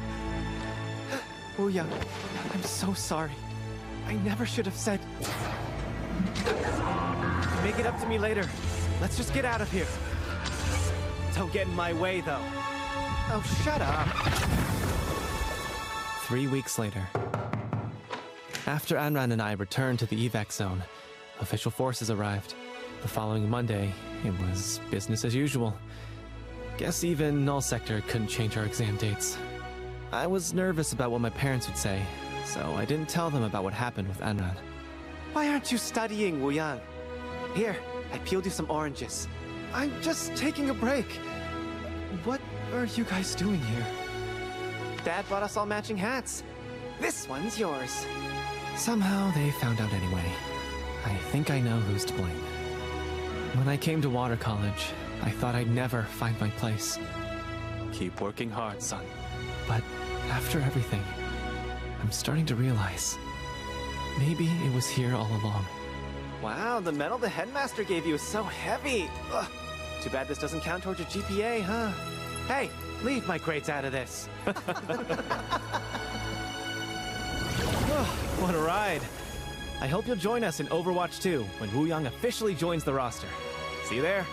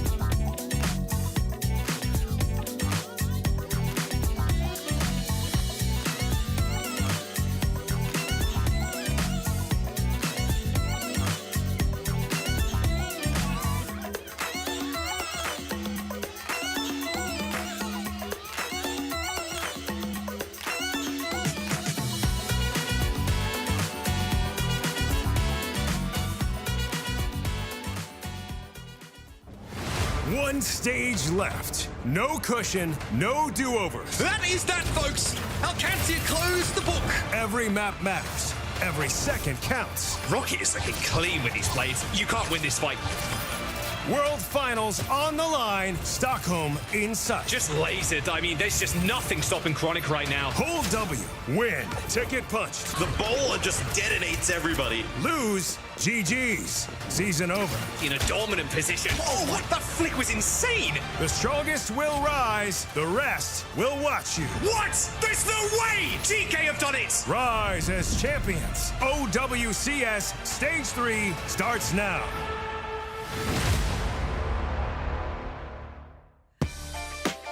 Welcome back, everyone. Zoe here, joined by Jake and Johnny, and we're getting ready for the second half of the day, and we'll be chatting about all things NA now. We've had quite a run in the lower bracket for EMEA, quite some surprises yesterday already, actually. The storylines, man, were popping off. You know, on paper, you looked at those matches and you were like, wow, those are matches. NA has a lot to live up to. That's what I'll say. If you miss the NBA games, you're gonna want to go back and catch the VOD, because if NA can keep up with that, I don't know. We might have a heart condition by the end of the day. I don't want that, so better tune out, I guess. I don't know. Anyway, let's talk about our matches coming up, but also, of course, take a look at our bracket, because we love brackets. Sakura, Nightmare, Team Z, and SSG. Those are the teams finding themselves at the very bottom with their playoffs life on the line. Okay, so hear me out. Okay. Sakura is like 11% or something to beat Nightmare. Are we going to see a third consecutive upset? I can see it. I know Nightmare, favored. They did take a loss to Team Liquid, as we probably expected, 3-0 beatdown. But now you have to go up against Sakura in the lower bracket here to stay alive. I'm just saying, Somba is legit. I could see the upsets continuing over here in NA. Do you have Twitch chat open, channel points ready to go? I do, but I'm a little bit. Put your channel points where your mouth is, Johnny. Throw 100K. 13%. I'm talking. We're analyzing the pre-show. Yeah, you talk. We're starting to think. I want like a professional opinion from Jake, from Zoe. Like let's talk it out. I'm getting ahead of myself, but get there. I think X10 is her. Maybe that can be like this X factor. However, I do think Nightmare is a really fearsome opponent. So while I do agree that Sakura can cook and make this really competitive, I wouldn't even be surprised to see them take a map or two and force a game 5. I just think Nightmare, I think they want this really badly. And I think even against Liquid, they showed some signs of life, some signs of real competitiveness. I thought Seeker in particular had a very sick game yesterday. And so if they can kind of just continue on that wavelength, I think Nightmare just have a lot of weapons, a lot of tools to fight this one out. And it's going to be a huge ask for Sakura to be able to get it over the line and actually win the series. Yeah, that's exactly what I was about to say. Like, don't let the scoreline from Nightmare against Team Liquid fool you, because the first two maps were both 2-1 situations. There was a lot of fighting back. So Nightmare definitely came to win this. I do feel you could literally just replace the name Nightmare right now with what I said about Vision, just in the pre-show for EMEA.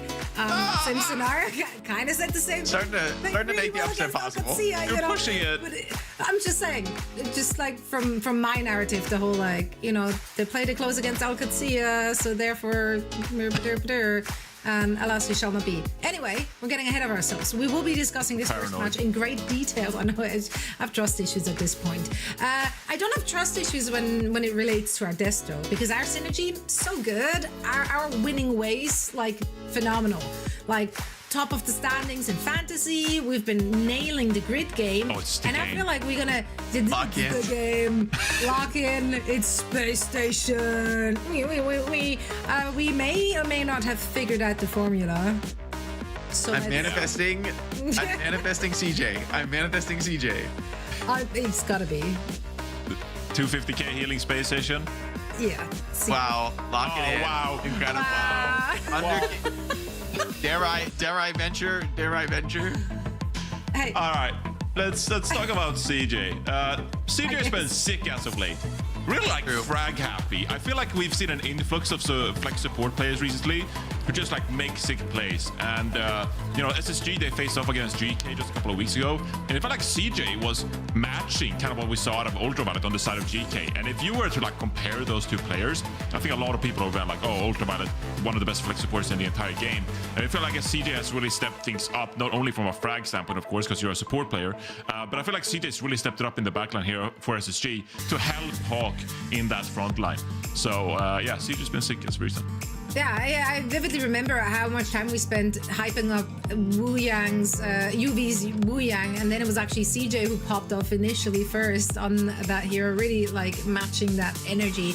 Now, moving on, Space Station under 3.8 KD. Could it be? Could be anyone. The formula. The main support left. Left, let's go. Left. Blah, blah, blah, blah, blah. Oh! Okay, now we just have one left. That's gonna be a tough one. Oh boy, the top one. Who did the most mid? Can we be real for a second here though? Left. Yes. Has some questionable sun barriers the other day. Okay. I feel like I gotta step up the game. You know, came down to map 5, got like a 2-man sound barrier. We used in the Overwatch League like 7 years ago. We used to have a stat that was like average amount of sound barriers. I feel like Lep has been struggling a little bit with the sound barrier usage as of late. So obviously a hugely important ultimate. This is one of those matches where like sound barrier's gotta be on point. You don't want to be like Violet and have 3 Ajaxes in 2 days. So I know that's a lot of pressure to just put on one ultimate, but it's a big swing, so that's what I'm looking out for when it comes to Lep. I mean, the current meta, to be fair, there is a lot of pressure generally on the backline to like perform in all sorts of ways. So like, you can't fault him too much for that when the backline is focused the way they are. I gotta say, guys, the question at the bottom of the screen, man, if you can't, I'm praying for you. I'm praying for you. If you can't, this is a game called Overwatch. Can we lock Hawk, it's a 5-on-5 battler game. Can we lock Hawk? Thank you. Look at. All right. There he is. In seriousness, though, I feel like we do have to look at Hawk as like a key aspect for SSG's revival this stage, and for them. I mean, they had unseeded GK, you know, to be at the higher seed. Of course, GK upset them yesterday. You know, our upset is probably a pretty big statement, but I think Hawk has come in and been this real weapon alongside Sugar Free to take SSG to the next level, to make them a really serious contender here for those top slots to qualify to Stockholm. And you know, his proficiency on the Zarya and the D.Va feels like a great meta for Hawk to really shine here, and probably is the #1 problem that you have to deal with for Team Sakura in that game. I do love to see players like that, right? Like Hog, an OG player, basically coming out of his retirement. So he's waddling out of a retirement home where he was happily yelling at clouds. And then he just like hands it to the kids, you know, he still got it. So that's been really nice to watch. What? Check the Wikipedia. He's like mid. Well, listen, when our pro players. He's like mid-30s. That was what you were saying. When our pro players retire, they're still children, basically. I remember my first retirement. Yeah. Your first. Then you sub in. Who do you sub in for? Oh, what was that main support's name? Juby? Sub in for Juby? Yeah. Play a little. So return the form from Jake. Yeah. A little. Oh yeah, Jake and Bridget. That was gonna be my Junkrat season, bro. And then it wasn't. It was no one's Junkrat season. That's okay. You did great on break. So you gotta transition us out of this. You gotta save me. You gotta save me. I'm spiraling. I just wanted to give the PTSD some time to unfold, you know. I started thinking about old Houston lineups. I need help. No way. Take me out. Get me out of this. We're in Clockwork Tracer. How about a schedule? Can I interest you in a schedule? Nightmare, Sakura, SSG, and Team Z, all 4 teams trying to stay alive in their lower bracket. All they need to do is end up in 3rd, and they will be punching their tickets to Sweden. All you need to do, but that's 2 wins away for these squads, right? And you know, even for Nightmare and SSG, who are pretty heavy favorites in their respective games, we've seen today anything's possible. Double upsets in EMEA against teams that we would have never seen that coming. So I mean, you know, it shows that in the modern game of Overwatch, right, there's so much volatility, you know, the ability of the ban phase to take a strong opponent off of their comfort zone. You have to be able to roll with those punches. I do feel good about Nightmare and SSG's prospects in that regard. I think there are teams that really understand, you know, getting the most out of the bans and not being hamstrung by them. But at the same time, there's always that chance for somebody to pop off and just have a monster performance. Nightmare and SSG, they need to play hard, as we've seen, to be able to secure that spot in Stockholm. Yeah, Jake, do you know who always pops off? Our featured co-streamers. Let's go. Hey, Cute Rack graphic. is celebrating. This is a big day.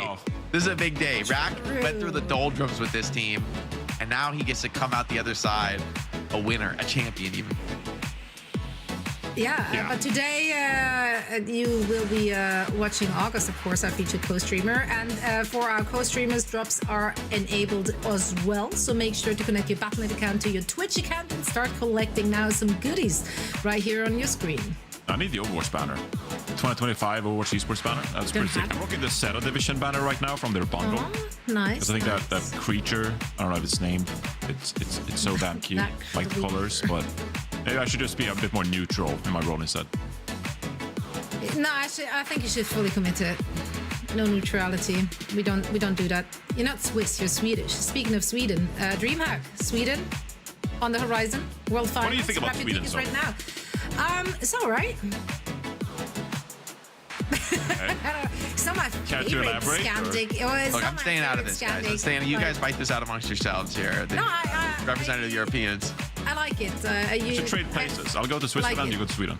I'm not a massive fan of your food. I think it's not enough flavor. It doesn't pack enough That's just punch. Europe, except for like France and Italy, I guess. I guess so.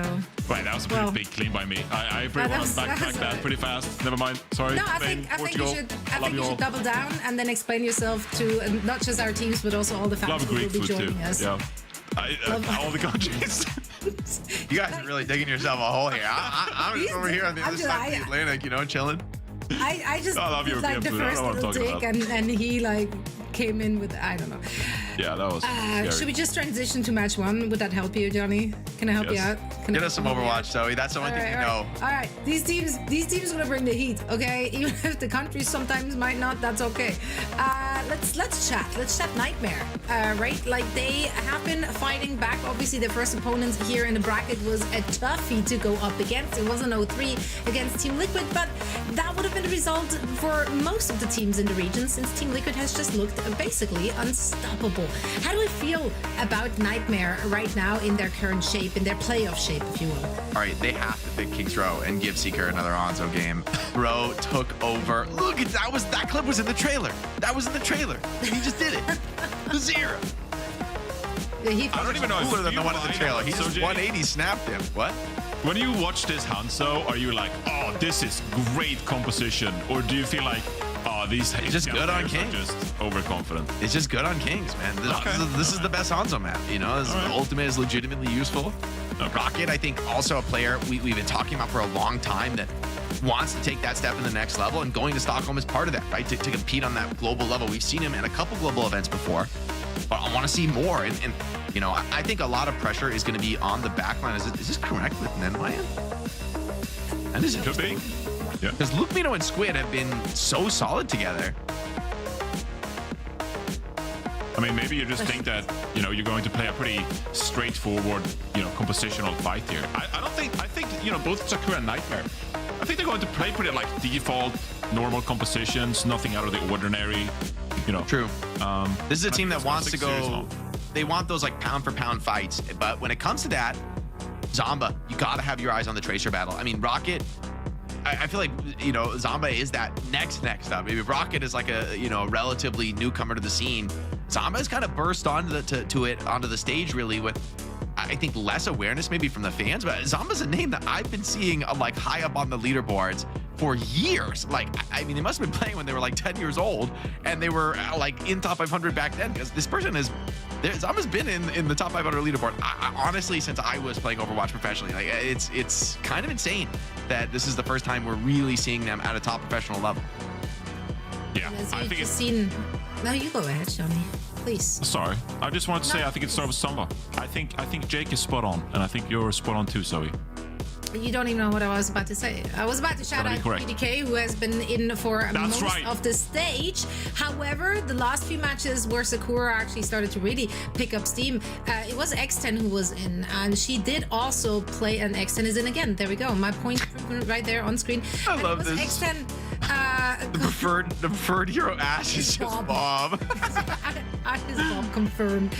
I love that. Love that for everyone involved. But yeah, X10 picked up that Reaper on top of all the other duties as well, and they looked just as good, if not better. No shade to PDK, but yeah, it's gonna be coming down to a lot of the DPS battles here for these two teams. Yeah, I think that's just the meta right now. As we're seeing, you know, these tanks, Painkiller versus Seb, I'm expecting, you know, they're pretty standard. Like, they might both play Zarya. Maybe we'll see like a Ram from Painkiller or stuff like that. And then it comes down a lot to like individual playmaking. I think we saw that, especially in North America, yesterday between GK and Space Station. Like, you know, can you come out on top of these very like mechanical fights? And I think for Zomba and X10, it's an uphill battle because Rocket and Seeker are fantastic, but it's achievable. Like, there could be an upset in the making here, but I'm not going to bet channel points to Sakura. I'm not that confident. Honestly, I think when you talk about just a raw like firepower on the DPS lineup battle, I'm not that worried about Sakura. I think they kind of can go toe to toe because those DPS battles can be so variable, and the skill level on DPS and NA is actually pretty high right now, in my opinion. But I think the challenge for them is going to be more the team coordination, right? That's where Nightmare have the edge, having been practicing together, like really working against maybe some of the strongest teams with an eye towards qualifying to Stockholm. You know, I think it's the experience, I think it's the veterancy, the coordination that's going to make them particularly hard to beat here in a match scenario. Yeah, let's take a look at our predictions. I'm just gonna make a rough assumption that we all went with Nightmare. They should be considered the favorite into this one. However, Sakura have been punching upward more than just once at this stage, so perhaps they can do it again. Yeah, I hope we get an interesting game. You know, Sakura has been pretty impressive for me all stage long in terms of having some over performances, looking pretty good, showing that they're on the map to compete. I mean, being top 6, it's definitely a marker of that. However, I think Nightmare got to be considered the favorites. So I kind of hope this goes game 4, game 5. Yeah, I'm going with Nightmare too here. I don't think an upset is in the making, and I do think that this Nightmare squad, who is boot camping, they're playing together in person. I think they got their sights set on Stockholm, and this will be their, I was gonna say warm up, but that's very disrespectful to Sakura. But this will be like one step on the path for them, and I think they got their sights set on whatever it is going to be, Space Station or Team Set in the lower bracket. All right, Sakura coming in here with the fan vote, 14%. Good odds. Johnny, I'm kicking myself, but it's not worth it. You gotta hold on to the channel points. You can't just for what, Johnny? For what? Because you gotta be smart. Go all in. There's too much dopamine involved. You can't just fall to the dopamine in every chance you get, Jake. You gotta be a little stoic sometimes. Bro, that's my story of my life, honestly. There you go, you and me.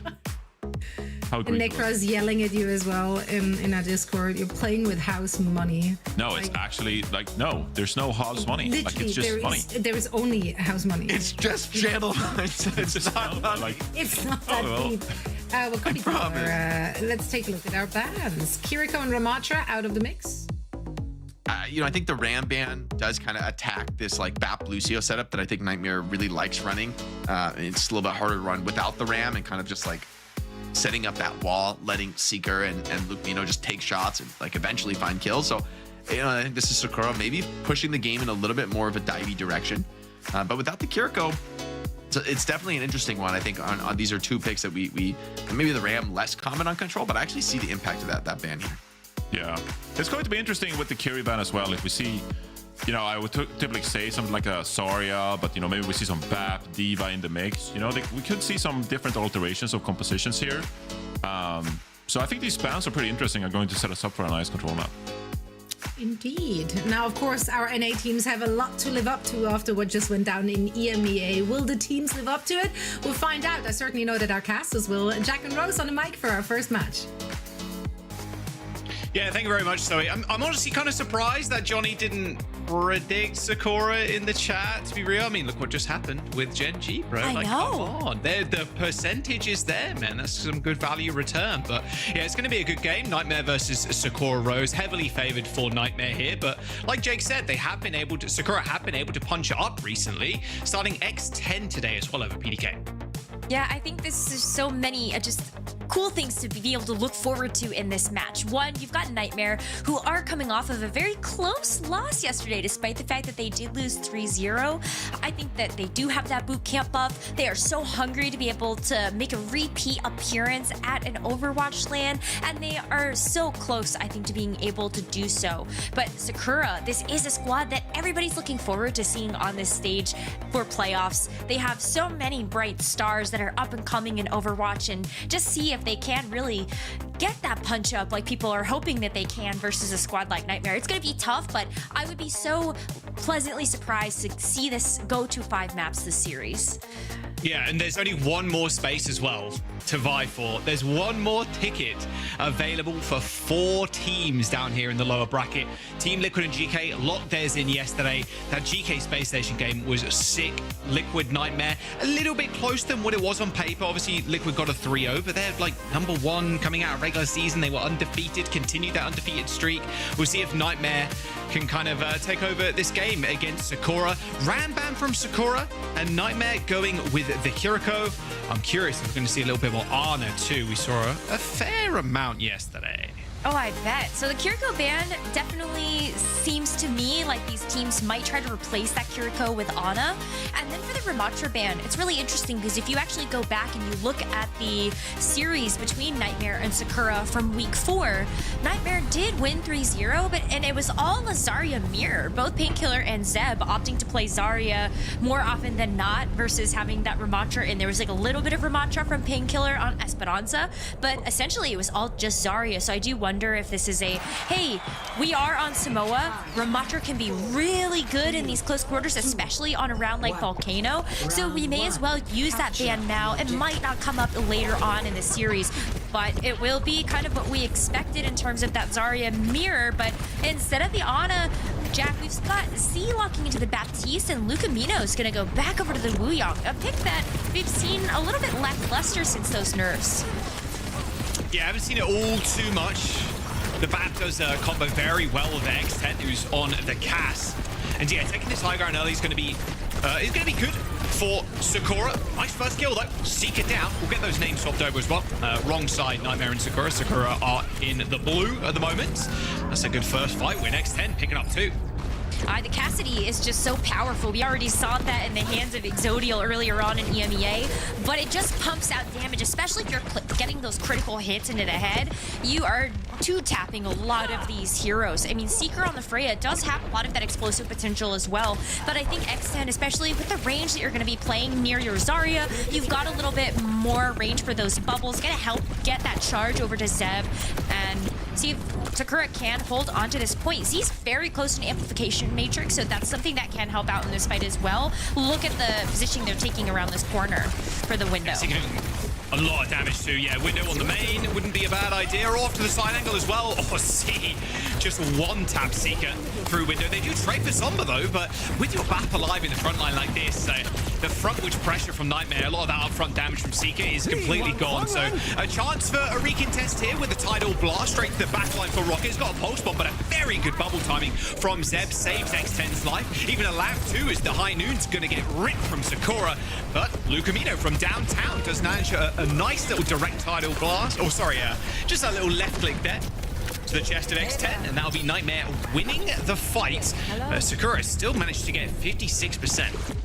And on the back of just that amplification matrix and Deadeye, so I think that there's still a lot Sakura get to come back into this next fight with. I'm really looking at that sound barrier from Natsuki as something that can help to equalize, especially versus the Graviton Surge that Painkiller has built up. Outpacing Zeb just a little bit, but just a couple of seconds later, and if this fight extends, then Zeb is going to be able to throw a grab into things. The later grab might be better if you can survive it. You've got that immortality field from the Baptiste that can help you survive this Graviton Surge from Painkiller as well. So multiple ways that Sakura can answer this. Yeah, oh wow, Secrets are going down. Again, a lot of your damage kind of lost that land, but the sound barrier thrown in from Sakura, and a Zomba post bomb on top of Zeb's grab. Beautiful stuff from Sakura. You could see Painkiller that entire time too, pinging out that platform like, I'm gonna grab here, make sure you can set up for it. But Seeker got tagged down before any real damage came out of the Freya, and it's gonna prompt a swap too after that fight loss. Yeah, I think the Cassidy just...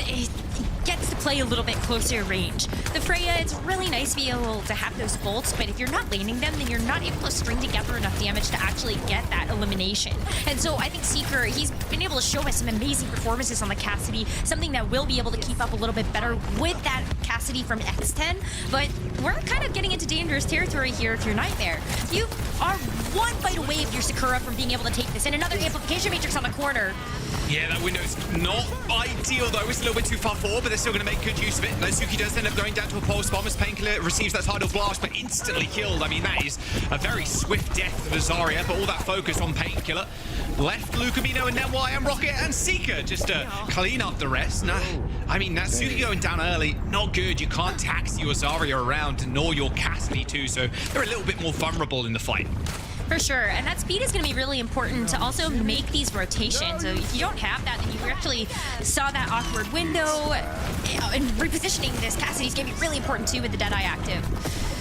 Both Deadeyes, in fact, are going to get popped. Seeker, X10 having a stare down. That was close. I think Seeker was very close to pulling the trigger there. Now OT is approaching the 4 Nightmare. Haven't really got anything in the bank. Oh my god! Zomba just gets a dump with a pulse. Blinks to the back. Lucamino Rocket already dead. I wonder if that actually attached to, was it the Tracer or the Wu Yang? Not sure, but a double will do it. That'll be Sakura taking the round. They got a team kill. Straight to the spawn doors they go. Painkiller on the Doomfist, but already used the CDs. No chance for a touch. As Zomba with a double pulse bomb kill ends that fight. What? That came out of nowhere. We couldn't even see it on our screen just because of where that Tracer was flanking from, and the double kill, doesn't matter who it gets attached to. It was so powerful to get that team kill and then just win them that fight, and that's exactly what the desk was talking about. This individual hero play potential from Zomba and X10, both of them really showing up in a big way on that very first round. Like 13-2, 12-2, that was just so impactful in terms of also the people that they were actually picking up in terms of elimination. So I love that already X10's performance on the Cassidy forced a swap out of Seeker to go to the Cassidy himself. But it is going to be Seeker returning to the Freya, hoping maybe that there is going to be a little bit more high ground to play from since we are not in as close quarters anymore on downtown. Oh, that's wild. Getting a bit of free bubble charge there for Painkiller. Yeah, I feel like I do prefer the Freya here on this point specifically, just because you can play super long range. You can see Seeker already up on the high ground, although if you got aim like X10, it might not matter, to be fair. They are going to try and push onto the point. X10 basically playing the front line right now, straight up against the Zarya. Maybe a little bit too far up. Over eager from the Cassidy, but it's Painkiller that actually goes down first. This Z with a nice kill. X10 baiting there. It's like, okay, Painkiller, come close to us. That's fine. We've got the firepower to take you down. No problem. Sakura do end up capping too.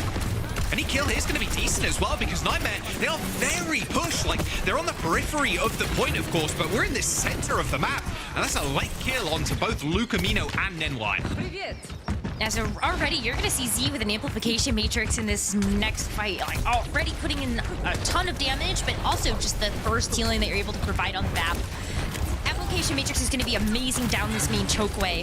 I think Nightmare, they need to be prepared for this. This is why you're going to maybe see a rotation past this main choke point, but you also see a response to that with a rotation from Sakura to make sure that they have better positioning to utilize this window. Zomba is also going to have another pulse bomb, so Tracers, watch out for them too with these pulses ready. Yeah, it feels like they weren't expecting that window to be online that early. They managed to get out though with the thanks to that lamp from Lucamino. Graviton Surge for Zeb, very close to... Oh, the pulse one from Rocket. Oh, that was in a different postcode, sadly. Rocket is going to go down as well to Zeb. I mean, it's all falling apart right now for Nightmare. Zeb is going to throw Graviton Surge in across the map. That'll signal the end of the fight. Lucamino takes one with him, but still a reset required for Nightmare. And it's been really awkward because you see Nightmare make these late switches from Seeker to the Cassidy and Lucamino over to the Baptiste from the Wuyong, and now you're getting up to ultimates, but not before Sakura might just beat you to the punch. One more team fight, and then Sakura will have won this first map of our series. They're gonna have this sound barrier like, oh, the pulse bomb, don't get caught this time. Okay, X10 is going to use that high noon as well, receiving that sound barrier. In fact, both teams are going to throw it in. Oh, double tab Lucamino. I mean, this is disaster for Nightmare. They're not even close to this grab either. Got 15%. And X10's on a perfect angle. Nightmare do end up capping fighting, but Painkiller's all on his lonesome right now on the point. A flashbang is going to help kill Rocket as X10 just cleans this up. The Janitor of Busan. The flip ends up coming through. Painkiller's going to be able to get back in just a moment. Hopefully get there in time for another touch. The lamp comes in, able to save Nenwai. Natsuki takes the kill, and that is Sakura coming up strong on Samoa. A 1-0 lead already. Oh, wow. I mean, just lights out by X10. Absolutely dominating the server so far. And I love that the team put this much confidence in her to be able to show up on the Cassidy and perform. That is the most damage in the server. It is the most eliminations. X10 just really popped up. And this is a player that didn't see any play in that Nightmare Sakura match in week 4. So this team, very confident, very good read on the meta right now to be able to bring in the Cassidy and just let her pop off. You love to see it. Yeah, the Wuyang comp not really working out at all for Nightmare. They ended up switching over to the BAF at the very end there. They just lost first fight and then just proceeded to lose the rest. And it was, okay, Z has a really good amp matrix timing as well. Like, we used that early, just we get to about 60% and then Nightmare, okay, maybe you win the next fight. I mean, it's real rough stuff. And obviously Zomba on this one saved the day, like basically finished the round for them. Too sweet. Boom, double pulse bomb kill, easy as that. Very rough start here for Nightmare. And they've been a very strong control team as well. They've taken control maps at the very start of the stage off of Space Station. Oh, look at that. It was beautiful. They've taken control maps off of Space Station, off of Team Liquid at the very start of the season. Like, we're talking about a team that everybody pitched them as the 4th best. Like, there is a tier gap between top 3, then Nightmare, then another tier break. But Sakura, at least on this map, and the feeling I'm getting right now is they're really trying to punch through. And yeah, just kind of bringing back to what Jake said earlier, like their ability to punch up has always been there, even the last stage as well. There are stats on your screen, pretty one-sided. 6 KD to 1.21, 78 limbs to only 35 for Nightmare. I think Sakura also just had the right read on the compositions to play. Maybe Wuyang really just isn't that strong anymore, and I wonder if that's something that Nightmare are going to consider heading into the rest of the series. That Wuyang underperformed yesterday. Whenever we saw a team play it, it just didn't look amazing. And the Baptiste felt like a really smart call to have. The Immortality field helping to make sure that your Zarya is staying up at the front line. You had the Immortality fields on Volcano to make sure that you had your Cassidy that could step up to the plate with that High Noon available. Way less threat and able to utilize that ult to actually get some space. I think the Baptiste maybe, well, now that the Kiriko is unbanned, I think it might not be as impactful, but still on that first map, great call. And you saw Nightmare just a little too late to make those same swaps in downtown. Yeah, I mean, the Kiriko being unbanned now is going to definitely, for Nightmare at the very least, like, they're going to move to that. Maybe even sub in Rhino as well if you want to go to a fast, like, push map, for example. Looks like we're going to go to King's Row, though, so Painkiller is probably going to stay in for the time being. A lot of the time, too, we do see Rhino on control and then get swapped out for the other maps in the pool. So doesn't look like Nightmare are going to make any kind of swaps here. They also get to ban first. Could, honestly, especially on this map, Seeker's definitely going to play Hanzo. Like, they did very well against Team Liquid, as well as you possibly could do against Team Liquid, to be fair. Seeker and Tree were just going at each other with a Hanzo. It was like no one else existed on the map. It was just them finding picks. So Seeker's definitely going to play this. So I'm curious if Nightmare are going to try and maybe ban a DPS to protect the Hanzo, maybe ban the Cassidy away from X10, or if they're going to allow Sakura the opportunity to ban the Hanzo, because I've got a good feeling that's exactly what they're going to do, if they're even allowed to do it. So yeah, we'll see what the bans are going to be. They'll be rolling in a second. Even if you ban out X10's Cassidy, X10 just goes plays Freya. Right? Or even like, the Hanzo as well, right? I mean, yeah, I mean, who knows how well X10 will do on the Hanzo pick, because this is a hero that has kind of come in a little bit late into our footing in the meta. Originally, when Freya was released, you know, X10, super phenomenal Freya. That was one of the players in North America we said, yeah, you can absolutely play this hero, even though it might not be the most meta relevant Same with Seeker, you have an amazing Freya, so I feel like the skills, they will translate over to X10 also being able to play the Hanzo and give us a good performance on that too, but it's not the Hanzo that I was completely wrong. It's the Symmetra. Yeah, okay. No Zarya here then for Sakura. And then, yeah, Symmetra panned out against Nightmare. Okay, all right. Okay, I was completely wrong. I thought maybe that Sakura, after watching what Seeker was doing yesterday with the Hanzo, they might want to target that, but the Sim instead. A lot less pressure on the tank, and, you know, you can, it gives you the ability as well to play something like a Ram as well, too. Like, Ram is so vulnerable to the Symmetra. Jake is a big Sim head right now. Like, look, if it is meta, we'll see it on the international stage. There isn't going to be a patch between then and now, so, like, we're kind of chilling, or at least maybe there's like a hot fix or like a small one, but nothing that's probably going to change the meta completely. So yeah, we won't see it at least here, which gives a little bit more breathing room to the tanks. Every tank, of course, loves playing against Sim, just getting beamed down, even and then full charge beam through shields, and then they blow up, and then you just instantly evaporate. I'm sure every tank player loves that. So yeah, at least a little bit of reprieve for both Sakura and Nightmare here.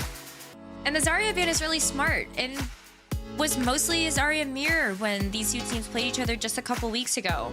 And Zeb has predominantly played the Zarya for most of Sakura's series this entire stage.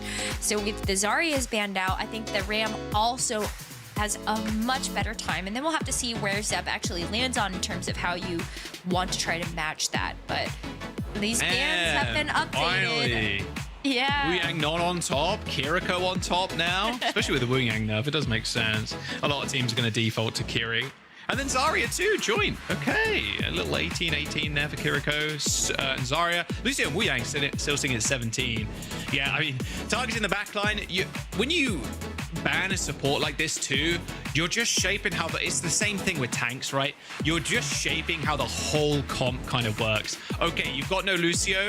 Okay, so Zarya is going to be a little bit harder to play. There's also a lot of Lucio players in every region, to be fair. Like, you're banning Kiriko, so you go BAP, so you're playing maybe some more like hard hit scan like the Cassidy. So yeah, it really shapes how different comps are comprised when you actually join the server. So yeah, we'll see what Seeker and Nightmare are going to play, but realistically it's just going to be Hanzo. It's probably going to be the same comp they played yesterday against Team Liquid. It did decently well, and if Seeker can put up the same kind of performances, like, hey, it's all good. You should be chilling.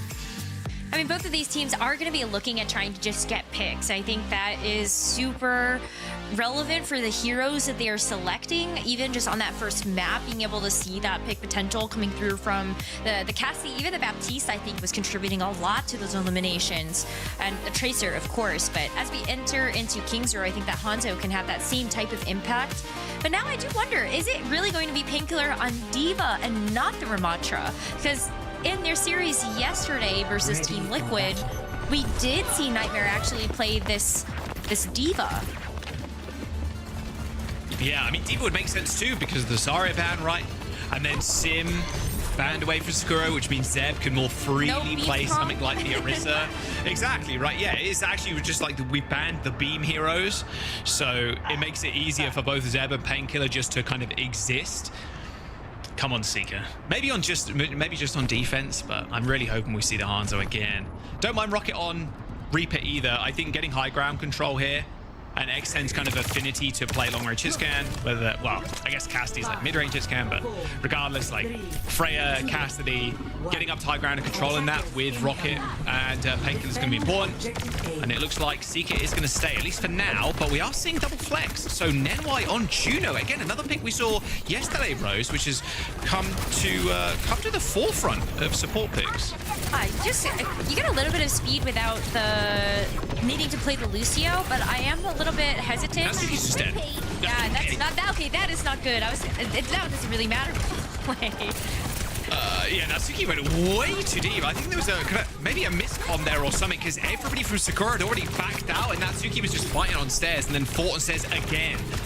Okay, well, Nightmare got control of the high ground. They've already got a tick on the point as well.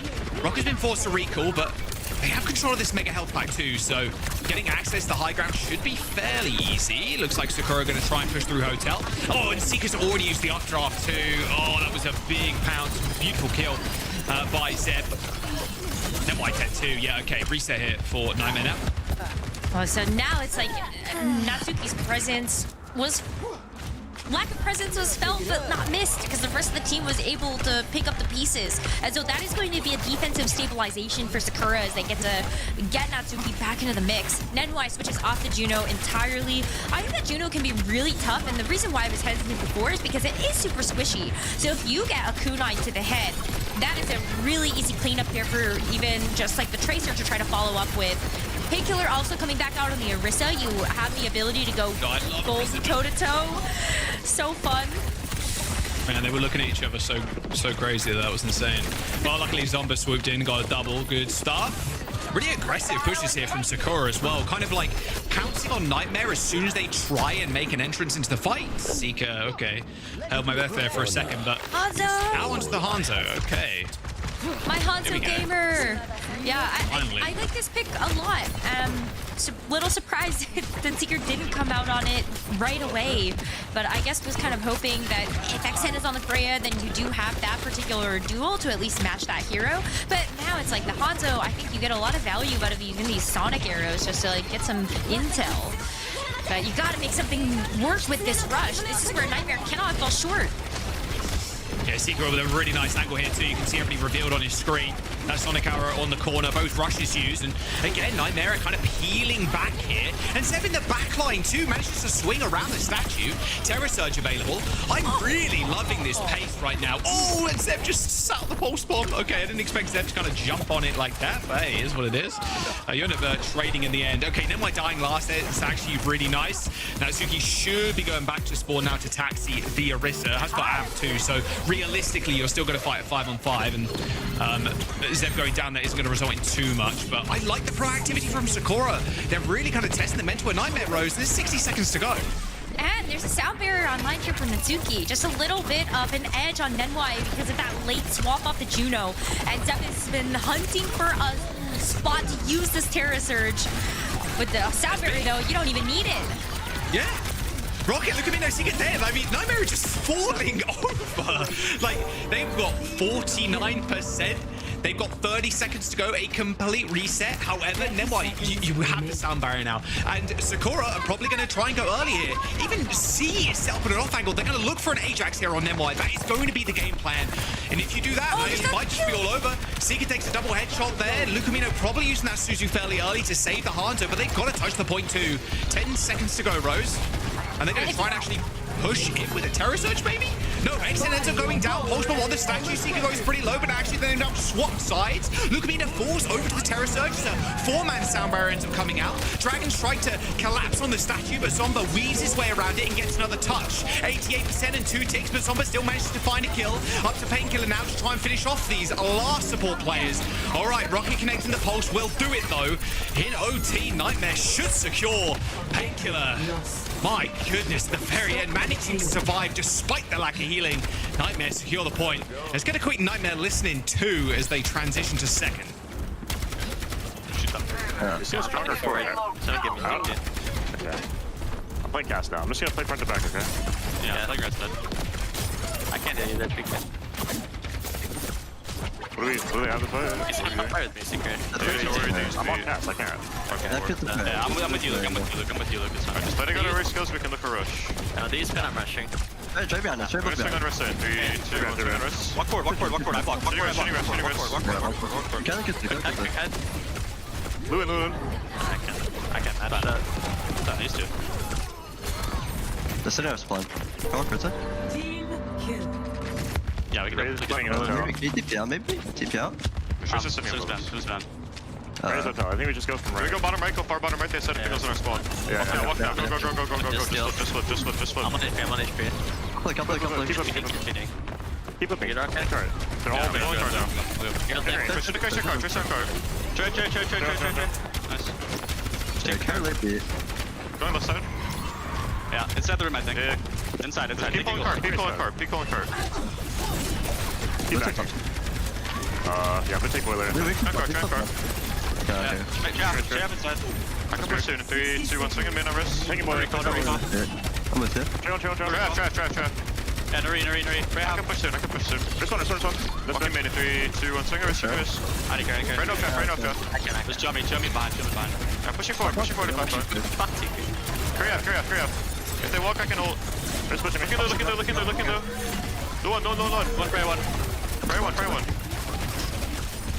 We have one more. Gotta be it. I'm gonna go Genji. Really smart to flip the map there by Nightmare. They rush to stop Sakura jumping on them instantly, but Rose again head down to the wire. We're 20 seconds and halfway there to second. And look at the swaps they're making. This is panic territory, Jack. They've got Painkiller and Junker Queen, a Rocket on Genji to hope that these are going to be the swaps that can get them through this team fight. But they are up a creek without a paddle right now. Natsuki's got the Sound Bearer. X10 could even get a pick with a bullet. Oh, no! The Ajax! Oh no, it's disaster. Recoverable though, it's all good. They're on Queen, guys. Okay, Seeker's also going pretty low as he stares at Seb in the eyes, who's chilling in the bookstore right now. They are going to push for a little bit longer here as Nightmare have 2 support ults available. A rush on the stairs here for Nightmare as they now try and push themselves on the point, but an equally good rush here from Z. Natsuki takes a double shot from Seeker, who's just living his best life on the Cassidy on that rush. Just kind of infinite rate of fire there. Seeker and Painkiller. Okay, that Ajax there from Natsuki cost Sakura big time. And in fact, it cost them that whole of the second point. 1:30 now left on the time bank for Nightmare. Oh, what is with these Lucio Ajaxes today? It is just so disappointing because I think that could have been a fight win for Sakura in a defensive hold. They've already feels like they kind of missed out on being able to full hold on that first point, but now they still have the opportunity to hold here on third. And Zeb has been playing absolutely lights out right now. Look at them going after the back line. Kill Zeb. You gotta kill Zeb. As he ends up TPing actually to try and save Zeb, but you've got to kill the Sarissa in the back line. Okay, they do it. All right, Seeker with 2. There you go. Soundbar from NY gets the job done. And they're going to be able to push around this final corner. But still, you are playing Queen against the Orisa. A hard matchup, to say the very least. Rocket's got Blade, though. Yeah, it's really hard, too, because you know this. He's going to be ready with these Suzus. So once this Rampage does come online, but I think you got to worry about this. Cassidy, too. Ooh, that's a lot of damage, actually. Rocket could go in there. Looks like a brief shout there, and there's the Blade from Rocket. He's just deflating in the spawn doors right now, but he's created enough space and time for actually Zeb to get on the payload. A Terror Surge used, but a perfectly timed Suzu there from Lucamino, but the bonus from downtown from an X10 kills Seeker on the spot.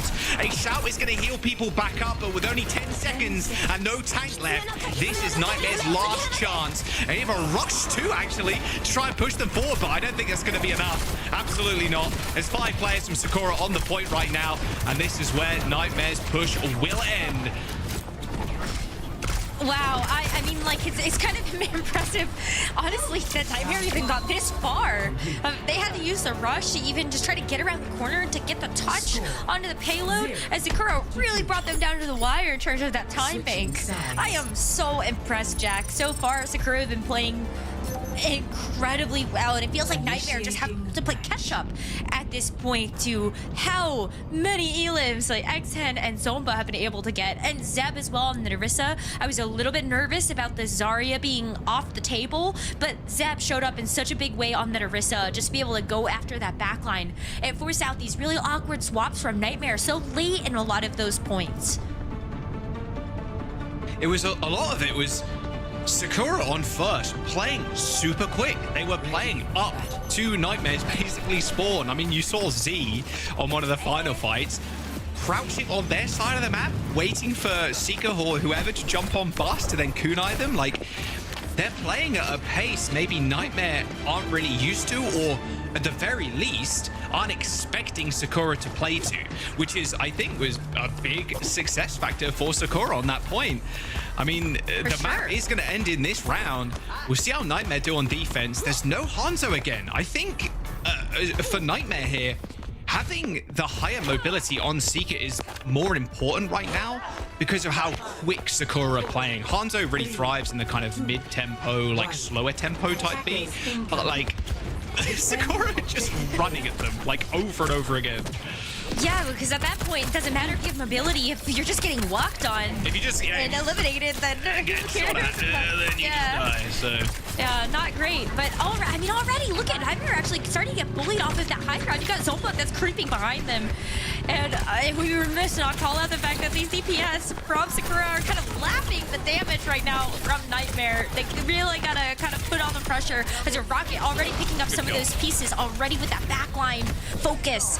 And so great defensive start as Nightmare gotta hold on to this, but Painkiller loses back. that's really nice. Rocket forced a recall as well, and Zeb kind of chilling in main and just runs him down with Alpha Rocket, Alpha Z, sorry. That's a really good kill, and Painkiller not being able to jump off the map here is actually insane. Like, you need to build up mech manually, and I don't think that's gonna happen. Shooting into the D.Va, although saying that, manages to get the remech eventually, but now they need to recover that ground. Almost 2 ticks on the board here from Sakura, and Zeb paying Painkiller a little bit of respect. They end up backing off, going for a reset on Statue. Oh, it feels so bad to be just that 0.1% away from being able to get that second tick, but it doesn't fully expire before Sakura go back in to get that recontest. Maybe they're able to get it yet, but what they're waiting for right now is they're just waiting for Rush, or they're waiting for Zomba to get this pulse bomb on the line before they go back in for their attack. Yeah, pretty much. I mean, you wait and support ultimates for sure. I mean, Lucamino's going to have that rush before Z is, so you'd imagine. Okay, Natsuki gets out of there, luckily. No pulse bomb attached, but Lucamino's already dead. Rush still used, stick on the bot as well. Easy kill for Zomba. Tracer 101, stick the mech as she's ejecting, and it's a free kill on the baby D.Va. 4 minutes and 40 seconds in the time bank as Sakura cap. That is a lot of time to play with, and especially going into Streets phase with the ultimate advantage is such a boon. I want to hear how they're going to utilize these ults. They got 4 on the board, and Rocket just switched to Genji, so let's hear what's going through their heads right now. We have to play the objective, okay? Just shoot the ascent. Okay, they're Genji. They're gonna put it. We can greed the objective so hard. Okay. They can't match it. I'm just playing to catch Genji engage. I wanna rush up the. Genji's right side. Swing this Orisa. She's by herself if you can. Yeah, I'm seeing her. Orisa half. Chase this spin. Chase this spin. Genji's one. Chase this spin. Rushing. Oh, it's got rush.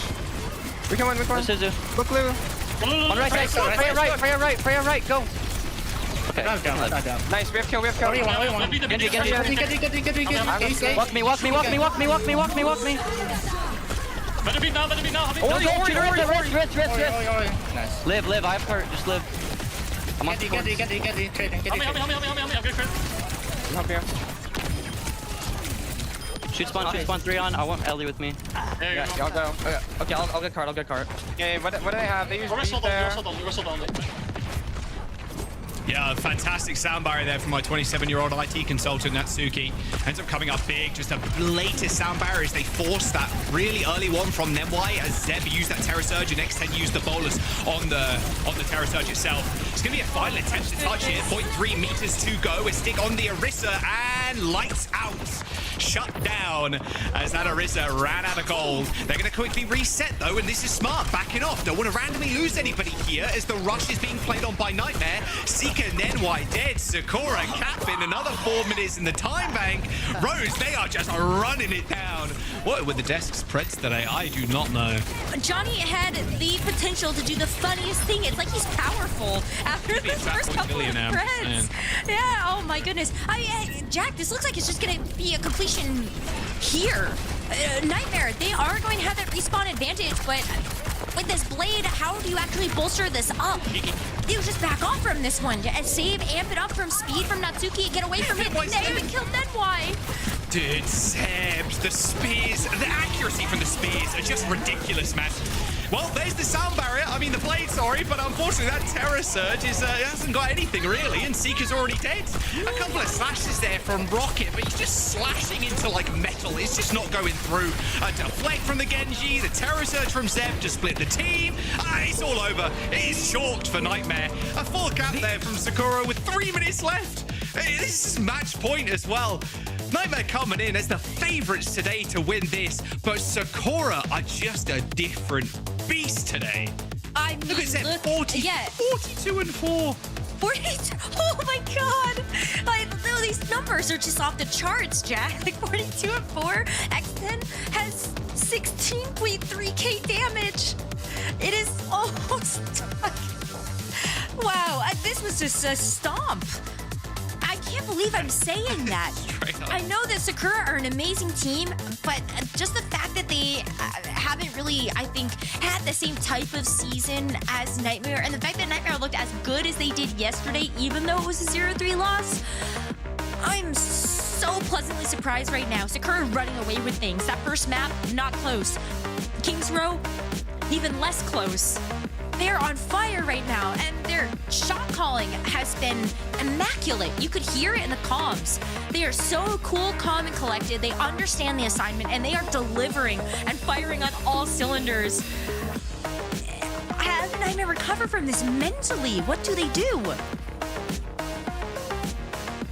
Nightmare is an org as well, despite being different iterations of a team over the last year. Have always made it to land. They've always managed to make it there. Currently boot camping in Florida too. They should be at their most powerful currently.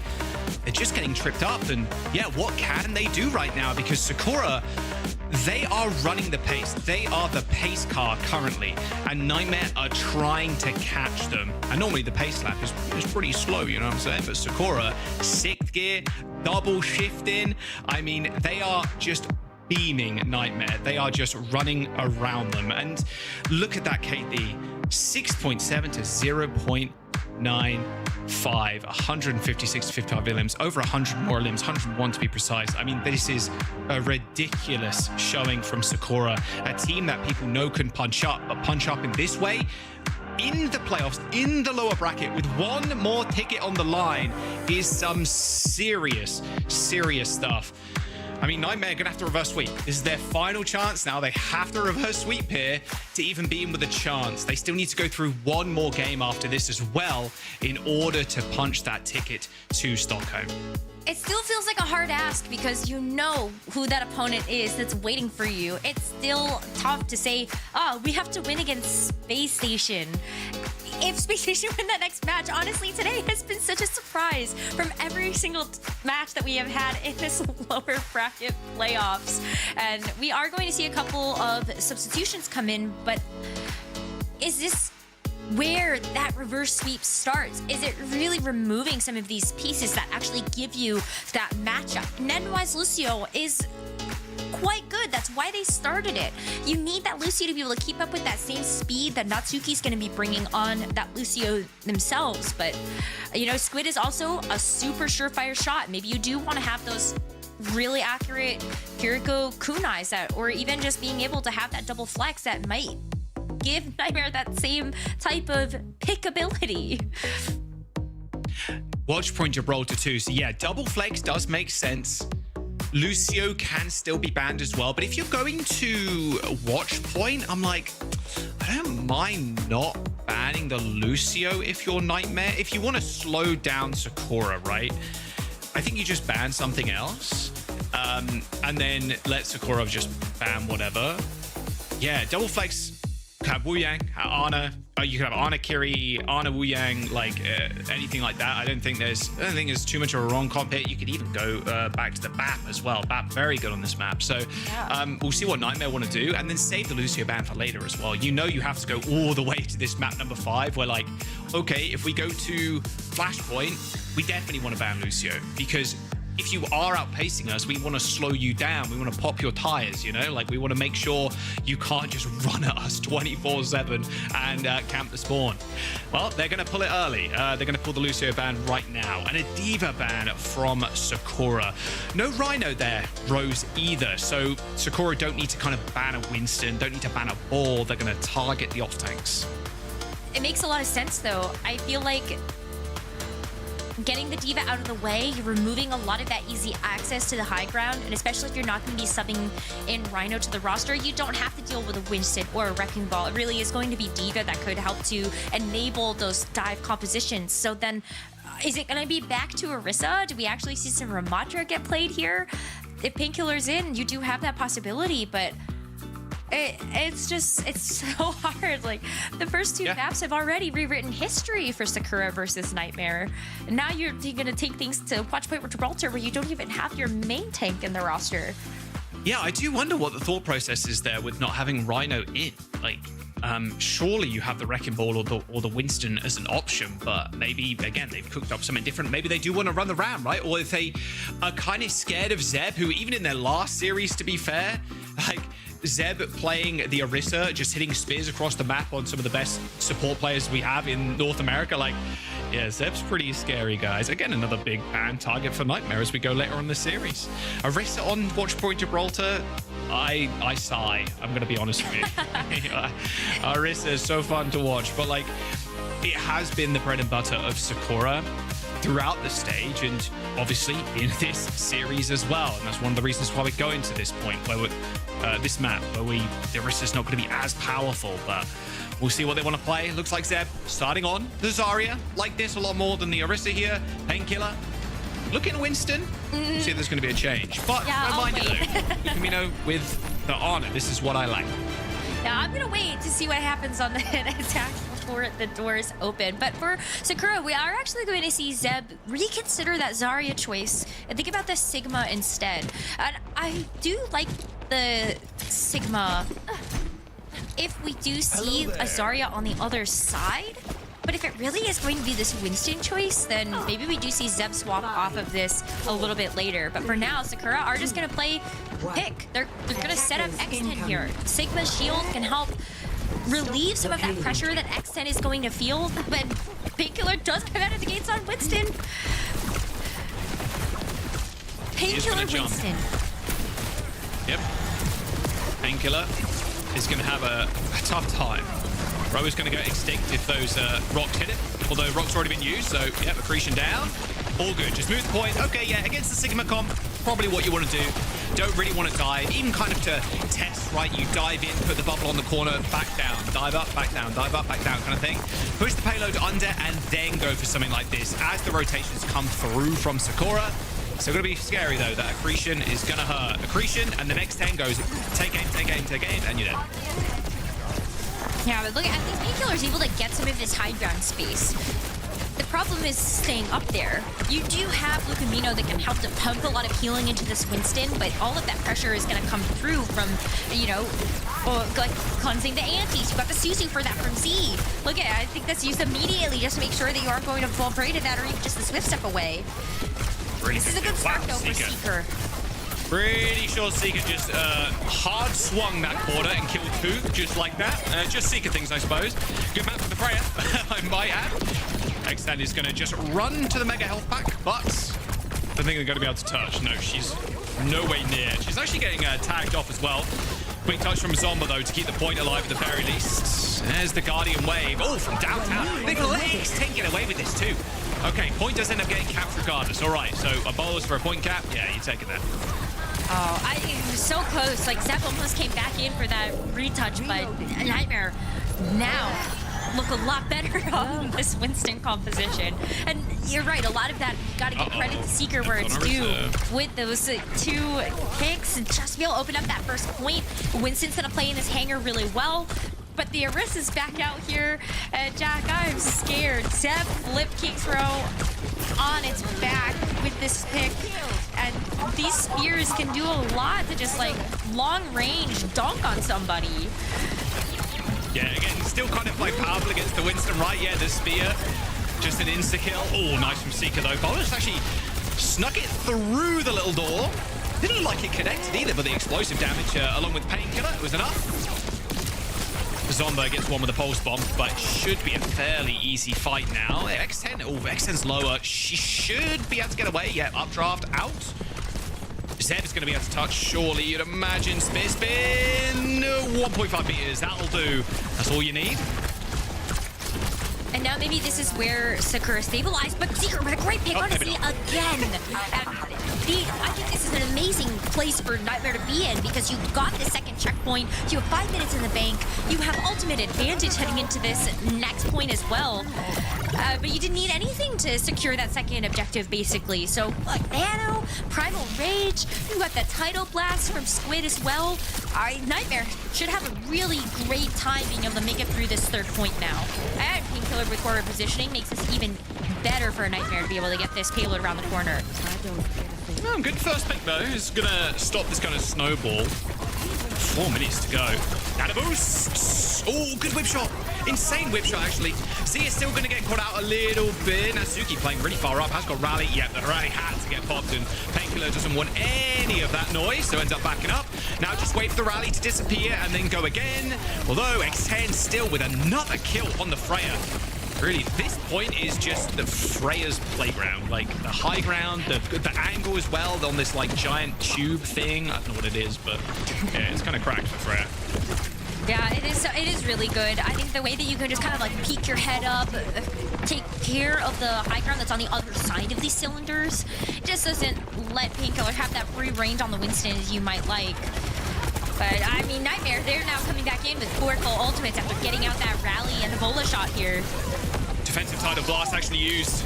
Zed ends up just kind of in. Yeah, same with X10. They really thought they had that kill on the Ana.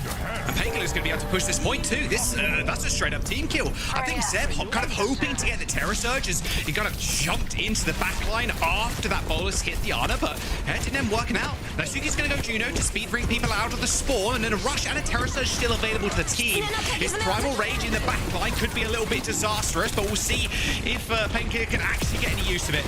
A nice eat from Zeb, spear spinning that pulse bomb away, disarming the explosive as Painkiller sees himself out stage right. That Winston Primal Rage doing absolutely nada. I do wonder if Painkiller thinks about switching now that we are towards the end of this round. They still have so much time to work with. This is plenty of time to get another Primal Rage, another whole set of ultimates. But now you got to really worry about like this Terror Surge. The way Painkiller plays, you'd think it's a dive tank or something. All right, Zeb does end up going down. Painkiller also pretty low, but there's the Guardian Wave to heal him back up. Get a boost to healing. Painkiller with a Sniper Monkey shot onto Natsuki. 2.5 minutes. These late deaths as well, with X10 being on the wrong side of the map, is really bad. In fact, as Zoffer ends up going down, couldn't even get to the point to try and stall. Zeb was like a couple of meters away too. There's a 2 minute and 25 second time bank. Nightmare Rose, I would say. Look, are they on the anime arc? You fall down to then get back up stronger. You're on your final lifeline. You need a reverse sweep. Cap and watch point Gibraltar with time. That's definitely a good way to start it out. Yeah, I feel like Gibraltar is another one of those maps where it's like, oh, it either finishes on first point or it finishes at the very end. But this was a lightning fast pace still for Nightmare to be able to take. Seeker just really popping off on this one as well. I mean, Rocket 21-1 is also nothing to scoff at there. There was just a lot of pressure onto that backline. I think with the dive, this is where you can kind of flip that pace. Where Sakura was able to get that advantage in those first 2 maps, just playing so aggressive. That is something that Nightmare are able to do as well with this Ana, with the Bionades. You are allowing this Winston to get in and get a little bit more aggressive. Seeker as well. I think it really worked out for them, and hopefully they can kind of keep up this pace if we want to see that Nightmare reverse sweep. But for Sakura, Jack, are they cooking something with this? I would not hate to see the Light Weaver to get that pedal platform up for Zeb to get to the high ground faster. Dude, what's my guy Winston doing up there? He's sitting down. Yeah, is he on the Weaver? We'll have to wait and see. Yeah, no, come on, pedal platform for the pedal platform. Get up to yeah, pedal platform up to high ground. Yeah, it's kind of cracked. It is cracked. We'll see. That's probably what's going to happen. Just wait for heal to extend, and there you go. Pedal platform. And hello, I'm a dive tank now. Imagine if Riverset got wings. Jump past me. He's going to die. Yeah, good nade. Really good nade. Seb's going to die too. Nice stuff from Rocket there. That's anti-nade from Lucamino. That was the supports. Come on, let's be real. Rocket with 4 kills. Beautiful from Nightmare. Really kind of expecting Zeb to be up, and no spear spin, no Suzu there to eat the bio grenade as they try to make the cross. Yeah, you can kind of feel this ban from the Lucio really also helping out Nightmare with this double flex backline. You got Lucamino that is just like such a sharpshooter. You know, those nades that have really helped you kind of power up a lot of that flexibility from that Tracer and that Winston to get those high picks. But now Sakura, they have completely switched it up. They've got the Zarya from Zeb. They're gonna have X10 go over to the Reaper. This is just free monkey food. You're really hoping to get up close and personal to Painkiller here so that that Reaper can go ham. All right, well, good kill from Rocket to start us off. But actually getting to the Winston is a little bit harder. Like, with this comp Sakura wants to play, obviously, you want to kill the Winston, but you want to go point, push it under, then put the Reaper on the high ground, and then kind of TP across to control height, but like, and get it away from the Winston. But it's been really tough. I mean, Zeb's kind of isolated himself as well. He's actually down there with X10 currently, but the team is split. Like, Natsuki gets picked off by Squid off screen. There's a TP from Z, and it had a boost on Painkiller as he just kind of marches on forward, and Zeb ends up going down. So, yeah, getting split up here is not good. Natsuki does need to be with the rest of the team, but traversing this kind of small gap between the payload and the middle of Car Wash is very hard for the Wu Yang. And now I don't know how much that really matters, right? Because Nightmare are winning these fights, and they're winning them very handedly. It's just the nano boost there. You saw that Painkiller was playing so smart around those Zarya bubbles to make sure that you were making as much use of that Tesla cannon as possible. Like, Natsuki, you can't heal through that anti-nade. Nightmare don't need any ults here either, and it's looking rough here for Sakura to make it through this. Nice stick as well. Yeah, this is looking dire, to say the very least. A minute and 30 seconds, and Nightmare in full control, like straight up. There's a rush available, but like rushing this map is very hard. You can rush low ground, but it's like, okay, we just leave you to it, and then we just re-engage after the rush has been used. Or you can rush height, but getting there is proven quite the challenge. Yes, it has. And Zeb, look at it again. The nade. Okay, well, Zopa actually now on the board with that pick on a Lucamino. But, I mean, while you don't have the healing from the Ana, you still have that longevity from that Winston Primal Rage that can help buy some time for Lucamino to come back. So that's one pick down, but you still gotta win a full team fight here, and you're running out of time to do so. Sakura, they can at least rush around this corner. I think now that you've gotten the payload through this point, it's a little bit better, but losing Natsuki is not good. And you even have to make sure that your Reaper can get out of there. Oh, that was a grab on the bubble. Death Blossom on top as well. Okay, kind of cheesy, but I love it. Painkiller pops the Primal Rage to try and survive. Should be able to as well. Yep, straight back over to the Ana, and Lucamino is going to get this nano boost online as well, thanks to that. And X10, you can shoot the monkey in the back all you want. That nano boost is going to get applied to somebody, and it's actually Seeker instead. Saw a lot of this the other day. Doesn't end up getting two-tapped by X10. That bolus did end up connecting, but Z comes in with a Suzu to help out. So Z ended up teleporting away to that low ground too, so nano boost available from Natsuki, but with 12 seconds to go, Rose, this is again looking a little tough. Yeah, now with this Falling Ring perk active as well from Squid, look at how much damage you're doing with just the triple orbs in people's faces. It's not looking good. Seeker ends up going down to Zeb, but X10 is on the point, and unfortunately with no supports left, this damage is pretty permanent now. And the Reaper, yes, can heal himself with the passive, but yeah, the likelihood of you winning this fight is pretty slim. Lucamino and Squid being able to control these high grounds too is just so insane. There's the kill onto Zeb, and that'll be the map over. Nightmare come back in a big way. Full holding watch point Gibraltar after capping with 2 and a bit minutes in their time bank as well. So Anime Arc is looking strong for Nightmare. That reverse sweep needed to stay alive in the lower bracket. What a weird alternative universe that we just got isekai'd into, Jack, because like Painkiller and Winston absolutely popping off. I think that was the exact right pick for Nightmare to bring, because that was super unexpected for Sakura. They didn't have the Lucio to taxi them around either, and I think this was also the perfect map choice, since you're taking away a lot of the power that Sakura can have with these brawl comps. Yeah, those stats aren't pretty at all.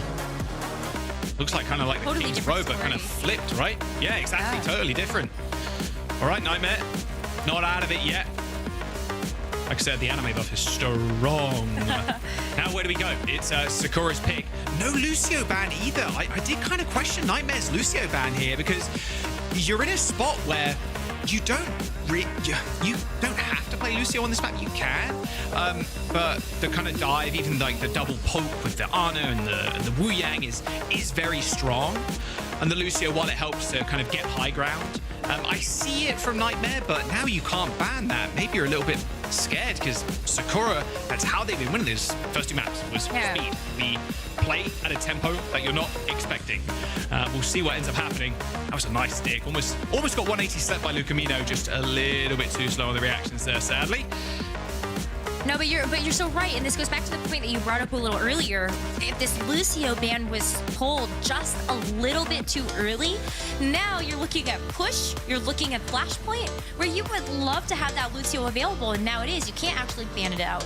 I think both of these teams would still like to have that speed available, so maybe you are okay with just saying, hey, we're just gonna go ahead and make sure that all the cards are on the table for this one. We want to make sure we get at least one map win. We picked Gibraltar so that we don't have to play Brawl onto any of those other escort maps, but now this is where it does get hard. Nightmare can't come back and actually go head-to-head with this Brawl. Sakura win. They already have 2 maps up in this series. They just need one more, and you've got 2 chances to do that. I think the odds are looking pretty good for Sakura to actually get the upset here, but you gotta get yourself over the finish line. It's not over yet when you got this 4th map up on the table. Yep, exactly. It's not over yet. Push available and Flashpoint. Atlas back in the pool. Suravasa El Clasico. You're going to be playing quick. You just got Nightmare. You just got to keep up with that pace. Where are we going? Suravasa. Okie dokie. Yep, got to be a lot of Lucio here. We'll see if Squid ends up staying in as well. If Nightmare continue with this double flex, there's going to be a lot of Orisa. And in fact, if you're looking at the pool as well, the Orisa is pretty good on New Queen Street 2. A little less so on Esperanza. A lot of high ground there for the Orisa. Still workable, still doable. But Zeb is kind of proving to the whole of North America, the Orisa god, maybe the best Orisa in NA. But Suravasa, you can best believe Orisa's going to be played in. I think Orisa looks great. Maybe even you can still play the Zarya if you want to let Painkiller play the Diva. I think Zarya has a great matchup into the Diva. So I think there's still a lot of ways. At the very least, Sakura can answer whatever Nightmare decides to play. Unless there's that out-of-pocket Winston pick again from Painkiller, then maybe you do have to go back to the drawing board in terms of how you actually want to do that matchup into it. But we saw some shades of, I think Reaper would be a lot better on this map. You don't have to deal with the difficult high ground that Winston can get access to on Gibraltar. And it's going to be so fast. That's where, like, if we don't see any subs here, I actually think the double flex plays even a little bit better for Nightmare, because that's where you saw that tempo get pushed even further. Those supports getting picks, anti-nades, just really helping to keep things strong. There it is. Yeah, you can't let him have this. The Orisa ban. Yeah, no shock at all. Sojin ban for Sakura, though. Extend, pretty decent on the Sojin. Seeker, though, yeah, a little insane on the Sojin, let's be real. So Sakura banning that. That means X10, Cassidy, Freya still. Like, that matchup is like, okay, we're probably going to see some crazy hit scan, but it's all on the tanks, Rose. It really is. And all on the back lines. This is going to be a very different look for Nightmare. Keeping that pace, like you said, is going to be tough. If you have double flex, you could play Juno. Don't think Juno's too bad, especially on first.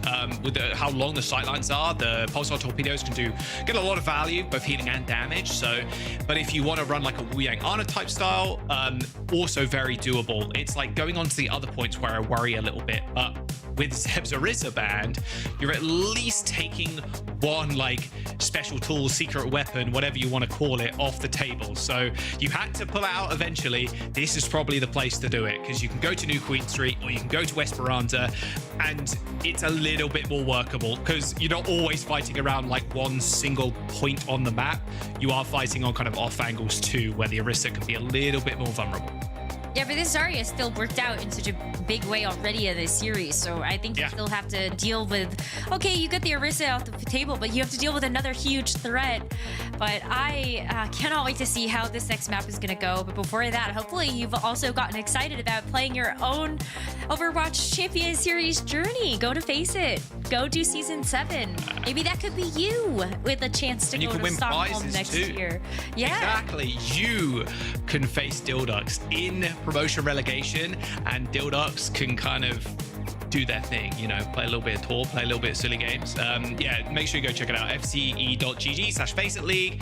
Prizes are up for grabs, and that road to OWCS as well. And there's also some different divisions too, so you don't have to play in like Masters or anything like that. You can play in Advanced, so you don't have to face. Work your way up there. Exactly, that's what I'm saying. Playing in a team also, I will say, does help your solo queue game. It really does. It does help you think about the game a lot differently too in a team environment. So yeah, make sure you go check that out. But as we get into our fourth map here, Rose, with 1 point on the board for Nightmare, still need the next two to make sure they can continue their streak in the lower brackets. But Sakura are going to hopefully put a damper on that if you're a Sakura fan at the very least. See what they're running. Looks like Zeb on the Zarya, potentially Rose, like you mentioned. I think the Zarya has just been so good for Sakura. Like, Zeb is just a very aggressive Zarya player as well, and I think if you want to be able to see Sakura really just kind of be Nightmare to the punch, it is going to be with this Lucio speed, the Zarya, being aggressive with the bubbles, just beating people down, charging and running into people.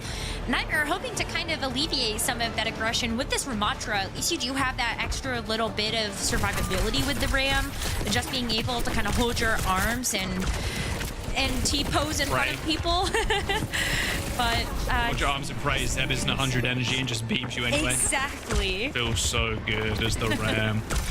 It's gonna, no, you are right though. It's gonna give a lot of point presence too, because actually getting onto the point of Zarya is one thing, and it's like, okay, I have to use the bubble to kind of touch. So the ideal game plan here is you've got to be able to pocket somebody. Okay, well, you've got to be able to pocket Painkiller. I think both supports from Nightmare were looking at the Tracer at that point. My point was going to be, you got to pocket someone like Exen or Zomba and then hopefully then find a kill. Exen does end up going down, but yeah, Painkiller switches to Winston, counter the Zarya as, well, Nightmare is still in this, in fact. It's going to be a small back off here as Seeker just finds two. Could be another one of the cards as well, as Painkiller's already back in the mix. Sakura kind of fumbling that fight after a very good early kill on Painkiller.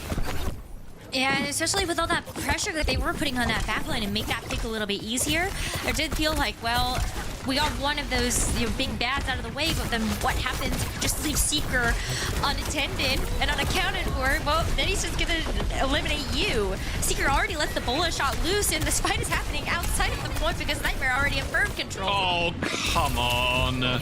Rocket pulse bombing Natsuki as well. Okay, so this is basically, Rose, what we're seeing is the pace that Sakura was setting on King's Row is like playing up to their spawn. Nightmare have taken it in their stride and doing exactly the same thing pretty much. Yeah, I think like Seeker was just splashing cold water on his face, made sure that the adrenaline is truly pumping in the veins, and he's also been showing up in a big way. Now though, with the splash point, fastly approaching this final fight. You got Rush. I think Nightmare have this pretty firmly in their grasp. If they can get back to point and contend with this Reaper that is now teleported to high ground. Yeah, double Rush on the point. He's trying to kind of tag down Seeker, and that's a direct kunai to the skull. That updraft there from Seeker was his demise in the end. Still though, if you're Nightmare here, you can afford to lose this fight. Okay, you traded Rush for Rush, that's completely fine. We have Tidal Blast, we've got this Primal Rage as well. Again, going for an Ajax on Natsuki is going to be the goal here for Nightmare. If you can get that, either with the Tidal Blast knockdown or even Rocket getting a clip or Seeker landing a shot, like that is going to be a win on this point. Doesn't that feel bad though that that's your win condition? Is just make the Lucio Ajax? It's easier said than done, I think, sometimes, but we've also seen we've seen one today. Two today. You know what I'm saying? Yeah, one in EMEA, one in NA already, but out here so early to save Zeb's life. Very early. Yeah, Primal Rage is going to get used by Painkiller there. They were fairly split, but it was a 5-person sound barrier there from Sakura. Good re-leap in there from Painkiller, and now comes the Tidal Blast. It's like an overflowing amount of ultimates right now. Natsuki just getting dominated by the Tidal Blast damage, and Painkiller staying alive, and Rocket just a perfect tag team. Still going to deal with this Reaper though, sadly, but they do end up finding the flip regardless. Next 10 just get the 180 shot there onto Rocket and will put themselves on the point. So she just existing here with this Death Blossom is going to be so hard for Nightmare to fight into again. It's going to be a quick regroup here with a Graviton Surge available for Zeb, but can they actually make this work? Seeker ends up going down to get the final touch here, but now Painkiller has to fight into this Death Blossom. I mean, good luck. There's no ult for the Winston. There's very little time to actually play with. That's going to be the point over to Sakura. They don't even need to use that ultimate combination, and I think that really bodes better for them heading into the next flashpoint. You secure this to have the Graviton Surge and Death Blossom combo. You also have that Rush that Nightmare are going to have to play into, so are they prepared for this? Let's hear. It should sub grab. Yeah, walking top. Sorry, one bubble. Use one bubble. Yeah, just play long and go. Yeah, fine, sure. They're gonna wrap our side. I'm gonna flip the wrap our side, okay? Yeah, you guys play long and go. I'm playing point. I'm going to point now. Playing bottom side point. Turn. 1 HP. Nice. Reaper our main. They use Suzu. They have no Suzu right now. The Reaper clock. Shoot him. Reaper TP me. Shooting Zar. Zar1. Q1. Lucio 1. Fight. They have no cooldown. Yeah, up one. Go Wraith. Q1. Stable, we have point. Stable. Reaper. Reaper TP down. Reaper top. Train. Alright. I can't play it. 3 top, stable. No bubbles. Yeah, find trade, Luke. I'm putting right. We broke. They want to play. Replan. Can't go. Get off. They're gonna chase me, I don't care. Keep backing. They're main. I can shield them 3, 2, 1. Swing the shield. I'm up there. Nice. Here close. Carry one. Please, Suzu. Flip the point. Zar1. Reaper to shift again. They're Reaper together. You know you're Reaper. Train. Stable our mid. Trying to get out. I just need to talk about your position work, Backline. Whether you're flipping forward or you're playing slow with Wranglers. Yeah, like 3 fights in a row now. We need to just chill. Yeah. Oh, they use Blossom, yeah. You like Blossom, grab. They should have just beat closing carry. Train. I'm gonna go left. He's gonna push you from left. Yeah, you guys can go left. I'm okay walking to main. Really care that people Reload. Very close. Q1, Reaper close. Double point. One buff. Walking to point in 3, 2, 1. Walking point. Reaper, flipping in. No bubs. Lucio weak. Flip point. Getting close. Shoot carry. Reaper after Brad. Soon. Give me. Zar. Shooting Zar. Reaper to Wraith. Carry 1.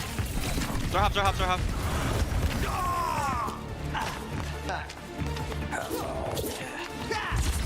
And once again, Sakura just ratchet up a notch like this tempo. They're now out-tempoing Nightmare.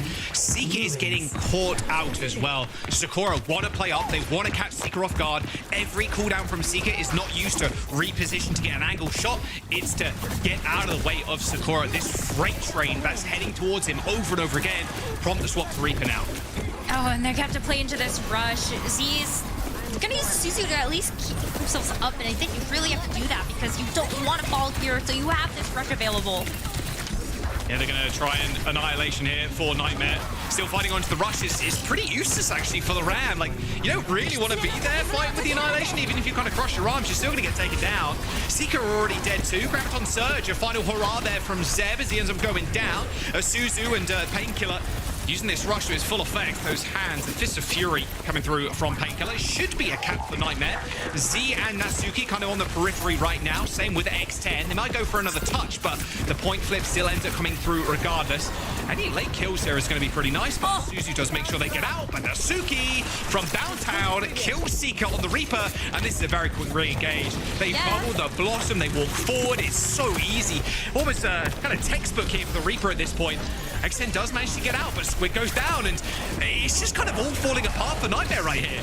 You can hear it in the comms. They are trying to stay cool, calm, and collected, but they can't.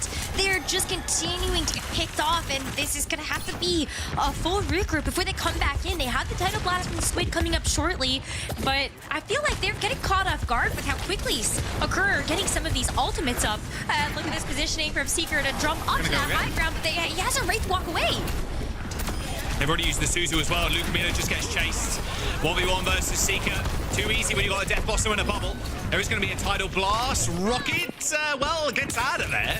Squid kills Zomba, but another big reset for Nightmare. Rose, this is final fight we're entering for Sakura. And they have nothing. Nightmare have nothing to be able to answer the sound barrier. They got Rush. They're going to have that Pulse Bomb. If Rocket doesn't come up big with something here for the Pulse Bomb, this is it. Sakura are going to send him packing with a huge upset. This is final fight, Jack.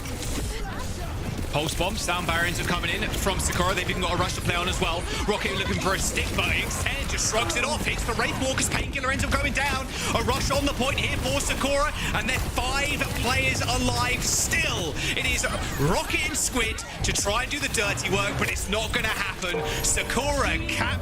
They get 3 points on Suravasa, and they keep their dreams alive in the lower bracket. Nightmare eliminated from contention, and you best believe they'll be dreaming about this later on. That is not a third time they're going to meet in an international stage. They've been eliminated, and Sakura with an unbelievable upset. They keep coming. There's one in EMEA and there's one in NA. Can this keep on happening, Rose? I'm not sure, but Sakura, elation from the team. A different pace and a different look from them, it felt like, entirely compared to their regular season run. Yeah, this has just been an incredible turnaround for Sakura.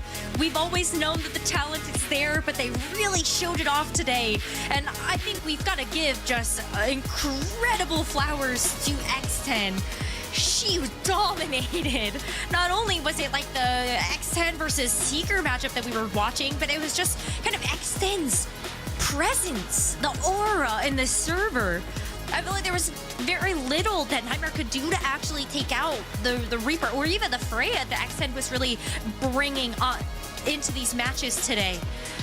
The entire team was just completely on the game, on the ball today for Sakura, but X10 specifically, just wow.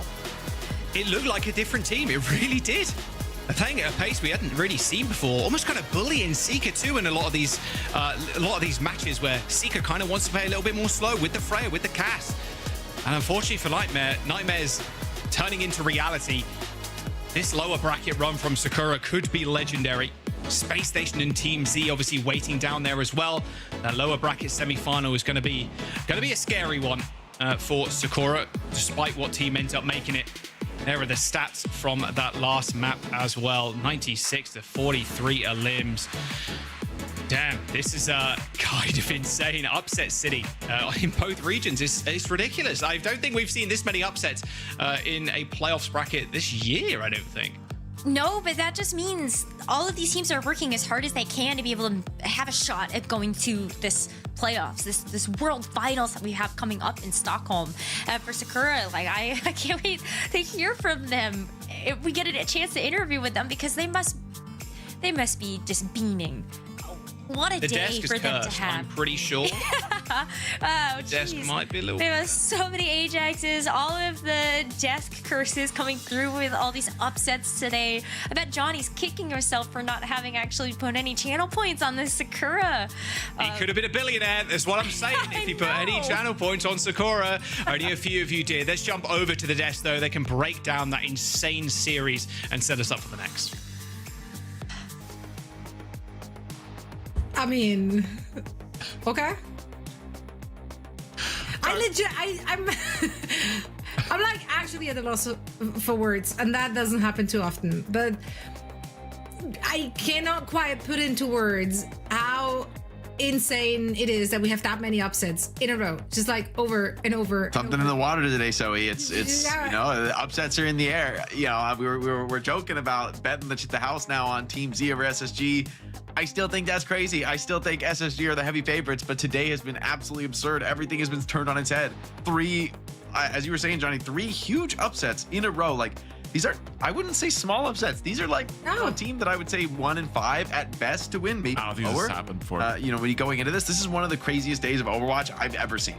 I mean, no one is living with more regrets than Johnny for not making those bets. No, I don't care. I don't care. Like, this is so crazy that, like, I just want to, like, step away. This is beyond channel points. You can't just walk away from the casino at this point. No, something is going on with the destiny of the world right now. Like, I don't want to mess with this. How do you break it down? Because it really is those teams, like, clearly coming in so prepped with such a strong game plan, like, so well, so ready for who they're facing off. They have been waiting in the lower bracket, right? They have been awaiting their opponents. They had a little bit of time to like carve something out, but it's not just the game plan, it's just the individual performances, which are like, these are lifetime games. X10 and Zomba and Zeb, like across the board, like Sakura popped off today. I thought Zeb had a particularly huge game, like the signature Orisa here coming out on King's Row, forcing Painkiller into the mirror, and that's not a spot you want to be against Sakura. Like, they are super comfortable in this Orisa matchup, and then you got to hand it to Zomba and X10, you know, outperforming, like having bigger games on DPS. I was even talking about that in the pregame, like, hey, I actually know they can do it. You know, it's just a question of the team coordination, the like all the assets aside from just that raw DPS firepower, but all of those questions have been answered. Natsuki and Z have been phenomenal.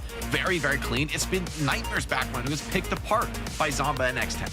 I mean, they were uncontested. Like, they were just absolutely dominating. If you just scroll through some of those fights that took place on Samoa, like the amount of times Somba would just come up with a 1K, 2K, and that just sets up the rest of the fight. It was phenomenal. And that X10 was like uncontested on Reaper, on Suravasa. All right, the Reaper was just was a complete collapse for Nightmare. The Reaper was snappy from X10. That was like, she was clicking down tracers. Like, that's not easy to do on the Reaper. Get the like full center mass burst. Like, Rocket is not expecting to die in a lot of those spots. I think he might have blinked in a few of those spots. Just getting deleted. Like, unexpected, really clean play on the Reaper. So, you know, I think Sakura, they came to play. They saw the upsets at EU. They said, hey, we can do it too. They doubled down, and just so much confidence oozing out of them. Huge for a team that came in here, starting in the lower bracket. You know, they're not no strangers to being on their last life and having, you know, no games to lose, but they just say, just win for it. Just win for it. Well, you can tell though, like the last couple of weeks, like when we got to chat with them during the regular season, they were talking about like the vibes and everything, and like how much faith they have in each other, and how they don't put that much pressure on themselves, right? They want to have fun with it and like have a good performance, sure, but like they were taking it quote unquote a little casual. So for them to like have come this far, staying alive, now being in that lower bracket semi-final, like that is huge for the team and so well deserved. Yeah. I think everything went right for them. They were proactive and they were aggressive. I think we saw that with your Risa play on King's Row. They were really pushing it to Nightmare. And then if you have Somba dominating on the off angle on the Tracer duel and just helping to finish off these kills, you know, we saw that like combining with X10, combining with Seb. You know, if Seb hits like a javelin, can the Tracer be there to like help out and secure that kill? Everything really worked out well for Sakura, and it all came together.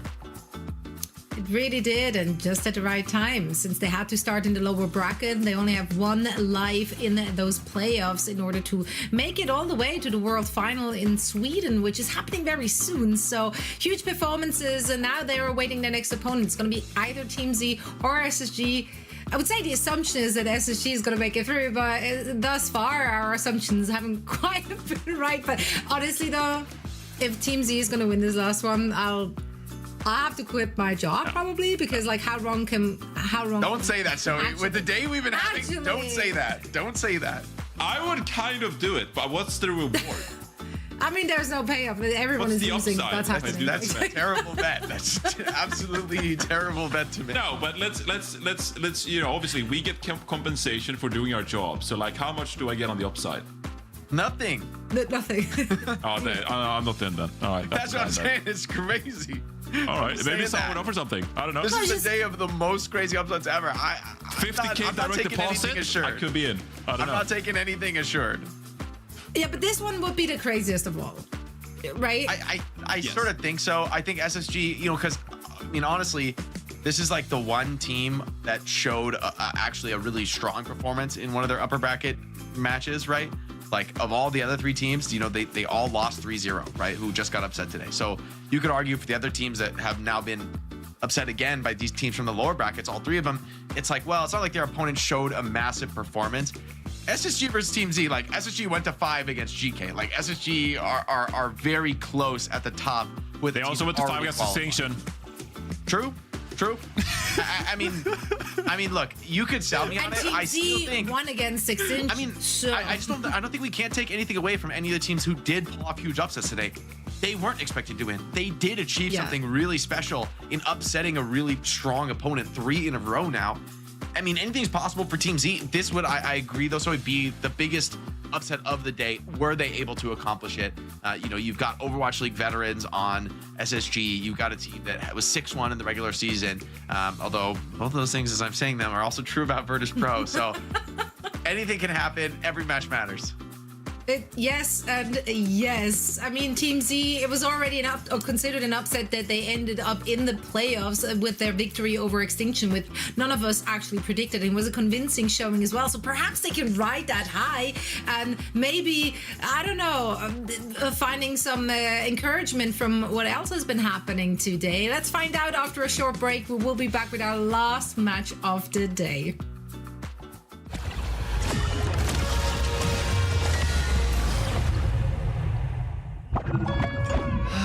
What was it Shifu told me? Nothing in the world is as yielding as water. but in its ebb and flow. I honestly forget the rest. So, I'll just go with the flow. Booyah! Making a splash. Always good to hydrate. Much better. Oh, easy! Oh, check me out! Bye! Ultimate's ready. You're protected. Go make a splash. Hope you brought a change of clothes. Guess my training's paying off. Let's keep it going. Lee Wang Kwanglan! Wouldn't want to be ya!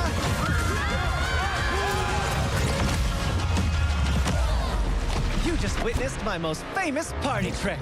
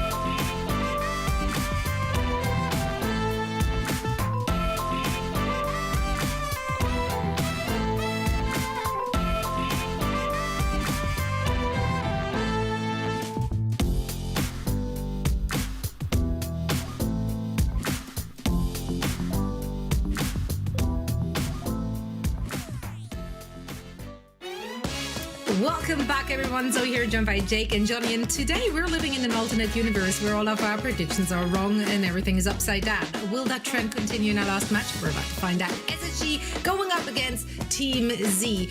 Now, this might be the most unlikely of all of them, since Team Z barely even made it into this playoffs bracket. The only teams they defeated were the Dilducks and Extinction, so the two bottom teams of OWCS. So if they're rocking up today and whoop-de-doop rolling over Space Station Gaming, I don't even know what to think anymore. Like, that'd be... Guys, we've come. It's been a crazy day. It's understandable that we might start getting a little crazy, but it's not happening, man. Sugar Free, Hawk, these guys are about to put that work on. Onyx has been really impressive this stage.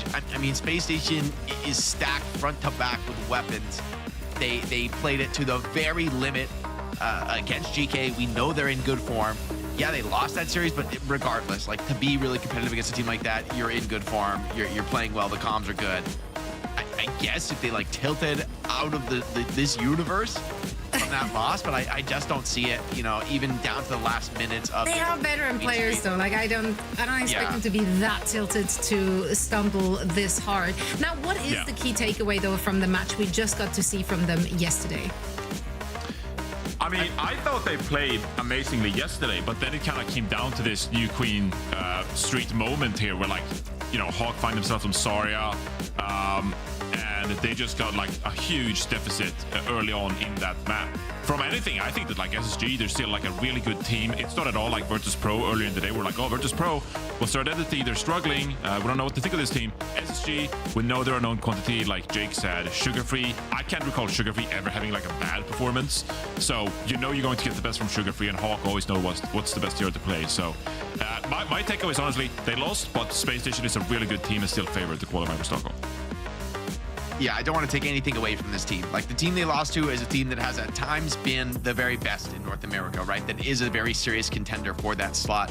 On the other side, though, you know, this is going to be an uphill battle for Team Z. You know, Peace and Ryan have impressed me on these heavy dive styles, but they're going to be diving into Hawk in the front line, CJ and Let behind, and I mean, Sugarfree's not going to be letting you take those angles for free. So if they're able to bring that pace and play some of these fast-paced styles that we've seen out of them, I would be really impressed if they could take it to SSG. But man, today has made me question everything, man. You know, there's always that chance that playoffs just go crazy. But as you were saying, Johnny, like, the consistency from players like Hawk and Sugarfree is just unquestioned in my eyes. And you know, you can't be preying on SSG to fumble this. This has to be nothing short of heroism from Team Z to get this over the line. Yeah, if they just the thing that way about Team Z though, I'm not coping here, but I'm like presenting the case, and it would be like they're playing this double dive style, like you said, Jake. Peace and Ryan do that very well. Maybe Astro can like pull off the ball on some maps. Maybe you can win a map if you like ban the Freya from Chronic, and just make things difficult for Team Z. So I do think that the pace could be in Team Z's favor here, but there'd be so many things that have to go wrong for SSG that I just don't think it's likely at all that Team Z upsets SSG here. Like, yes, you're playing double dive, but like, Sugarfree is going to be all over you. Yeah, is it a hot take to say that SSG is going to like crush them 3-0 and they're going to have big games? They came off a painful loss yesterday, you know, against GK. They're going to be activated in the worst way for Team Z. You know, I think this is going to be a resurgent SSG taking absolutely no prisoners. I think if Team Z can win a map, it's because they are earning it, man. It's not going to come easy. If I pressure left, try to get some Ajaxes out, you know? That's the game plan. Okay, good. I like that game plan. It's not a good one, but it's always a good game plan. I mean, trying to make sure this Ajax is legitimately a good game plan, but you can't really do that from the start of the game. You need to win a couple fights. I'm just saying, a lot of things would have to go wrong for SSG, so maybe start there. Yeah, like willing SSG to C9, willing some Ajaxes, like this is, but that doesn't feel like a good road to victory.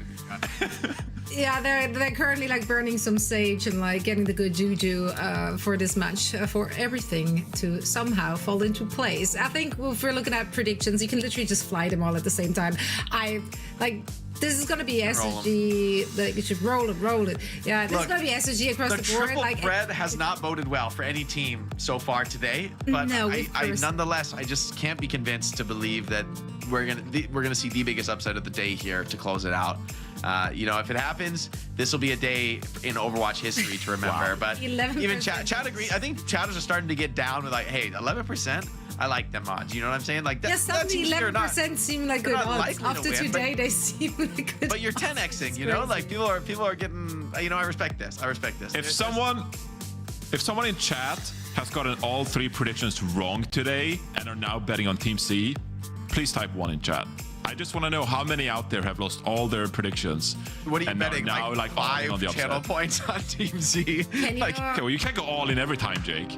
I mean, that's what I do, bro. Like, there's no other way to play. When you're out of points, though, if you're out of points, can you make points back? Slowly watch. Yeah. Oh, you get points back. But you see, we've all been in the trenches. We get like 10. You're like, oh, 50 channel points. Thank you. Please, sir, may I have another? Oh, the gift box. Press the gift box. Press the box. That's all your channel points. That's sad. But hey, you know what? This is the state of today. You do you. Hey, people got hobbies, you know, like that's fine. I do other stuff. SSG is taking us to Samoa. Nice. I like Samoa. That's what they did yesterday against GK. Good stuff. Yeah, and it worked really well for them. So why not run it back? Ramatra and Lucio bans is what we're seeing from the 2 teams. Yeah, I'm curious. I mean, Team C. Yeah, go ahead, Jake. I was gonna say, I'm curious to see if they'll run like this Wrecking Ball with double flex support, maybe the Tracer Genji. I think if you do want to play a Tracer Genji, taking away Lucio, you know, it's like, you could play Brig against it, try and really just be hard counter dive. Maybe that'll be the way Lep tries to go here. But often the Lucio ban does bring out a double flex support, which would create opportunities for Tracer Genji. But I think this has to be beyond comps. It's about execution here is the question mark for Team Z. Can they just hang in the raw deathmatch? Can they like keep Sugarfree from off the flanks, stay alive long enough? If you're forcing plays against SSG, it's just not going to work, right? You have to be able to control the map and actually handle them in the head-to-heads. And that's I think going to be the toughest ask, considering the raw just skill power on SSG right now. I think this is kind of like a must-win map for Team C, though. I think the Lucio ban is so powerful because they've shown this stage they'd like to play Hanbi on the Kiriko, Cinnabar on the Wu Yang. They like these flex support lineups. The Lucio ban is really powerful, and so them using it in the first map, I think this is a bit of a must-win map now for Team C. Well, let's see if they can get it done. Maybe we need to like form a summoning circle to speak it into existence. I don't know how these things work. No more. There's been enough Black Magic today, There's been enough. Hey, there's not enough Sage in the world. 4 times the charm. That's what no one says. So let's get it.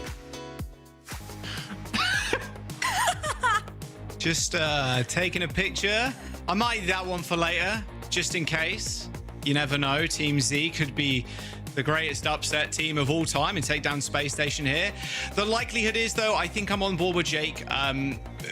Space Station going to 5 maps versus GK. Bit of a heartbreaker on New Queen Street. It was like 120 meters to 0, or maybe like a 0.5 of a meter or something silly. And then they end up losing that series. Realistically, it is going to be a Space Station win. However, seeing crazier things, like, it can happen. Like all of today has been super crazy. But yeah, we do have to kind of reground ourselves heading into this matchup and just kind of take stock. Space Station now seem like the team that should be able to make it out of the North America playoffs bracket to join GK and Team Liquid at Stockholm. But yeah, gotta take it one match at a time. And Team Z, they still found themselves in this playoff bracket with those 2 match wins this season. And we really have seen some insane things today. Team Z, maybe they can punch up, and they do have some really great DPS players in Peace and Ryan that might be able to get a little bit of a jump up. But I think Space Station, they hit the VODs last night, Jack. They definitely made sure that they were gonna be on it today. They don't want to fall here. Yeah, absolutely not. It was GK that actually took this map as well. It was a 2-1 to GK in the end. But, I mean, this is going to be the look and the feel that Space Station going to be running pretty much the whole series, right, as well. Hawk on the D.Va, on the Zarya, on these off-tanks. Team Z, a bit more like ball-heavy, Winston-heavy as well. Like, a ball look here for them. Like Johnny picking up the fact that, you know, Cinnabar, Hanbei, without the Lucio, like, they're kind of fine. Playing the Wu Yang and the Kiriko, like, double flex support has been working when they've ended up finding games. But taking down some of the very best North America has to offer is a tough ask. Sugar Free with the first blood. Yeah, with Astro not being in this next team fight, it's going to be hard to maintain that point presence to actually contest this first point capture. So Space Station are able to get that really easily. And now taking a look at kind of where we're at here, forcing out the Suzu already from Hanbei should be an easy pickup here for Sugar Free. It almost like he's kind of playing with the food there, just kind of stalling out that elim so that it's going to be easier for the rest of the team to pick up the pieces in the next fight. Yeah, there was no teleport target there, I don't believe, by Hanbei. Trying to, like, get over there. It was on the wrong side of the map, of course. CJ gets traded, you know, Kiriko for Kiriko, but, I mean, Sugar Free. It's KD in the fans. It's going to go crazy again, do you imagine? Although Ryan gets another. Maybe another one, too. I mean, yeah, Chronix is going to get run down. Astro didn't even require the Wrecking Ball damage there. Ryan gets 2. Point cap, 2. Okay, all right. Hang on a second here. Hawk's going to be in a little bit of danger as well. That bubble's already been used. In fact, it looks like the second one as well. Yeah, Hanbei with the assist. Picked up. Okay, Hawk down. 35% for Space Station. Chronic switching over to Cass. Now, this is a little messy, but Chronic is going to bring out the Cassidy and Hawk to the D.Va. So they just want to give themselves even just a little bit more mobility. And I think it's like this Lucio ban kind of feels like it's hurting both teams. Didn't really like the Juno pick at the very beginning because I think it's just easy pickings for a Tracer or a Wrecking Ball to be able to go after that hero once you end up using your glide away. And so we do see kind of a wholesale swap here from Space Station to make sure they can contend a little bit better with like this Tracer, just the mobility that Team Z have instead. Yeah, getting slammed too should be fairly easy for Hawk to come in with the defense matrix to stop Astro getting a free kill. Although what this ball comes does very well as well is just kind of stall the point forever and ever and ever until maybe 2 centuries passed. Peace does end up going down though. A good isolation kill by Space Station Gaming, and now dealing with a rush on the point is nigh impossible here, especially for Astro, who's now 1 HP. Free cap for Space Station as Ryan is taken down by Sugar Free. Now this should be pretty easy. I'd say easy, but like it can also be kind of challenging to time which ultimates you want to use when everybody on your team Z is going to have the ultimate available. Maybe you go in with a slam and you try to set down mines, have everybody turn their attention in, and then you can use the bullet shot and pulse bomb. But like 5 ults here for Team Z and coming into this next fight. Nice attempted slam there. Whoa, downtown from Peace. Ends up getting a couple of hit markers there, but that's about it. Recall available for Sugar Free. Cinnabar dead. Rush on the point for Hanbei. Hawk is pretty low, so actually staying in the fight now for the D.Va is going to be fairly tough. Same with Astro. However, with Team C's Tidal Blast coming up, Ryan and Astro are going to be very deadly to deal with in this fight. Although Space Station Gaming just not letting go of that accelerator pedal right now. There's going to be a big slam on the point as Ryan receives that Tidal Blast. Straight to the back line. Chronic already dead. Tidal Blast doing its work. Ryan being able to sustain with all that green over health is good for the Tracer. They do lose the point, 75 to 77 here as Team Z. They do demech Hawk, but self-destruct instantly gets a remech back. And with Peace killed, this is Team Z's final fight here.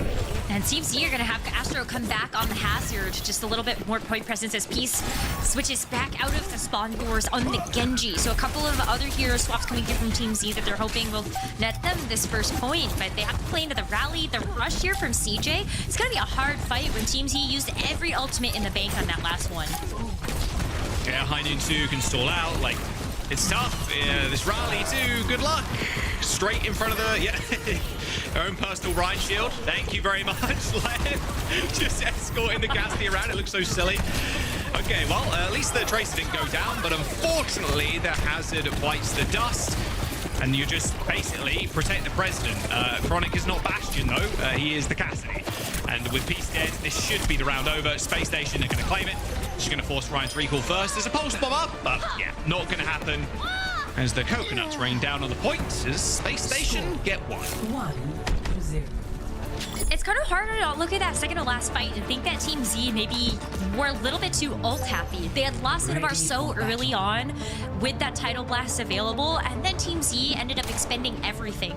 Made it a little bit better that they had been able to sneak away control of that point underneath Space Station, so they were using those ultimates to try to get a little bit more progress. But imagine if you had literally like anything, even the rush, or even if you have the Tidal Blast as help set Astro into the point to actually go in and contest in those final moments. Sugar Free is 11-0 as well. Yeah. Just saying. He's not going to die. That's my prediction, actually. There you go. He's just not going to die this round. Is Sugar Free going to die this map? He does have some of the lowest deaths. Like I said, it's got to be one of the highest KDAs in NA. Has to be. Don't have the stats to back that up. It's just more of a vibe check. Let's have a look at Chronic, though. Yeah, kind of moving around with the brig. It's so hard to dive this if you're Team Z. Ryan can't really get close, Astro can't get close, then you have a Zarya too. Like, Chronic is so well protected, you can basically be running at their faces and you aren't losing half your HP. Like, look at Chronic's positioning. I mean, it's ridiculous. Oh, okay. Well, so now. My bad. My bad. Well, if Wu Wang body hits you and then Astro slams you and shoots you, you're going to die fast. But still, the point... It's not, the point's still correct. Yeah, no, you've got the theory there. You've got the whip shot to be able to just kind of send the ball where the traits are flying. I think the bash as well, just to at least stall out so that the Cassidy can get a little bit more damage down. It's there, but right now, they're kind of struggling. Team Z can't really find any purchase on this point. Yeah, definitely on the struggle bus right now. They're doing it losing control of the point, and now Chronic's going to get back. And the bubble into the backline forces so much as well on the Tracer. Like, well, Sugar Free just kills Peace. I mean, forcing things and then killing people, two very different things. But of course, Sugar Free gets the solo kill. Bubble the Tracer in, forcing what the Wu Yang to use the shift, like the rushing torrent, and then even the Sojourn to use slide. Like, such a big, powerful ability to use. Look at that again. Goes straight in. Sugar Free gets another kill. Like. Yeah, even though you sent Ryan in to kind of mark the Tracer, the damage has already been done. And so Ryan is just kind of having to play catch-up here as Space Station get to extend their lead so far in this map. Now Team Z are starting to work up to ultimates, but I think Space Station can push towards spawn, pull the trigger a little early on some of this stuff, especially because, like, what if Sugar Free just kind of tags this Wrecking Ball with the pulse? Then you have to send him flying back to the spawn. Group up here. Yeah, and Astro trying to avoid Sugar Free right now. Doesn't want to get chunked down too early. Ryan, Tidal Blast. Looking for the back line, and nothing, sadly. Nice bubble there from Hawk, a little bit of free energy for the Zarya. Still a pulse bomb available, but now Left has the rally. Can just pop it, walk in, hopefully bash the Tracer. You can see Ryan already playing around that bash range. That overhealth is building up, and Chronic looking like a tank right now on that Cassidy. Eventually the rally ends up running out, but they've still got more ults, and Sugar Free lands a pulse, forcing the Swift Step from Hanbei. So they can maybe even jump on to the Kiriko. The Sojourn Overclock is going to help buy some time, though, for Team Z. Those mines are going to separate Peace from them, the rest of Space Station Gaming. Give them a good angle to play from, but with only one kill and Hawk still alive on the point, you still have to manage to kill everybody else. And Chronic rolls forward, flashbangs, and that's one dead Sojourn. Space Station on their final fight now. Team Z, only 3 players up. And they can just solo grab somebody. Hawk can set, on Kiriko and just stop the overtime now. Yeah, I don't think Sugar Free's died yet either. Cinnabar goes down. Final touch. No, not happening for Ryan. Not enough blinks. Space Station Gaming on a crash course for 3-0 right now. That was a very dominant Samoa. And after the Samoa that they had yesterday, it must feel really great to be able to build up that confidence with that first map win. And Sugar Free does stay deathless. 17-0 is a great start for this series. Yeah, it's looking pretty good for Sugar Free Stonks. Yeah, it looks great. I mean, this comp as well, you're banning the Lucio here. You're like, okay, double flex. But Sugar Free, he's just so powerful. He's just a powerful human being on the Tracer. And being able to be perma-pocketed by Hawk, you see the amount of bubbles that Hawk was applying to Sugar Free. It was, say, close to like 70-80% of them. Again, just forcing CDs from Peace, from the Kiri, from everybody. Just these solo kills cannot be understated either. Sugar Free looks great. Space Station 2. Their opponent, if they win here, will be Sakura. And they want to fight over that last ticket. Nightmare's journey has ended. Someone else's journey is going to end here today as well in this lower bracket. Road to Stockholm with only 1 place remaining is a scary one. It is tough. I think it's still a high chance that Space Station are going to be able to make it through to be able to join all of the other teams that have made it to Stockholm. But after this performance that Sakura put on today, I feel like anything really is possible. And there's still series left to play here for Team Z. Even though this first map ended up going Space Station's way, if we do end up seeing more of a dive-centric map be picked here by Team Z, maybe they can get a little bit of a leg up on Space Station. Or we see Hawk on Winston, and then I think everybody does have to be a little bit scared. Anything can happen. Team Z probably don't want to go to kind of a dive map. Or maybe they do, actually. Maybe a Watchpoint Gibraltar wouldn't be so bad. They can just play Winston. For their picks. Yeah, they can play Winston. They can play the main tanks, right? And the Diva. Okay, well, ban Diva. Yeah, exactly. So, like, go Gibraltar, ban Diva, and you're like, okay, well, like, we have a little bit of tape on that already. Space Station have at least played Watchpoint abroad this split, so yeah, we'll have to wait and see. It'll be their choice, of course. But speaking of that series yesterday, Rose, against GK, came down to the very wire. Like, Atlas was a 3-1. You're like, okay, pretty even. But then New Queen Street, the game was over before it really began. Like, GK got 120 off of their first/second push. And it was like, okay, can you come back from that? Probably not. Like, realistically, even getting 86 meters from SSG was good, but it just wasn't enough. That mountain of a meter bank is just too hard to assail. It will be Suravasa as the map here. So again, not something that SSG played yesterday. It was Atlas that they lost on against GK. We'll see what Team Z bet. It's hard because I think after using the Ramatra ban already here from Space Station, well, I guess it would still be Team Z at least can ban out the Zarya or the Diva, whatever they feel like might be the bigger threat from Hawk, and then hope that they can also counter ban to the point where they actually might have an okay matchup into whatever Hawk decides to play after that. But it is hard. I think the desk has also already pointed this out yesterday. Space Station is a hard team to ban out. Even if you do ban out the Tracer from Sugar Free, I feel like that ban hurts your team, and then Sugar Free can just go play Genji. The danger of the bans, but that doesn't surprise me too much. Okay, so you're looking now, you're like, okay, we banned the Zarya away from Hawk, probably gonna go Diva.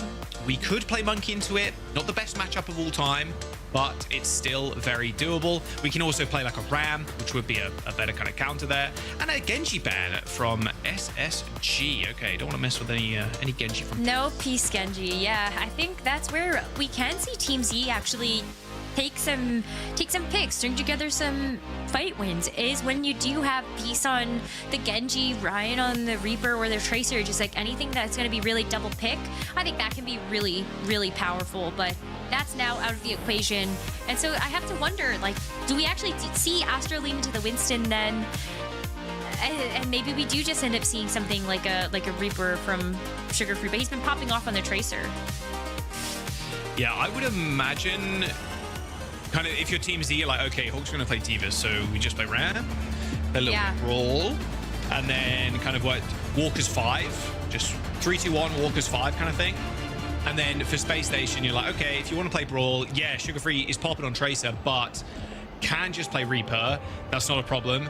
Chronic as well can play Freya, could back all the way up. Like it's going to be a tough matchup. It looks like Astro actually going Wrecking Ball instead. Hawk's going to start on D.Va. We'll see if there's going to be any changes from Astro, but the Wrecking Ball, it can get stuff done. Just being able to team up both with Peace and Riot this time around, rather Peace kind of sitting in the back line as the Sojourn, is going to help in kind of getting on top of CJ, getting on top of Left, or more than likely Chronic in this situation.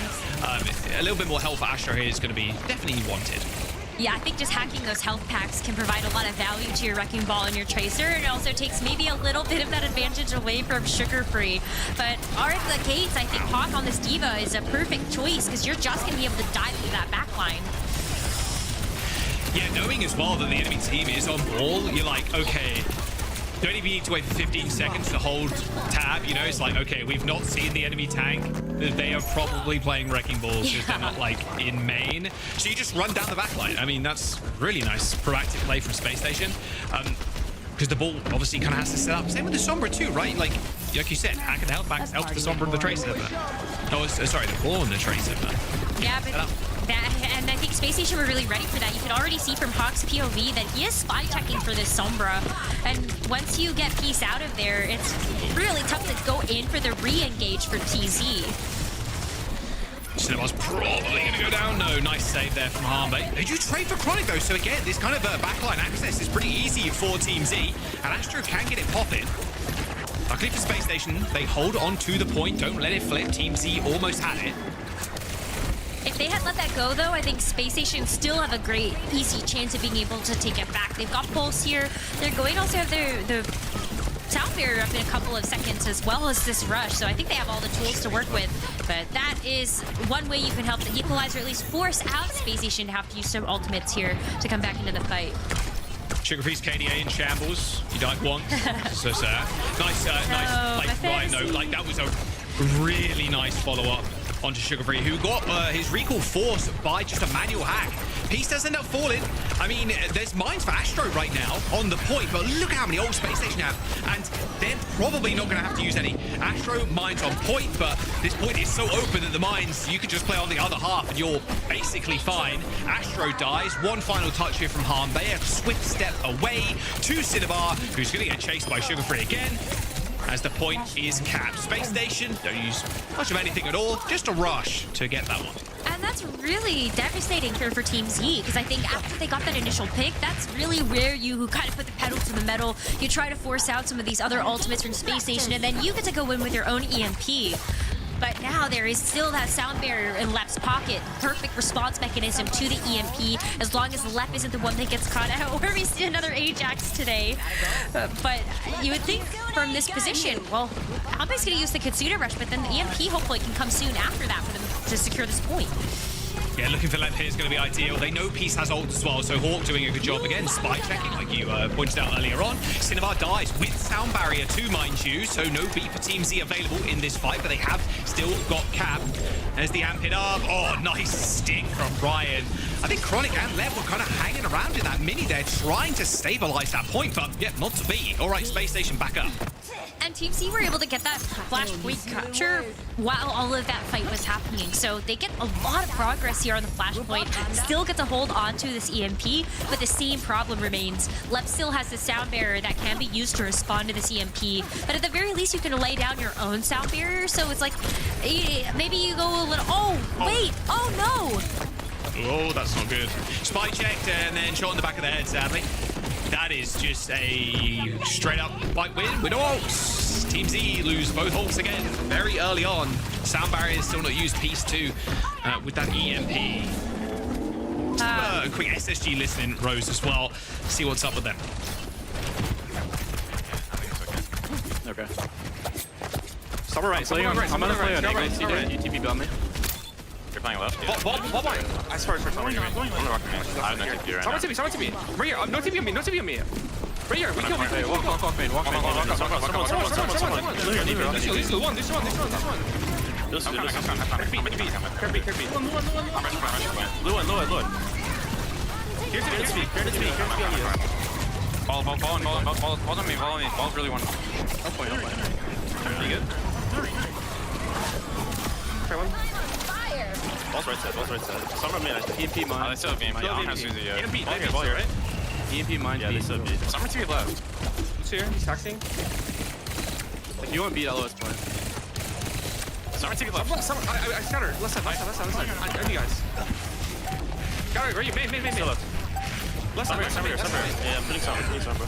Someone to speed. I TV. I think I need help. Yummy. I got it. I'm with you, Connor. I'm with you. I have no TP. This one EMP. Below. I'm with you, Connor. Hopefully we get one more dog. Yeah, I can take over a V-Buck. I can push play. Yeah, I'm out. Everybody come in. I get first touch. Carry EMP. There's some set up. Ball's on point right now. Some right side, some right. Straight right as well. I'm going for right. I'm point. Someone TP. I'm back. Someone straight.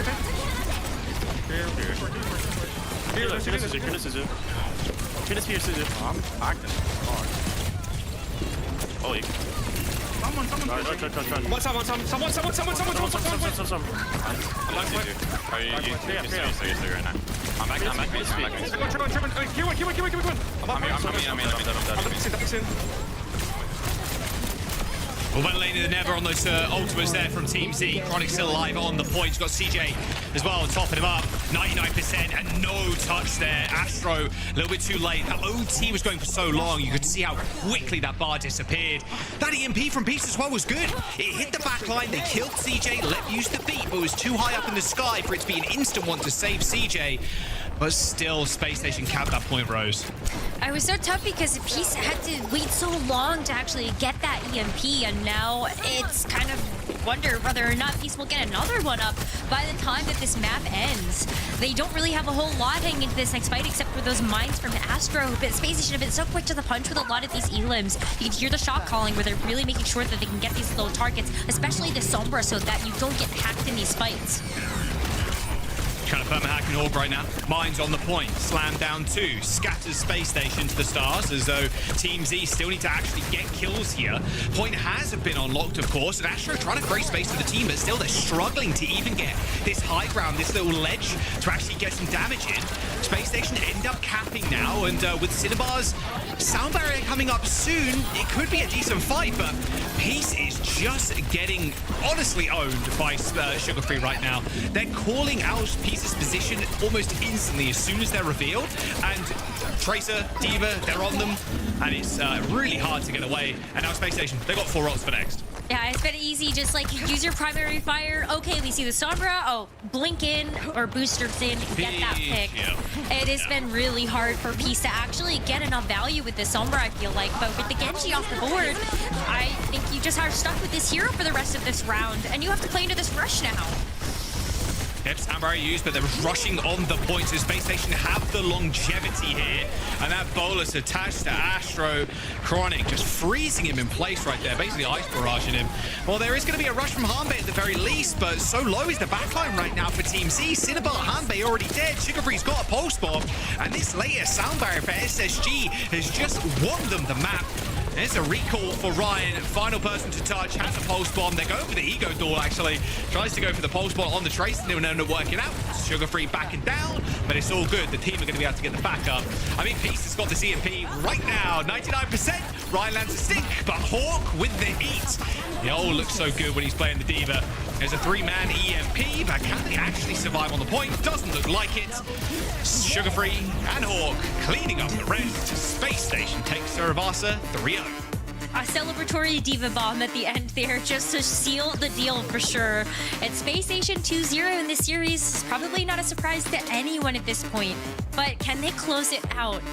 They've already looked very clean on being able to deal with the Sombra. That could have thrown a pretty big wrench into the works there with those hacks on Hawk.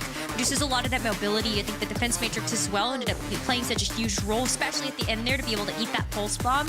But Space Station handled that threat so perfectly. It really felt like a non-factor outside of that major EMP at the middle part of the map. But otherwise, it was a real struggle to get those EMPs off, Jack. They just couldn't figure out how to get their ultimates out faster than what Space Station were able to lay down. Yeah, a lot of that is just on that spy chicken, right? Like, Hawk just perma holding left click, like Sugar Free as well, kind of not, I guess not really like bumping into Peace at all, but Peace is kind of moving in a way that Team Z are going like 5 different directions, and Sugar Free's holding out on one of these flanks and getting caught out a lot of the time. It's a tough job as the Sombra, to be honest, against this top, and against a team that is playing as quick and as forward as they are, because ideally you do play up, you do play super forward against the Sombra, because the Sombra needs to be able to find an off angle, same with the Tracer in a way, right, where you're kind of in stealth, you're finding off angle, a manual hack, all comes in, Tracer comes in, you get the kill.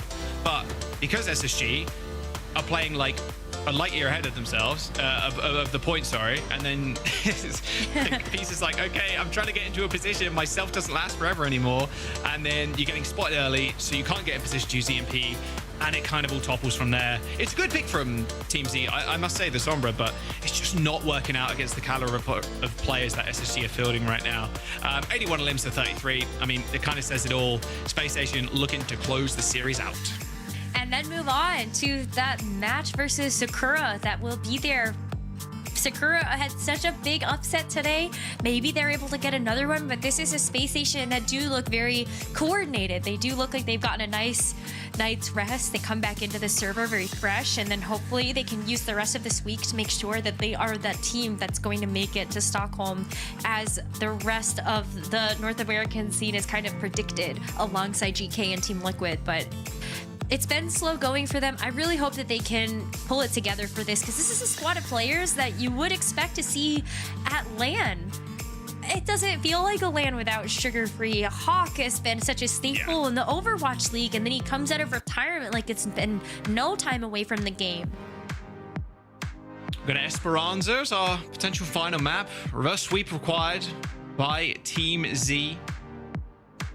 I mean, the last time SSG and Sakura phase 2, don't want to get too ahead of myself there, but it wasn't week 1, like it was a long time ago. So if Space Station win here, Sakura is going to be waiting for them in that lower bracket semi-final.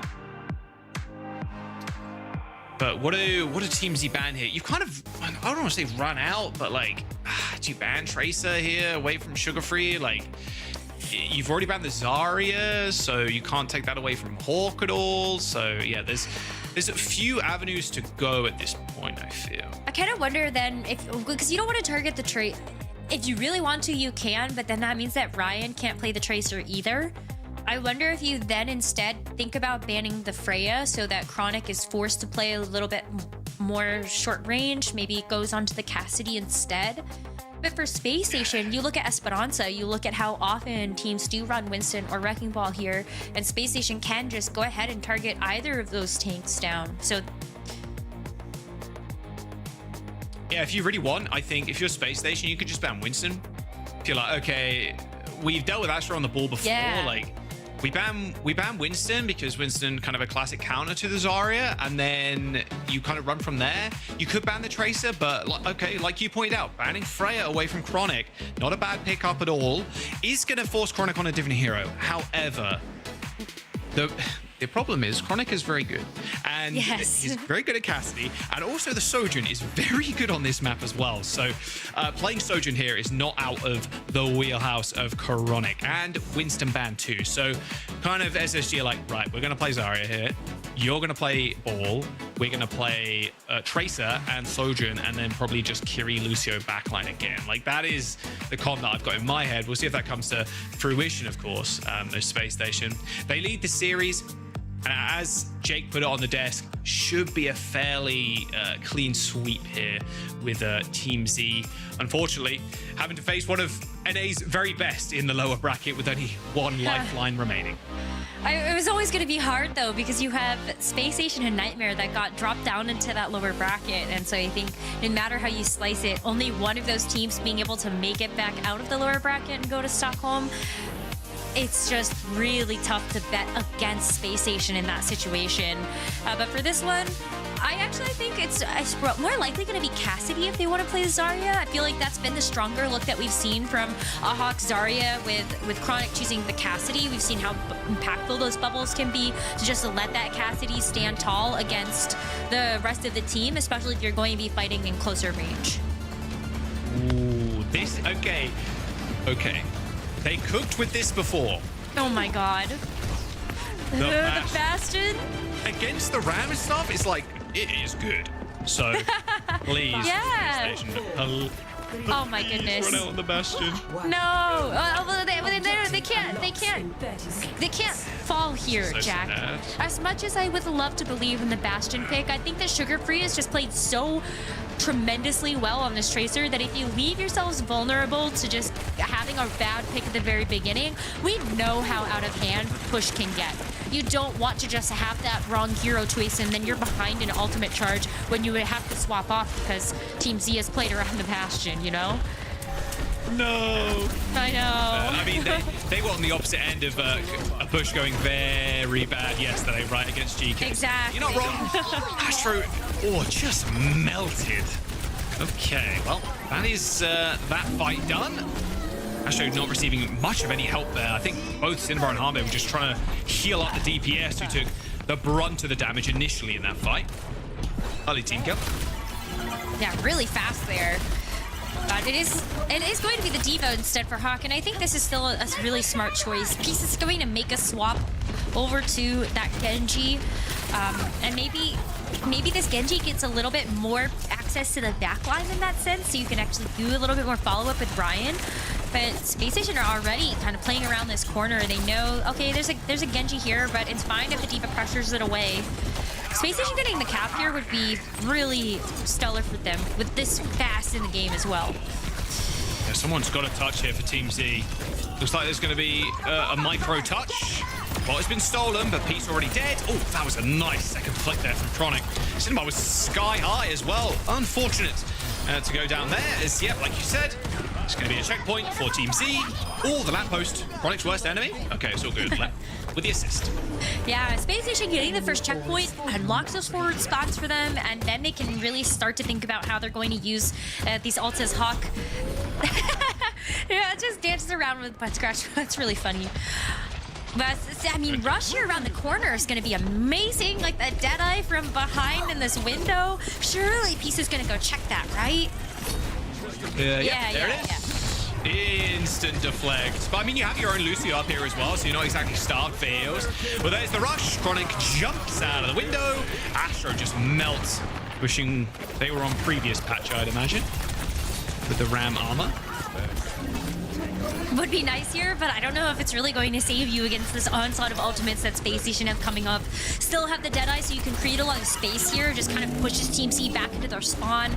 You've got this extra life from Hawk, but it's a sound barrier for me. I mean, like, even if it's just the high noon, you cower around it, then you hit him where it hurts. You get the sound barrier down, and you just play aggressive versus this Ram. Well, there's the rush. They're trying to steal the bot from underneath their noses. They're going to successfully do it as well with Space Station Gaming. Basically flipped a map on them with Chronic's high noon. Oh, I mean, this is stolen here straight up. You're probably going to have to go through Mega at this point. Maybe you want to try and fight right now. I mean, you're not going to be able to get this touch. They've already gapped you at least somewhat. There you go. Okay, Hawks now on high ground. They eventually got the contest. Astro again just going so low. Okay, return sound barrier. Oh, let in the Ravenous Vortex too, making it a little bit quicker. Annihilation on the point, but Astro is just getting absolutely destroyed by Hawk and the rest of the gang. Sugar-Free just meleeing around in the back. The Annihilation almost kills him. I mean, running out of bullets. I mean, fair enough. Hanbei TP. Suzu, I heard. I think it's TP'd to Cinema. Peace with the blade finds one. CJ dead, but Peace so low. No more reset available for the Genji either. Topped up eventually. Hawk going dangerously low too, although with the mech, he gets the self-destruct off. And a pulse bomb onto Astro, came back on the wrecking ball, and he's going to continue this lead, 120 meters plus. I mean, they've got payload princesses right now. It's like Team Z are split up. Half of the team is going to be behind Space Station as the rest of the team is coming out from Sun. You just rushed this. Get behind the rest of Team Z. Oh, they find Hanbei too. Yeah, this is just a full cap here. I think there's much they can. Whoa! He went flying. Blasted off like Team Rocket, bro. Jesus. All right, well, Astro's going to get the final touch here. Little slam on the ground. Oh, not to be. And that should be a full cap piece. The last man alive on the point, and unfortunately ends up going down. That Genji, nothing against the wrath of Space Station. They will continue their run in that lower bracket. Team Z going down in a flash. 3-0 is the scoreline. No more upsets. Not today, at the very least.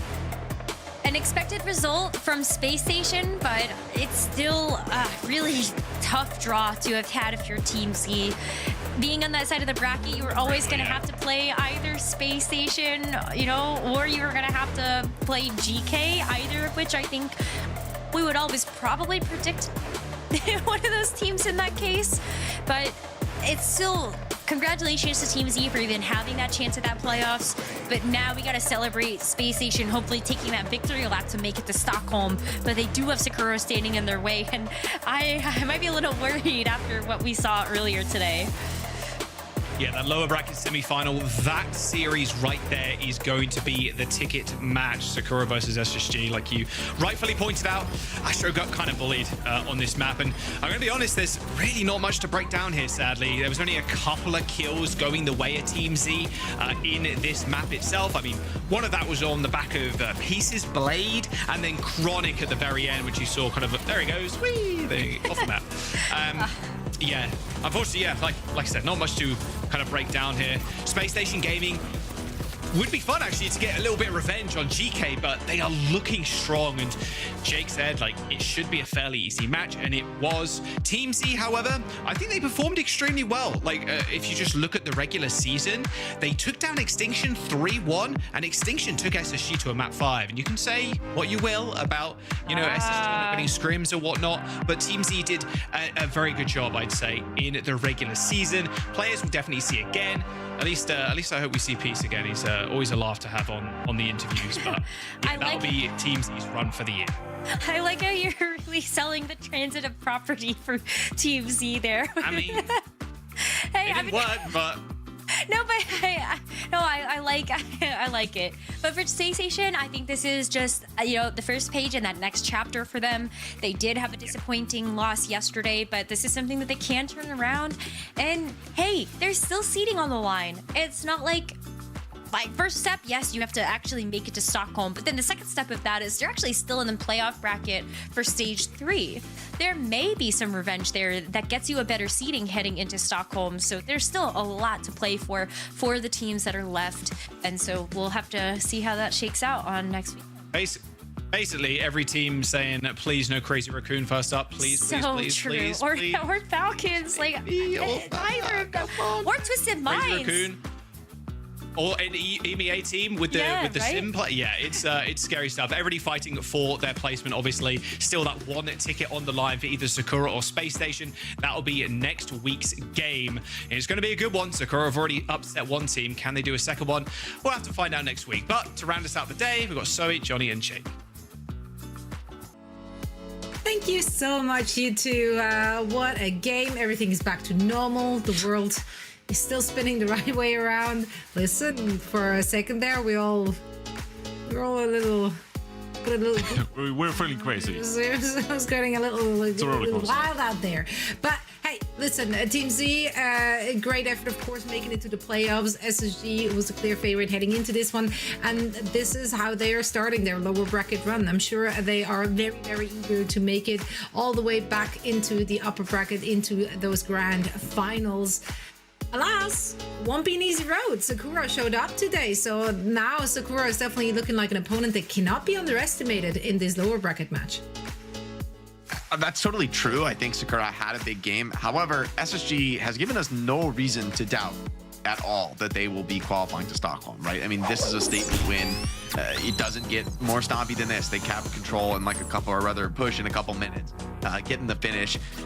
Like, I guess there were moments where it was in contest on Samoa, and you know, there was a couple like opportunities, but really this was as dominant as it gets at this level of Overwatch. And so Hawk and Sugarfree, the guys, are just, you know, making the statement that they are going to be coming to Stockholm. They're going to be not allowing anyone to get in their way when it comes to that playoff opportunity on the international land. And as Jack was mentioning, like, and Rose as well, the opportunity for revenge, right, in this playoff bracket, to come back and take out GK. Hey, maybe challenge Liquid, go up against them, and maybe have a stronger seed. Like, this SSG, yes, it's a weaker opponent, but they did everything I would want them to do.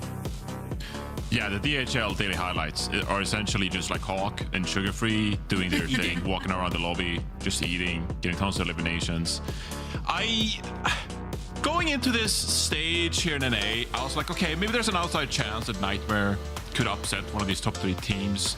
But I think GK would have been a good matchup for that. Now, when we find ourselves in a Sakura SG matchup, I think an upset is so unlikely because there is nothing out of the ordinary here. I think we're going to see pretty straightforward gameplay, and it comes down to individual mechanics, right? And like we talked about going into this matchup, like, okay, Sugarfree dominates. How is Somba going to perform against someone like Sugarfree? It's not going to be what we saw with, you know, Somba just taking over the Colombia against Nightmare.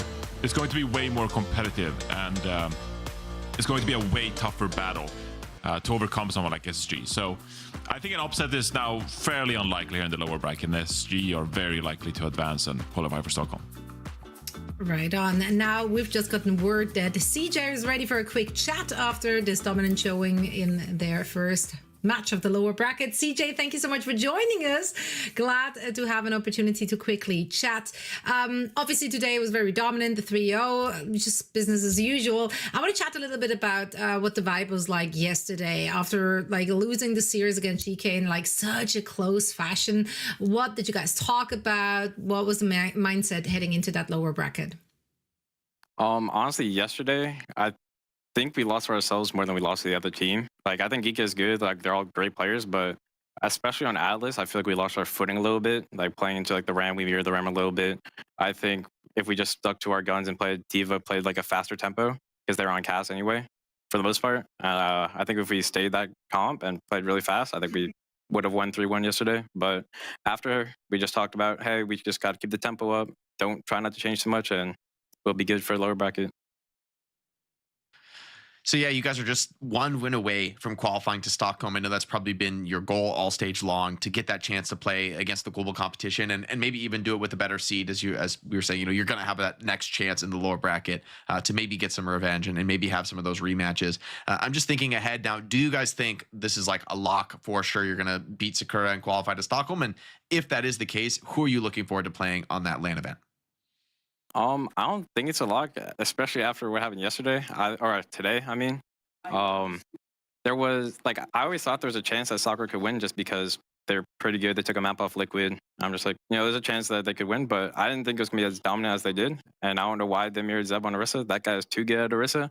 So I think it's definitely going to be like a good match this weekend, but I think we should win.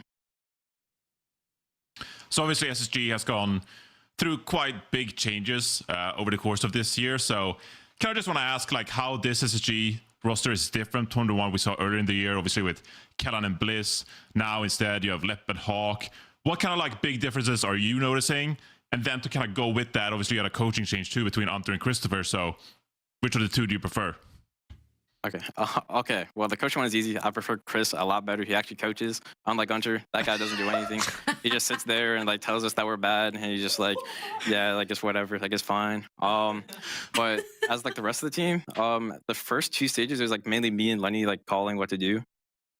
Since we had like 2 Koreans, like Kellen and Bliss. But now that we have Chronic, Hawk, and Lep, me and Lep do like a lot of the calling, and since we're all like speak American. Oh my god! So you all speak English fluently. We're the most American like you said, we communicate really well. So it's like it's just like really easy to communicate with each other, and it shows. Yeah, it shows for sure. Yeah, no, SSG has been on another level at this stage. We knew what we're in for when we saw the changes in the roster. Like, it's going to be sweaty hours, and you guys delivered. So best of luck in the lower bracket run. We hope to see more of that, of everything that we got to see today. And thank you once again for taking the time to chat with us. All right, thank you for having me. Of course, always a pleasure chatting to CJ. That was... Just love that guy. Love good questions, good answers. I mean, he gave the insight. Games, like, we asked for it, and he gave us the juice. Hunter's on why. And Hunter got called out live on the show, man. All right. Hunter Loki calls himself out the same way. That's true. I feel like we literally had an interview with Hunter where he told us that he's not actually coaching. Like, I feel like he's actually said that. But hey, you know what? It's good to hear it from another angle. Why not? But dominant performance from SSG. Obviously, everyone going up against them should be slightly worried because they came to play. They want that 3rd spot for their region, and there's a very big chance that they will be getting it. Now, what's coming up? I have to look at. Can't speak anymore. I can't see anything anymore. It's too late. It's late. I should be wearing my glasses. That looks like a schedule to me, though. I can make that out. It's a little. What is happening? But yeah, what it is this. Who are these teams, man? The Genji for next week. Genji plays Peps for a spot in Stockholm. Unbelievable. I mean, these were the bottom 2 teams. These teams like arguably squeaked in 2 playoffs based on like a 3-way standings tie. I mean, crazy. This would be one of the wildest from a standings perspective qualifications to Stockholm yet, whichever one of these teams ends up going. I mean, I do think Genji is in really peak form, but that's going to be an exciting game the way Peps likes to play. Yeah, I mean, Dip said it in his interview, right? Like, it's just, yeah, rough stage here and there, like lots of up and downs. It was difficult, but you win the matches that matter the most, and then you're in, you know, and then you put yourself up for an opportunity to make it to the World Finals. Yeah, that's easy. You just win the important matches. Then you win stuff. That's great insight right there. And that's why we pay you the medium-sized bugs, Johnny. It wasn't me, it was Dip. I'm just parroting what Dip said, yeah. Yeah. Worst never when in doubt, just make it a quote. That's what I always do when I want to ask something, which I'm not sure if it's a dumb question or not. I'm just going to phrase it as like, the people were saying that. And then you never understand. Yeah, that's smart. That's definitely. You can always blame Matt, by the way. You can always. That's a good point. Matt, just attribute whatever crazy thing you want to say to Matt, and Matt will think he actually said it. He'll believe you. He won't question it. I love that we can talk. Yeah, I probably said it at some point. Did that. You probably did. We probably all did that. We're also very excited for what's to come next weekend. It's 4 days of action for the playoffs. 2 of them done, 2 more to go until we find out who is going to come up on top of NA and EMEA. But that's it for today. Thank you all so much for watching. Big shout out to all of our casters for calling the action. What an incredible day it's been. Of course, thanks to you 2 gentlemen for letting me pick your brains here on our imaginary disc. Ooh. It's an unforgettable one. So we're going to remember this. The day of upsets, the day that will live in infamy here. I got the odds, by the way. 1 in 541. Did all 3 of those for triple upset based on just the chat threads. Wow, crazy. Yeah, that's big numbers. We love big numbers. We hope to see more of those next week. Thank you so much for our production, for all the hard work, and to all of our viewers for joining us once again for playoffs. So we're going to see you in a week from now, so make sure to tune in again. For now, it's good night. Good night.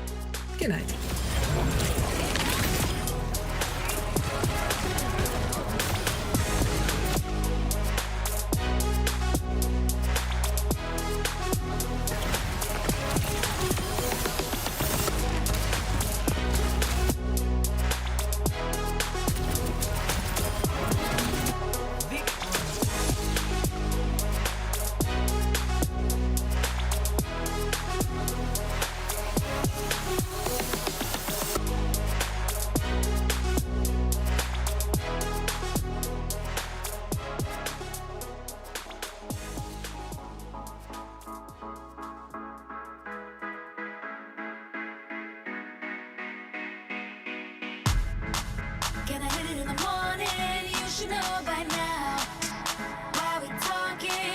to know.